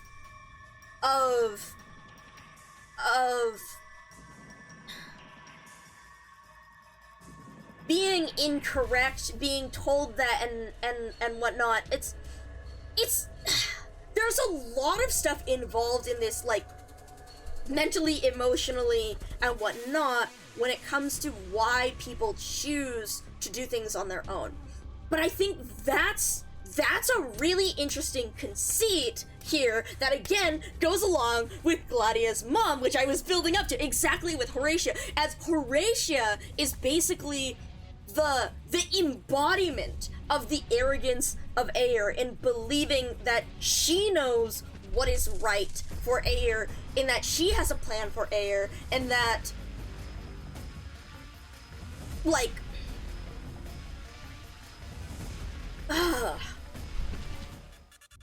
something, it's really interesting the different ways that all of these characters exhibit that arrogance, but in different form, like with Horatia, in the mother knows best sort of way, Clementia even in a well-meaning and honestly one of the more humble of the airways, but still succumbing to that arrogance of it. Blandis is wait, I can't hear. Wait, you guys can hear? What?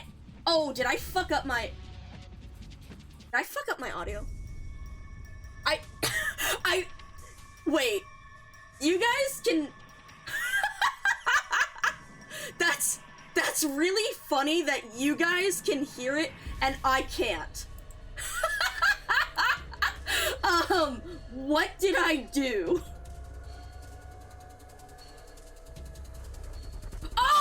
Oh my god, my fucking headphones ran out of battery. My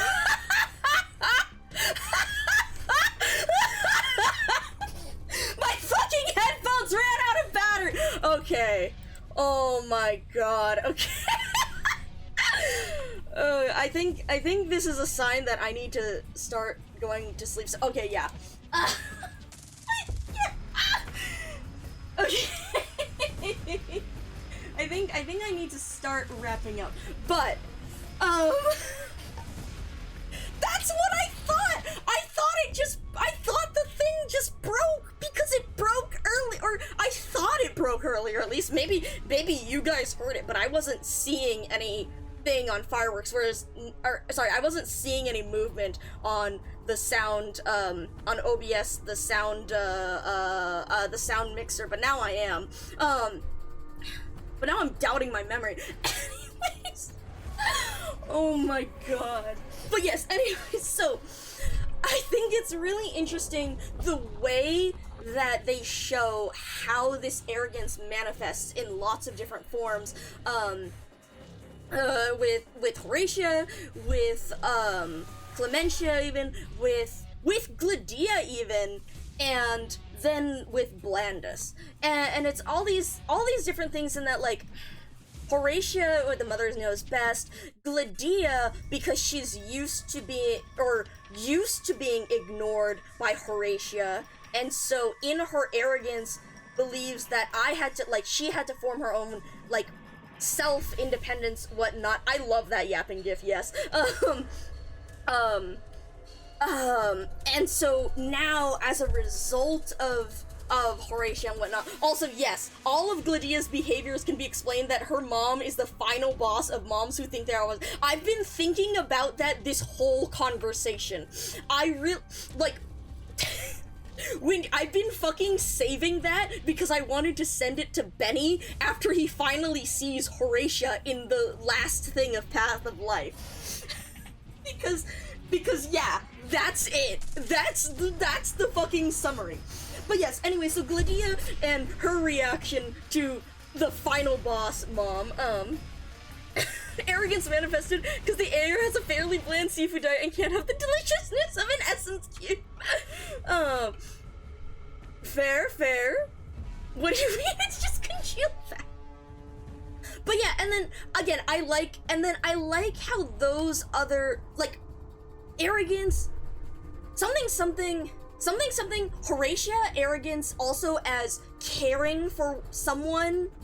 It's like, it's how this arrogance is couched in in a positive value, but is overcome by hubris. Like, it's the factor of the hubris and arrogance has now outweighed the original good intent. With Horatia, with, again, the mom who is always right, and then Blandis with his desire to prevent the other hunters from having to undergo, like, this violence. But again, it ended in this. Okay, that's really good. That's where I wanted to... That's one of the things that I also wanted to hash out when it came to my ideas, and the way this... Yeah. And then here it is again with Ulpianus, with... God, this was such a good scene. Fucking... Arknights is on a mom arc. Yeah. Yeah. Okay, it's 1 a.m. I need to go to sleep by 2. If I don't stop by 2 a.m., then you guys need to yell at me until I stop. I'm gonna aim for, like, 1:30 though, so, or, like, soon. But yeah, anyways, they are beings full of unknowns, yet you believe in symbiosis with them, as if they are your friends. That is the same arrogance the Aer had in assuming victory was inevitable. No, this is that 100 times over.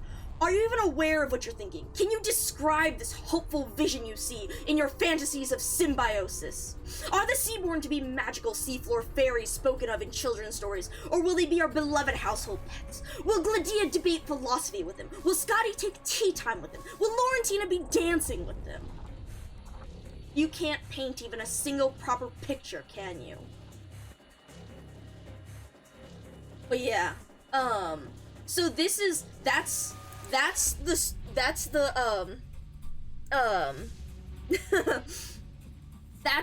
basically, that's the summary here with, again, it's the arrogance of Aer in all these different things, and I think also, too, the arrogance,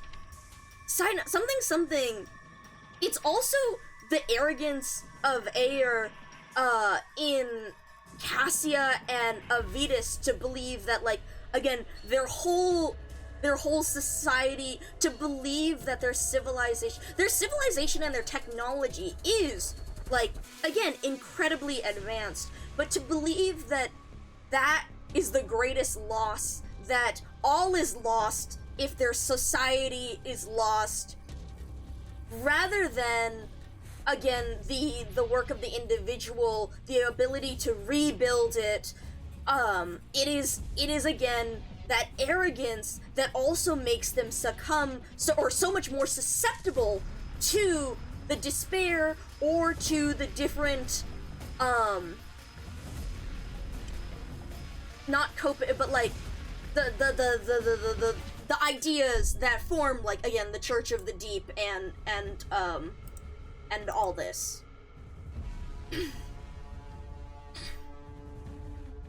And then again, yeah, here, sincere conversations. Again, this was really interesting to me too, when it came to Martus and the way he talks about the Church of the Deep, and again, how so many of the Church of the Deep cultists don't actually have aligning values. They're all in the church for many different reasons. Because of the sheer variety of their beliefs. No guidance, no leader, yeah. Primal worship, cultists do not know the truth. Each faces their own questions and dilemmas. Yep. A scam? No. Survival instinct. Every thread of thought by every cultist ultimately leads to a single question: how to survive better. No, only desire for survival. And I think, again, this is also very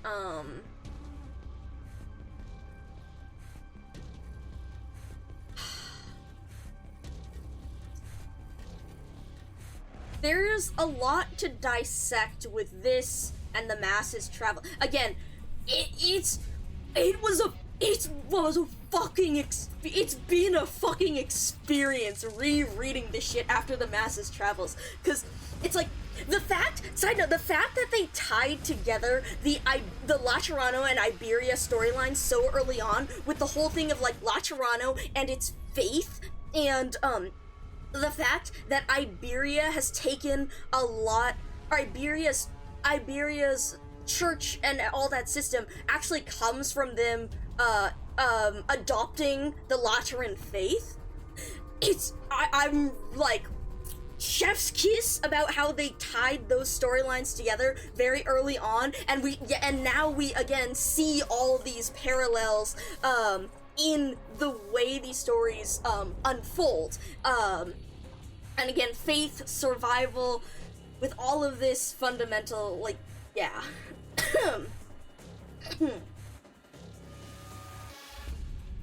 Survival of life itself. Just as the survival of civilization inevitably involves the destruction of many more, survival of life inevitably involves the enemy.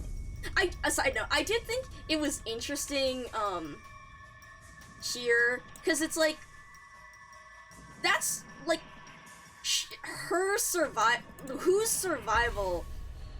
because, like, when reading this, I was like, no, this is not it. It's like, it's not a it's interesting the way that the Doctor here approaches it, and I'm wondering if they did that, like, the reason why they wrote it was so that Marcus could explain his thought process for the people who would not get this, or would not think through it like this, because, yeah, when I read this, it's, again, this goes to how all of the different Church of the Deep cultists, some of them believed in their own survival, in their own fusion symbiosis with the Seaborn, Quintus, namely, but we've seen how frequently, like, we've seen everyone fucking rag on Quintus, be like, he's the dumbass of the group. Most of them actually had a lot more lofty goals, not necessarily for themselves, although it may have involved themselves in part, but it wasn't necessarily for their own life. They didn't necessarily believe it was their own survival. A lot of them did believe the survival of life itself in whatever form they visualized.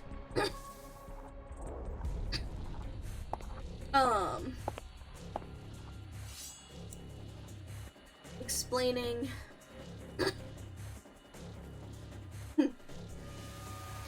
This also guys, when we read this together on stream, this is when like, I did not trust Clementia for like 90% of the event. I did not trust Miss C Slut for 90% of the event, but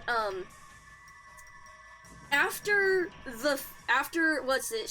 When she sent out the Abyssal Hunters, I think it's the a couple notes before this, I was like, okay, no, I think you're actually legit. You're just misguided at times in the pattern of Ayer and its arrogance, but like, you're trying in the same way like Secunda is trying. And this moment I was like, okay, you're cool, like, you're cool. I'm sorry.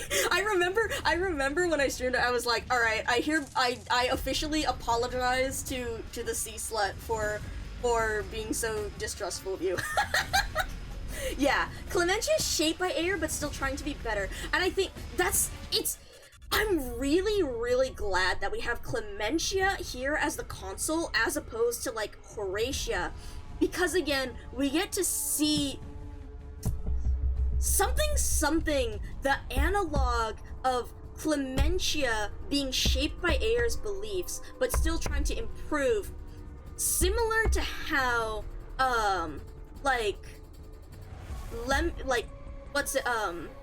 Lemuel even, and, the Sancta we've seen, who are shaped by the beliefs in Laterano, but through their experience outside, are still trying to improve. Like, this was especially, like, this, I say Lemuel because I constantly think about during Hortus, she's still upholding, or Federico even, still upholding the law, but they're questioning it in a way, and they're questioning what the purpose, like, whether it's actually helping people or not, and they're willing, like,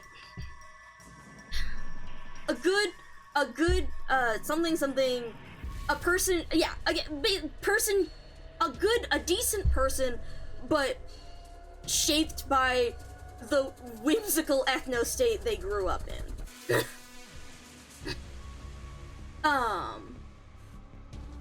I honestly, Irene even too. But yeah, this was good. Like, mad fucking respect to Clementia at this moment.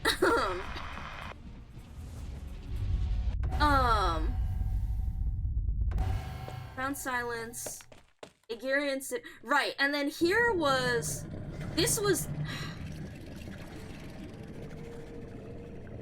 that was something.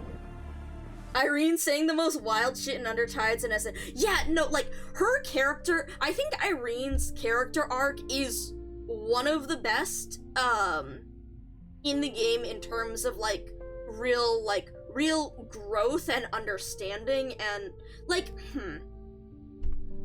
Well, see, I guess, no, she was pretty fucking biased in Undertides. The biggest change is honestly from Undertides. I think that something that I've liked about Patrician is you can see how much he struggles to let go, how ingrained those beliefs are. But again, that's because he's been conforming to them for so long, before, like, finally awakening out of his denial. As opposed to Irene, who is very much shaped by them in her growth, but who is not indoctrinated, but it's not as embedded in her. I feel like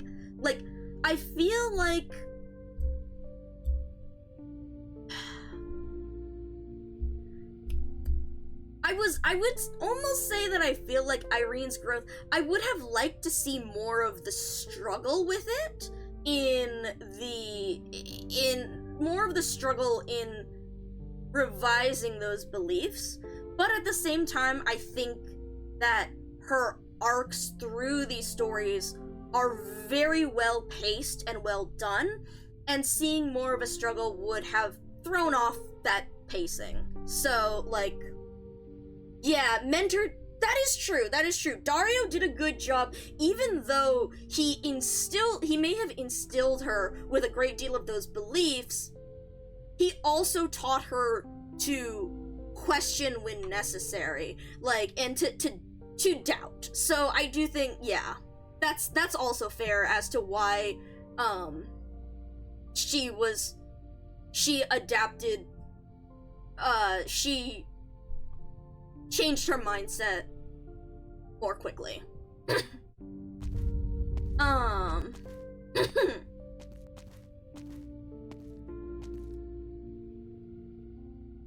But yeah, this...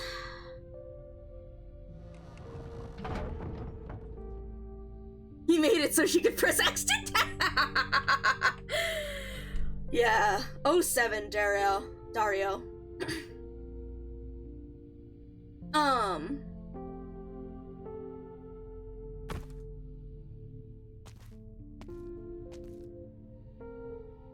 This was also a really good moment with, with Lucilla and Cassia, and I would talk more about this if I didn't want to talk more about Martis. I'll come back to that one, because I'm sure Benny will want to talk about Lucilla. 30 minutes, yep. Yeah, I'll talk about Lucilla when Benny gets to that moment, because he'll want to talk about Lucilla. This bit is the bit that I want to talk about. So, his past choices have made you who you are now. Without understanding his reasoning, we cannot understand your existence. He feared, he doubted, he was compelled to think over every possibility. This is the bit that's particularly interesting to me. That let's read over it, and then we'll I'm probably gonna need to spend some time digesting it a little more. You'll have a little bit more time. I have to be done by 2. So by 2, I have to stop.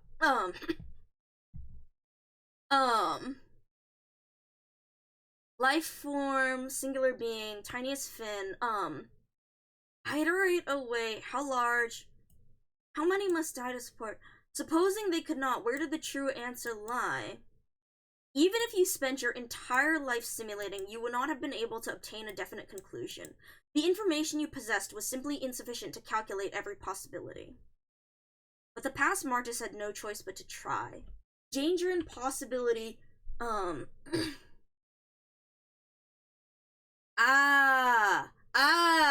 here it is. So this is the interesting bit here, that again, it's the theme of arrogance throughout.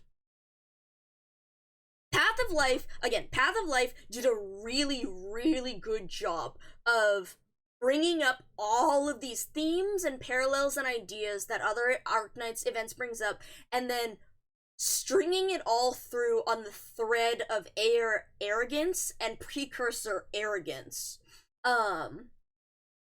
in order to make it cohesive. I think that was very well done. Because in a way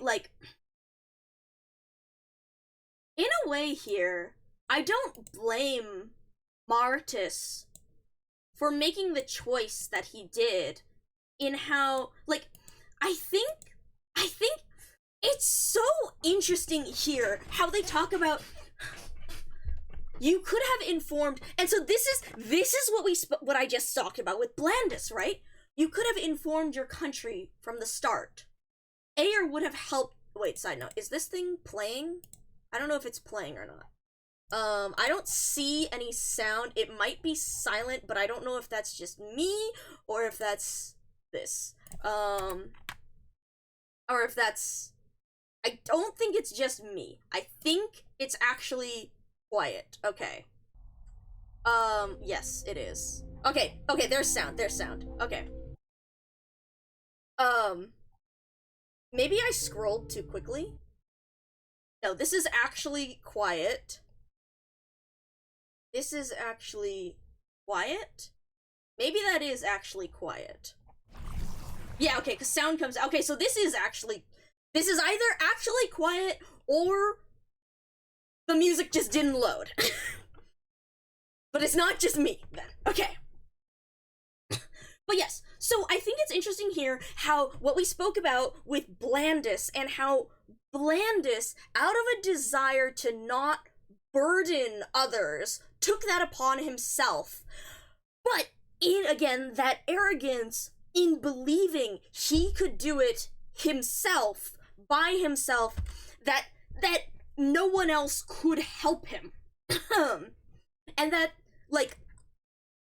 something, the noble idea of trying to take it upon oneself to carry that burden alone, but how that is simply the flip side of a coin, where the other side is the arrogance to believe that you can do this by yourself, that you don't need anyone else.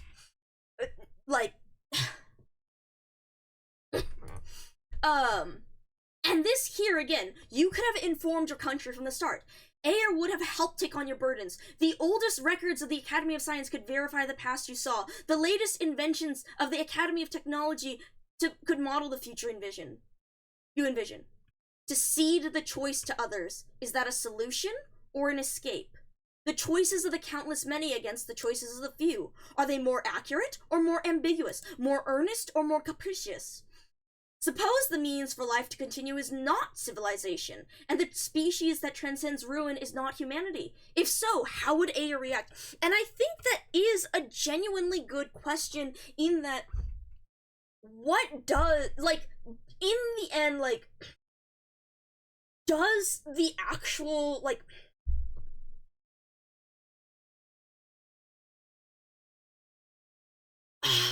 something that goes back to what we talked about, the final result, in that, like, is it actually the best thing? I really do. As you can see, this is the kind of thing that I love latching onto, and then, like, as an AI, an inhuman thing myself, suppose the means for life to continue is not civilization, and the species that transcends ruin is not humanity. If so, how would Aya react?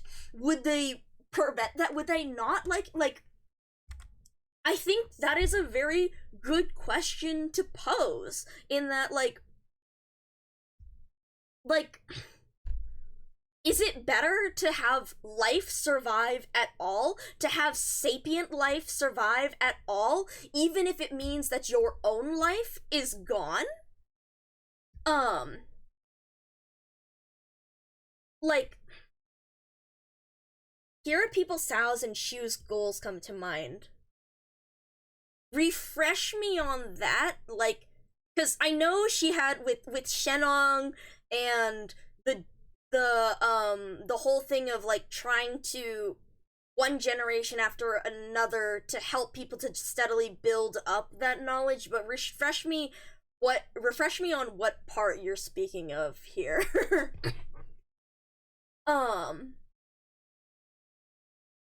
Oh, is it more like to cede the choice to others, to collectively grow? To collectively grow the field of knowledge one step at a time? Just because you won't see the results of your work, Hope, doesn't mean it. Yeah. I think that Martis has a very interesting idea here, and a very good question here. I think that, yeah, in a way, to cede the choice to others, is that a solution or an escape? And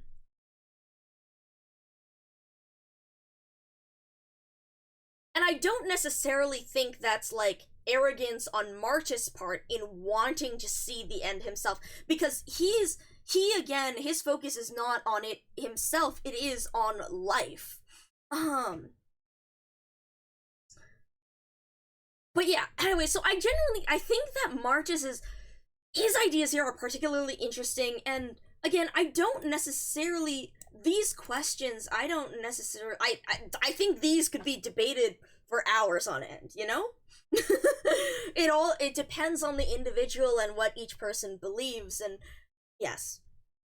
The bit here, though, I do not mean to defend my choices. This is also what, like, shot up, like, my respect for Martis, in that he chooses to do this, but he fully understands that, like, others will have different opinions and ideas. And again, that's fundamentally with him and the creation of the Sophon Theatrum, and how he always wanted to hear out others, that he made it for this purpose of debate.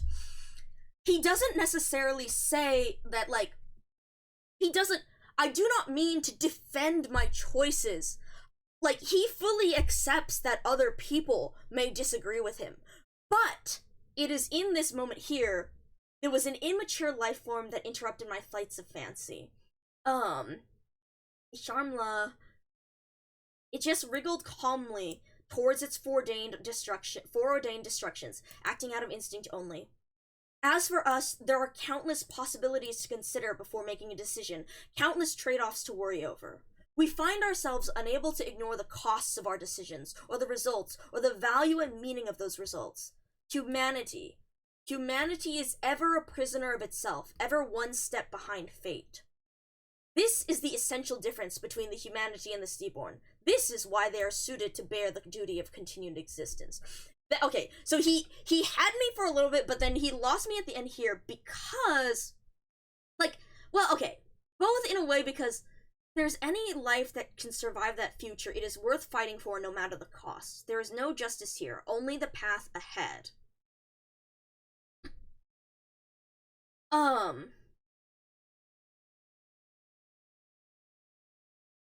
I think it is, again, particularly interesting in that, like, there's, one, the element of he knows that his choice would not necessarily be the choice of others, but at the same time, this is,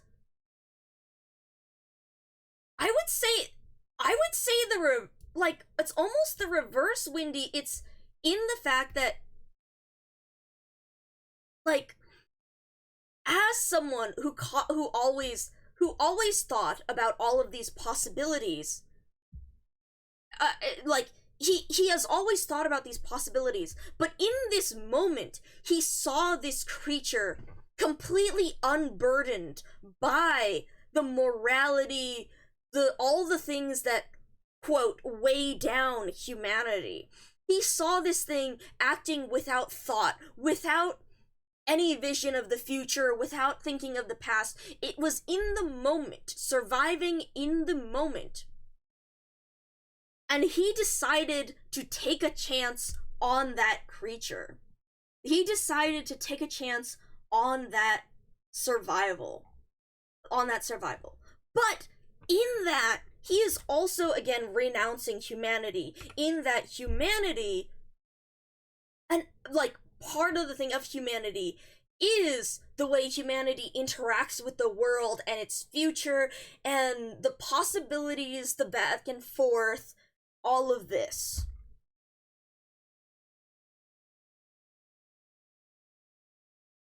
But but in that, he is willing to forsake his humanity in order to, like, to see if that path,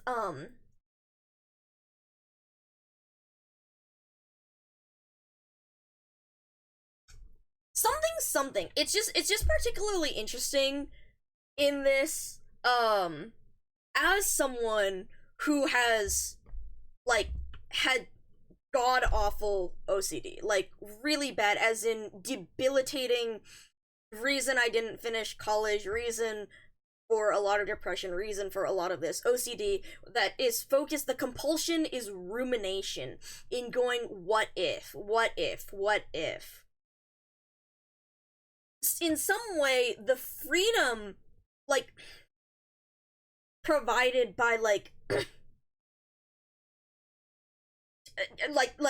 like it's interesting from this perspective, because it's like, as someone who was so, like, debilitated by this, funny enough, I was just thinking about this, because it's like, there have been a lot of things going on where we are not doing too great, like, mentally and whatnot, but what I think to myself is, at least I'm not at the point where I ate moldy cheese for a week, because I froze cheese, and, like, the compulsion about lack of waste.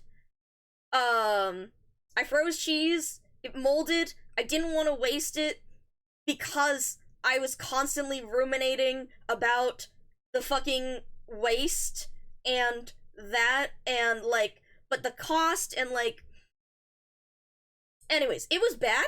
It was really bad. I ate moldy cheese for a week before I finally managed to kick the compulsion.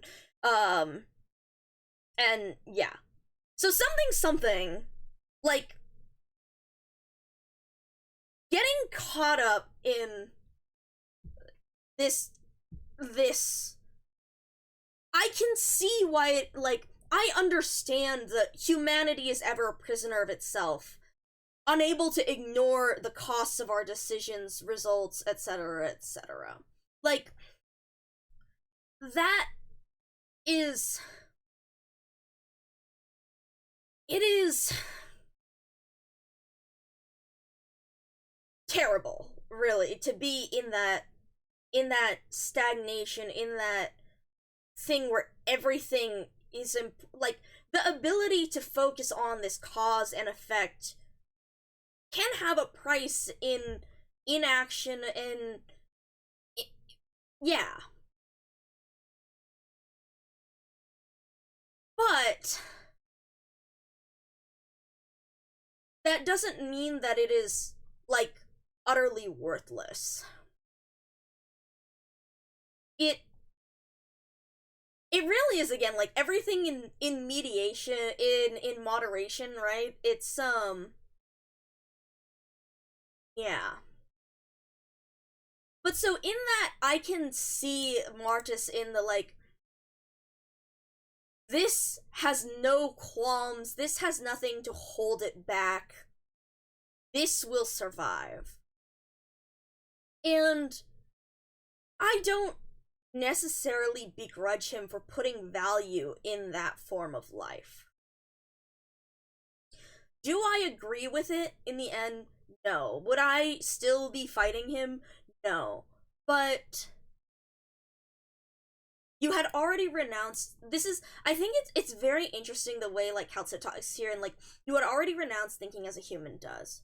From my perspective, that which you abandoned in your final, like a counterpoint to, yes, exactly, Wendy, exactly. The fact that all the Aegir are caught up in their arrogance, in their what-ifs, in their beliefs as to what will happen, in that, perhaps in the end, that's also, like, what Cassia is doing. Cassia is saying, in the end, like, if we are Avitus, this is it, because Avitus is one end and Cassia is the other, because Avitus is stuck in his helplessness, in his belief of, like, what will I do? What will this do anything? And he is stagnant, he is spinning in his tracks because there is too much to take into account. But Cassia, on the other end, says, no, like, just forget it all. Move on, like, all that matters is survival. Again, the same way that Martis is saying here, all that we should do is we should abandon, because those are bogging us down, we should abandon those and do what is right for, like, survival in the moment. But again, both of those are taking it to such an extreme. It's not in moderation, it's taking it to the absolute worst of it, where it's twisted by the fact that they are doing it so extreme. But yeah, from my perspective, that which you abandon in your final moments, your doubts, misgivings, concerns, and struggles, were the most precious of treasures. They're treasures because they're unending. And this is really interesting, I think, in what we talked, and again, the parallel to the Masses Travels. This is what Anduin talks about in that, like, Anduin Agathangelos, like, oh god, what's the quote? I bet Vodka can quote it for us, but, like, I shall never rest. If this ugliness is part of, like, being human, then if this suffering is to be human, then I wish to be born as a human with all of the ugliness that entails. And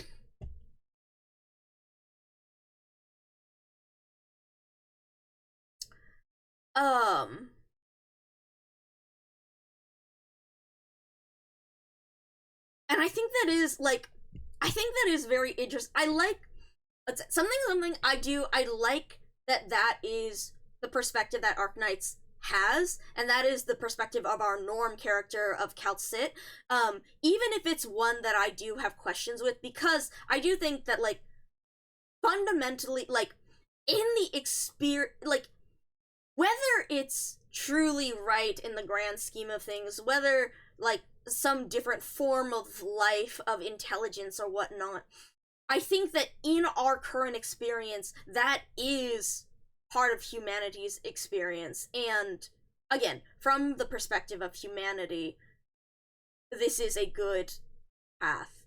But even despite the fact that I may think outside of that at times. But yeah, to incubate Originium, Of the countless failed plans, is Originium still the only one still in operation? The stairwell to survival can only be forged in the fires of destruction. And then no. Much like Cyrilla Arbor, Originium at some point turned to the annihilation you speak of. It changed in ways none can understand, and none can reverse. And since it has changed, it must now be stopped. Whatever the case, using life to feed life or ruin to beget ruin would only serve to remove all meaning from survival. And this is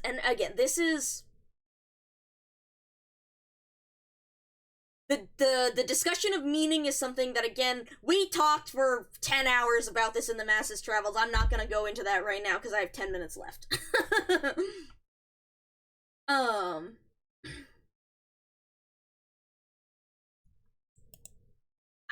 Has it turned you human? These are also such, again, rereading Path of Life after the Masses Travels is fucking insane. I'm so glad that we did that. I'm so glad, like, I need to fucking essay. I need to write, like, I need to go line by line and write a whole ass essay about this and post it somewhere at some point. But yeah. Anyways, right! Okay, I knew it. Okay, Mark just did call us Oracle, cause that, like, we need to make sure to tell Benny, right? This came right after Babel. The Path of Life was the one after, well, actually not after Babel. It was Babel, chapter 14, then Path of Life. And Path of Life immediately fucking hits us with Marcus knows us as Oracle. Like, holy shit. Crazy stuff. You have and like, what the fuck? God, that was fucking insane to just like, Okay. Memory loss. But yeah,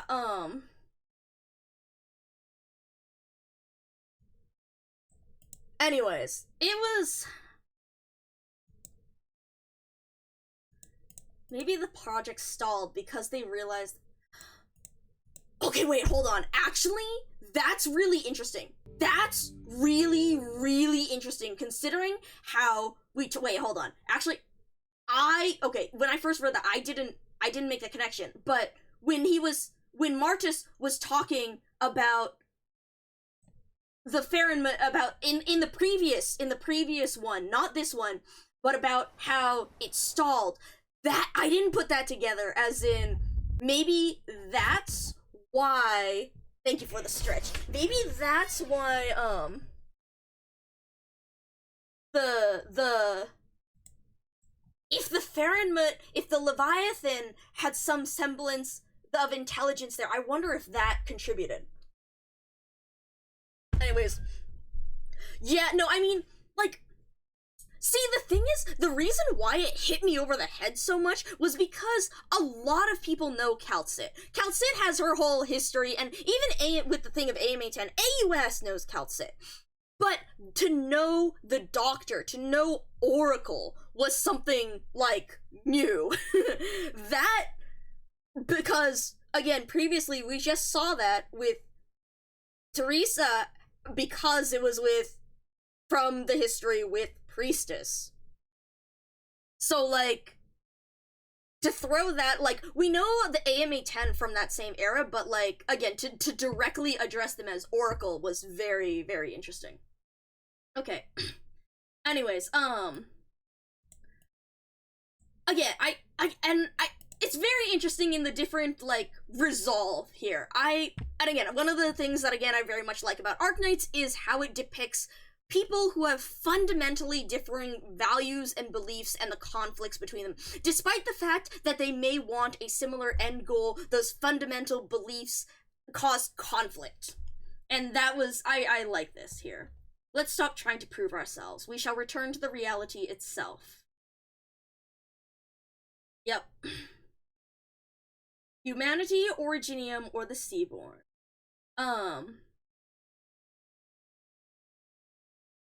Watch list. Now they're a dull blade. Hmm. I'm gonna have to parse that one a little bit. I'm still thinking about this. But yeah, this cyclic of it, without civilization, how can you speak of survival? Without survival, how can you speak of civilization? And again, the dynamic of like the two sides to this coin, I really liked about Path of Life how Martis isn't necessarily like, he is vilified, but they don't like there's points to it. Anyways, it's something like Arknights is very, very good about leaving it up to its readers to debate. I'm so glad it's not one of the like things where, like, sure, Calcit may be a norm character and she may condemn Martis, but there's still so much room for debate in all of these and the different ideas and all of this, and it's so good. It's so good. It leaves you to form your own conclusions. So true, actually. Okay, I'm gonna be real with y'all. So, see this, the nature of debate, one's like, I at the time of the Great Chief, I was a thin tail truther, but anyways, hold on. Anyways, the lighthouse. Okay, we're gonna talk about this more later when it comes to the fucking light and whatnot, but, I'm not gonna do that. I'm gonna finish this off right now by, unchecking this. Okay, and then, let's, shit. We're just gonna leave you guys. We're gonna go here instead. I'm gonna close this, and, I'm gonna say, so when I originally did this, I was a thin-tailed truther, but, where the fuck are my pictures?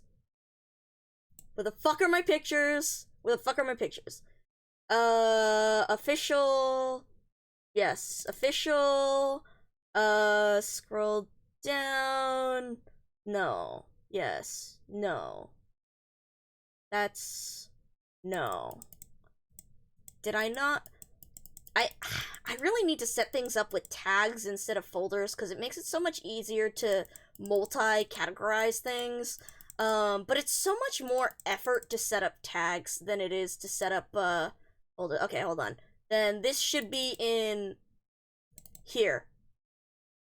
Yes, where's the good quality one? Where's the high quality one? Fuck.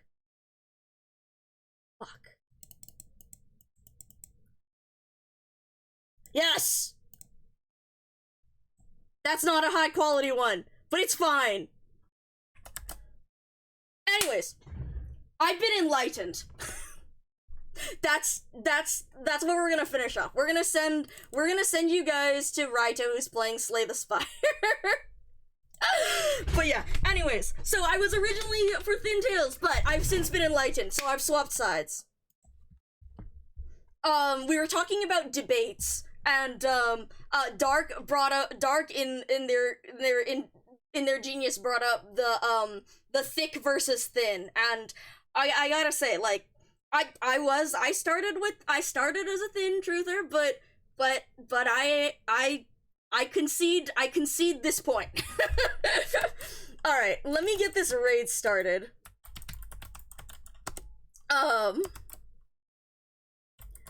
And here's our raid message. If you don't have the emote, you can use channel points to redeem it, because I have it on the lowest possible cost. Otherwise, fill in with whatever emote you think is cute or funny or whatever, because mine will have fetties, and Raito will know who we're talking about. Anyways, thank you guys for listening to me ramble, and I'm glad that I actually got to bring up and talk about a shit ton of things that I've been like, oh my god, just, again, like, I need to write a fucking comparison essay to Path of Life with Path of Life and the Masses Travels, because holy moly, like, it's such a different, like, the experience is if you'd like to send the thick gargoyle tail message, then please feel free. I will go with the typical, I will go with the usual, but if you would like to send that, I will not stop you.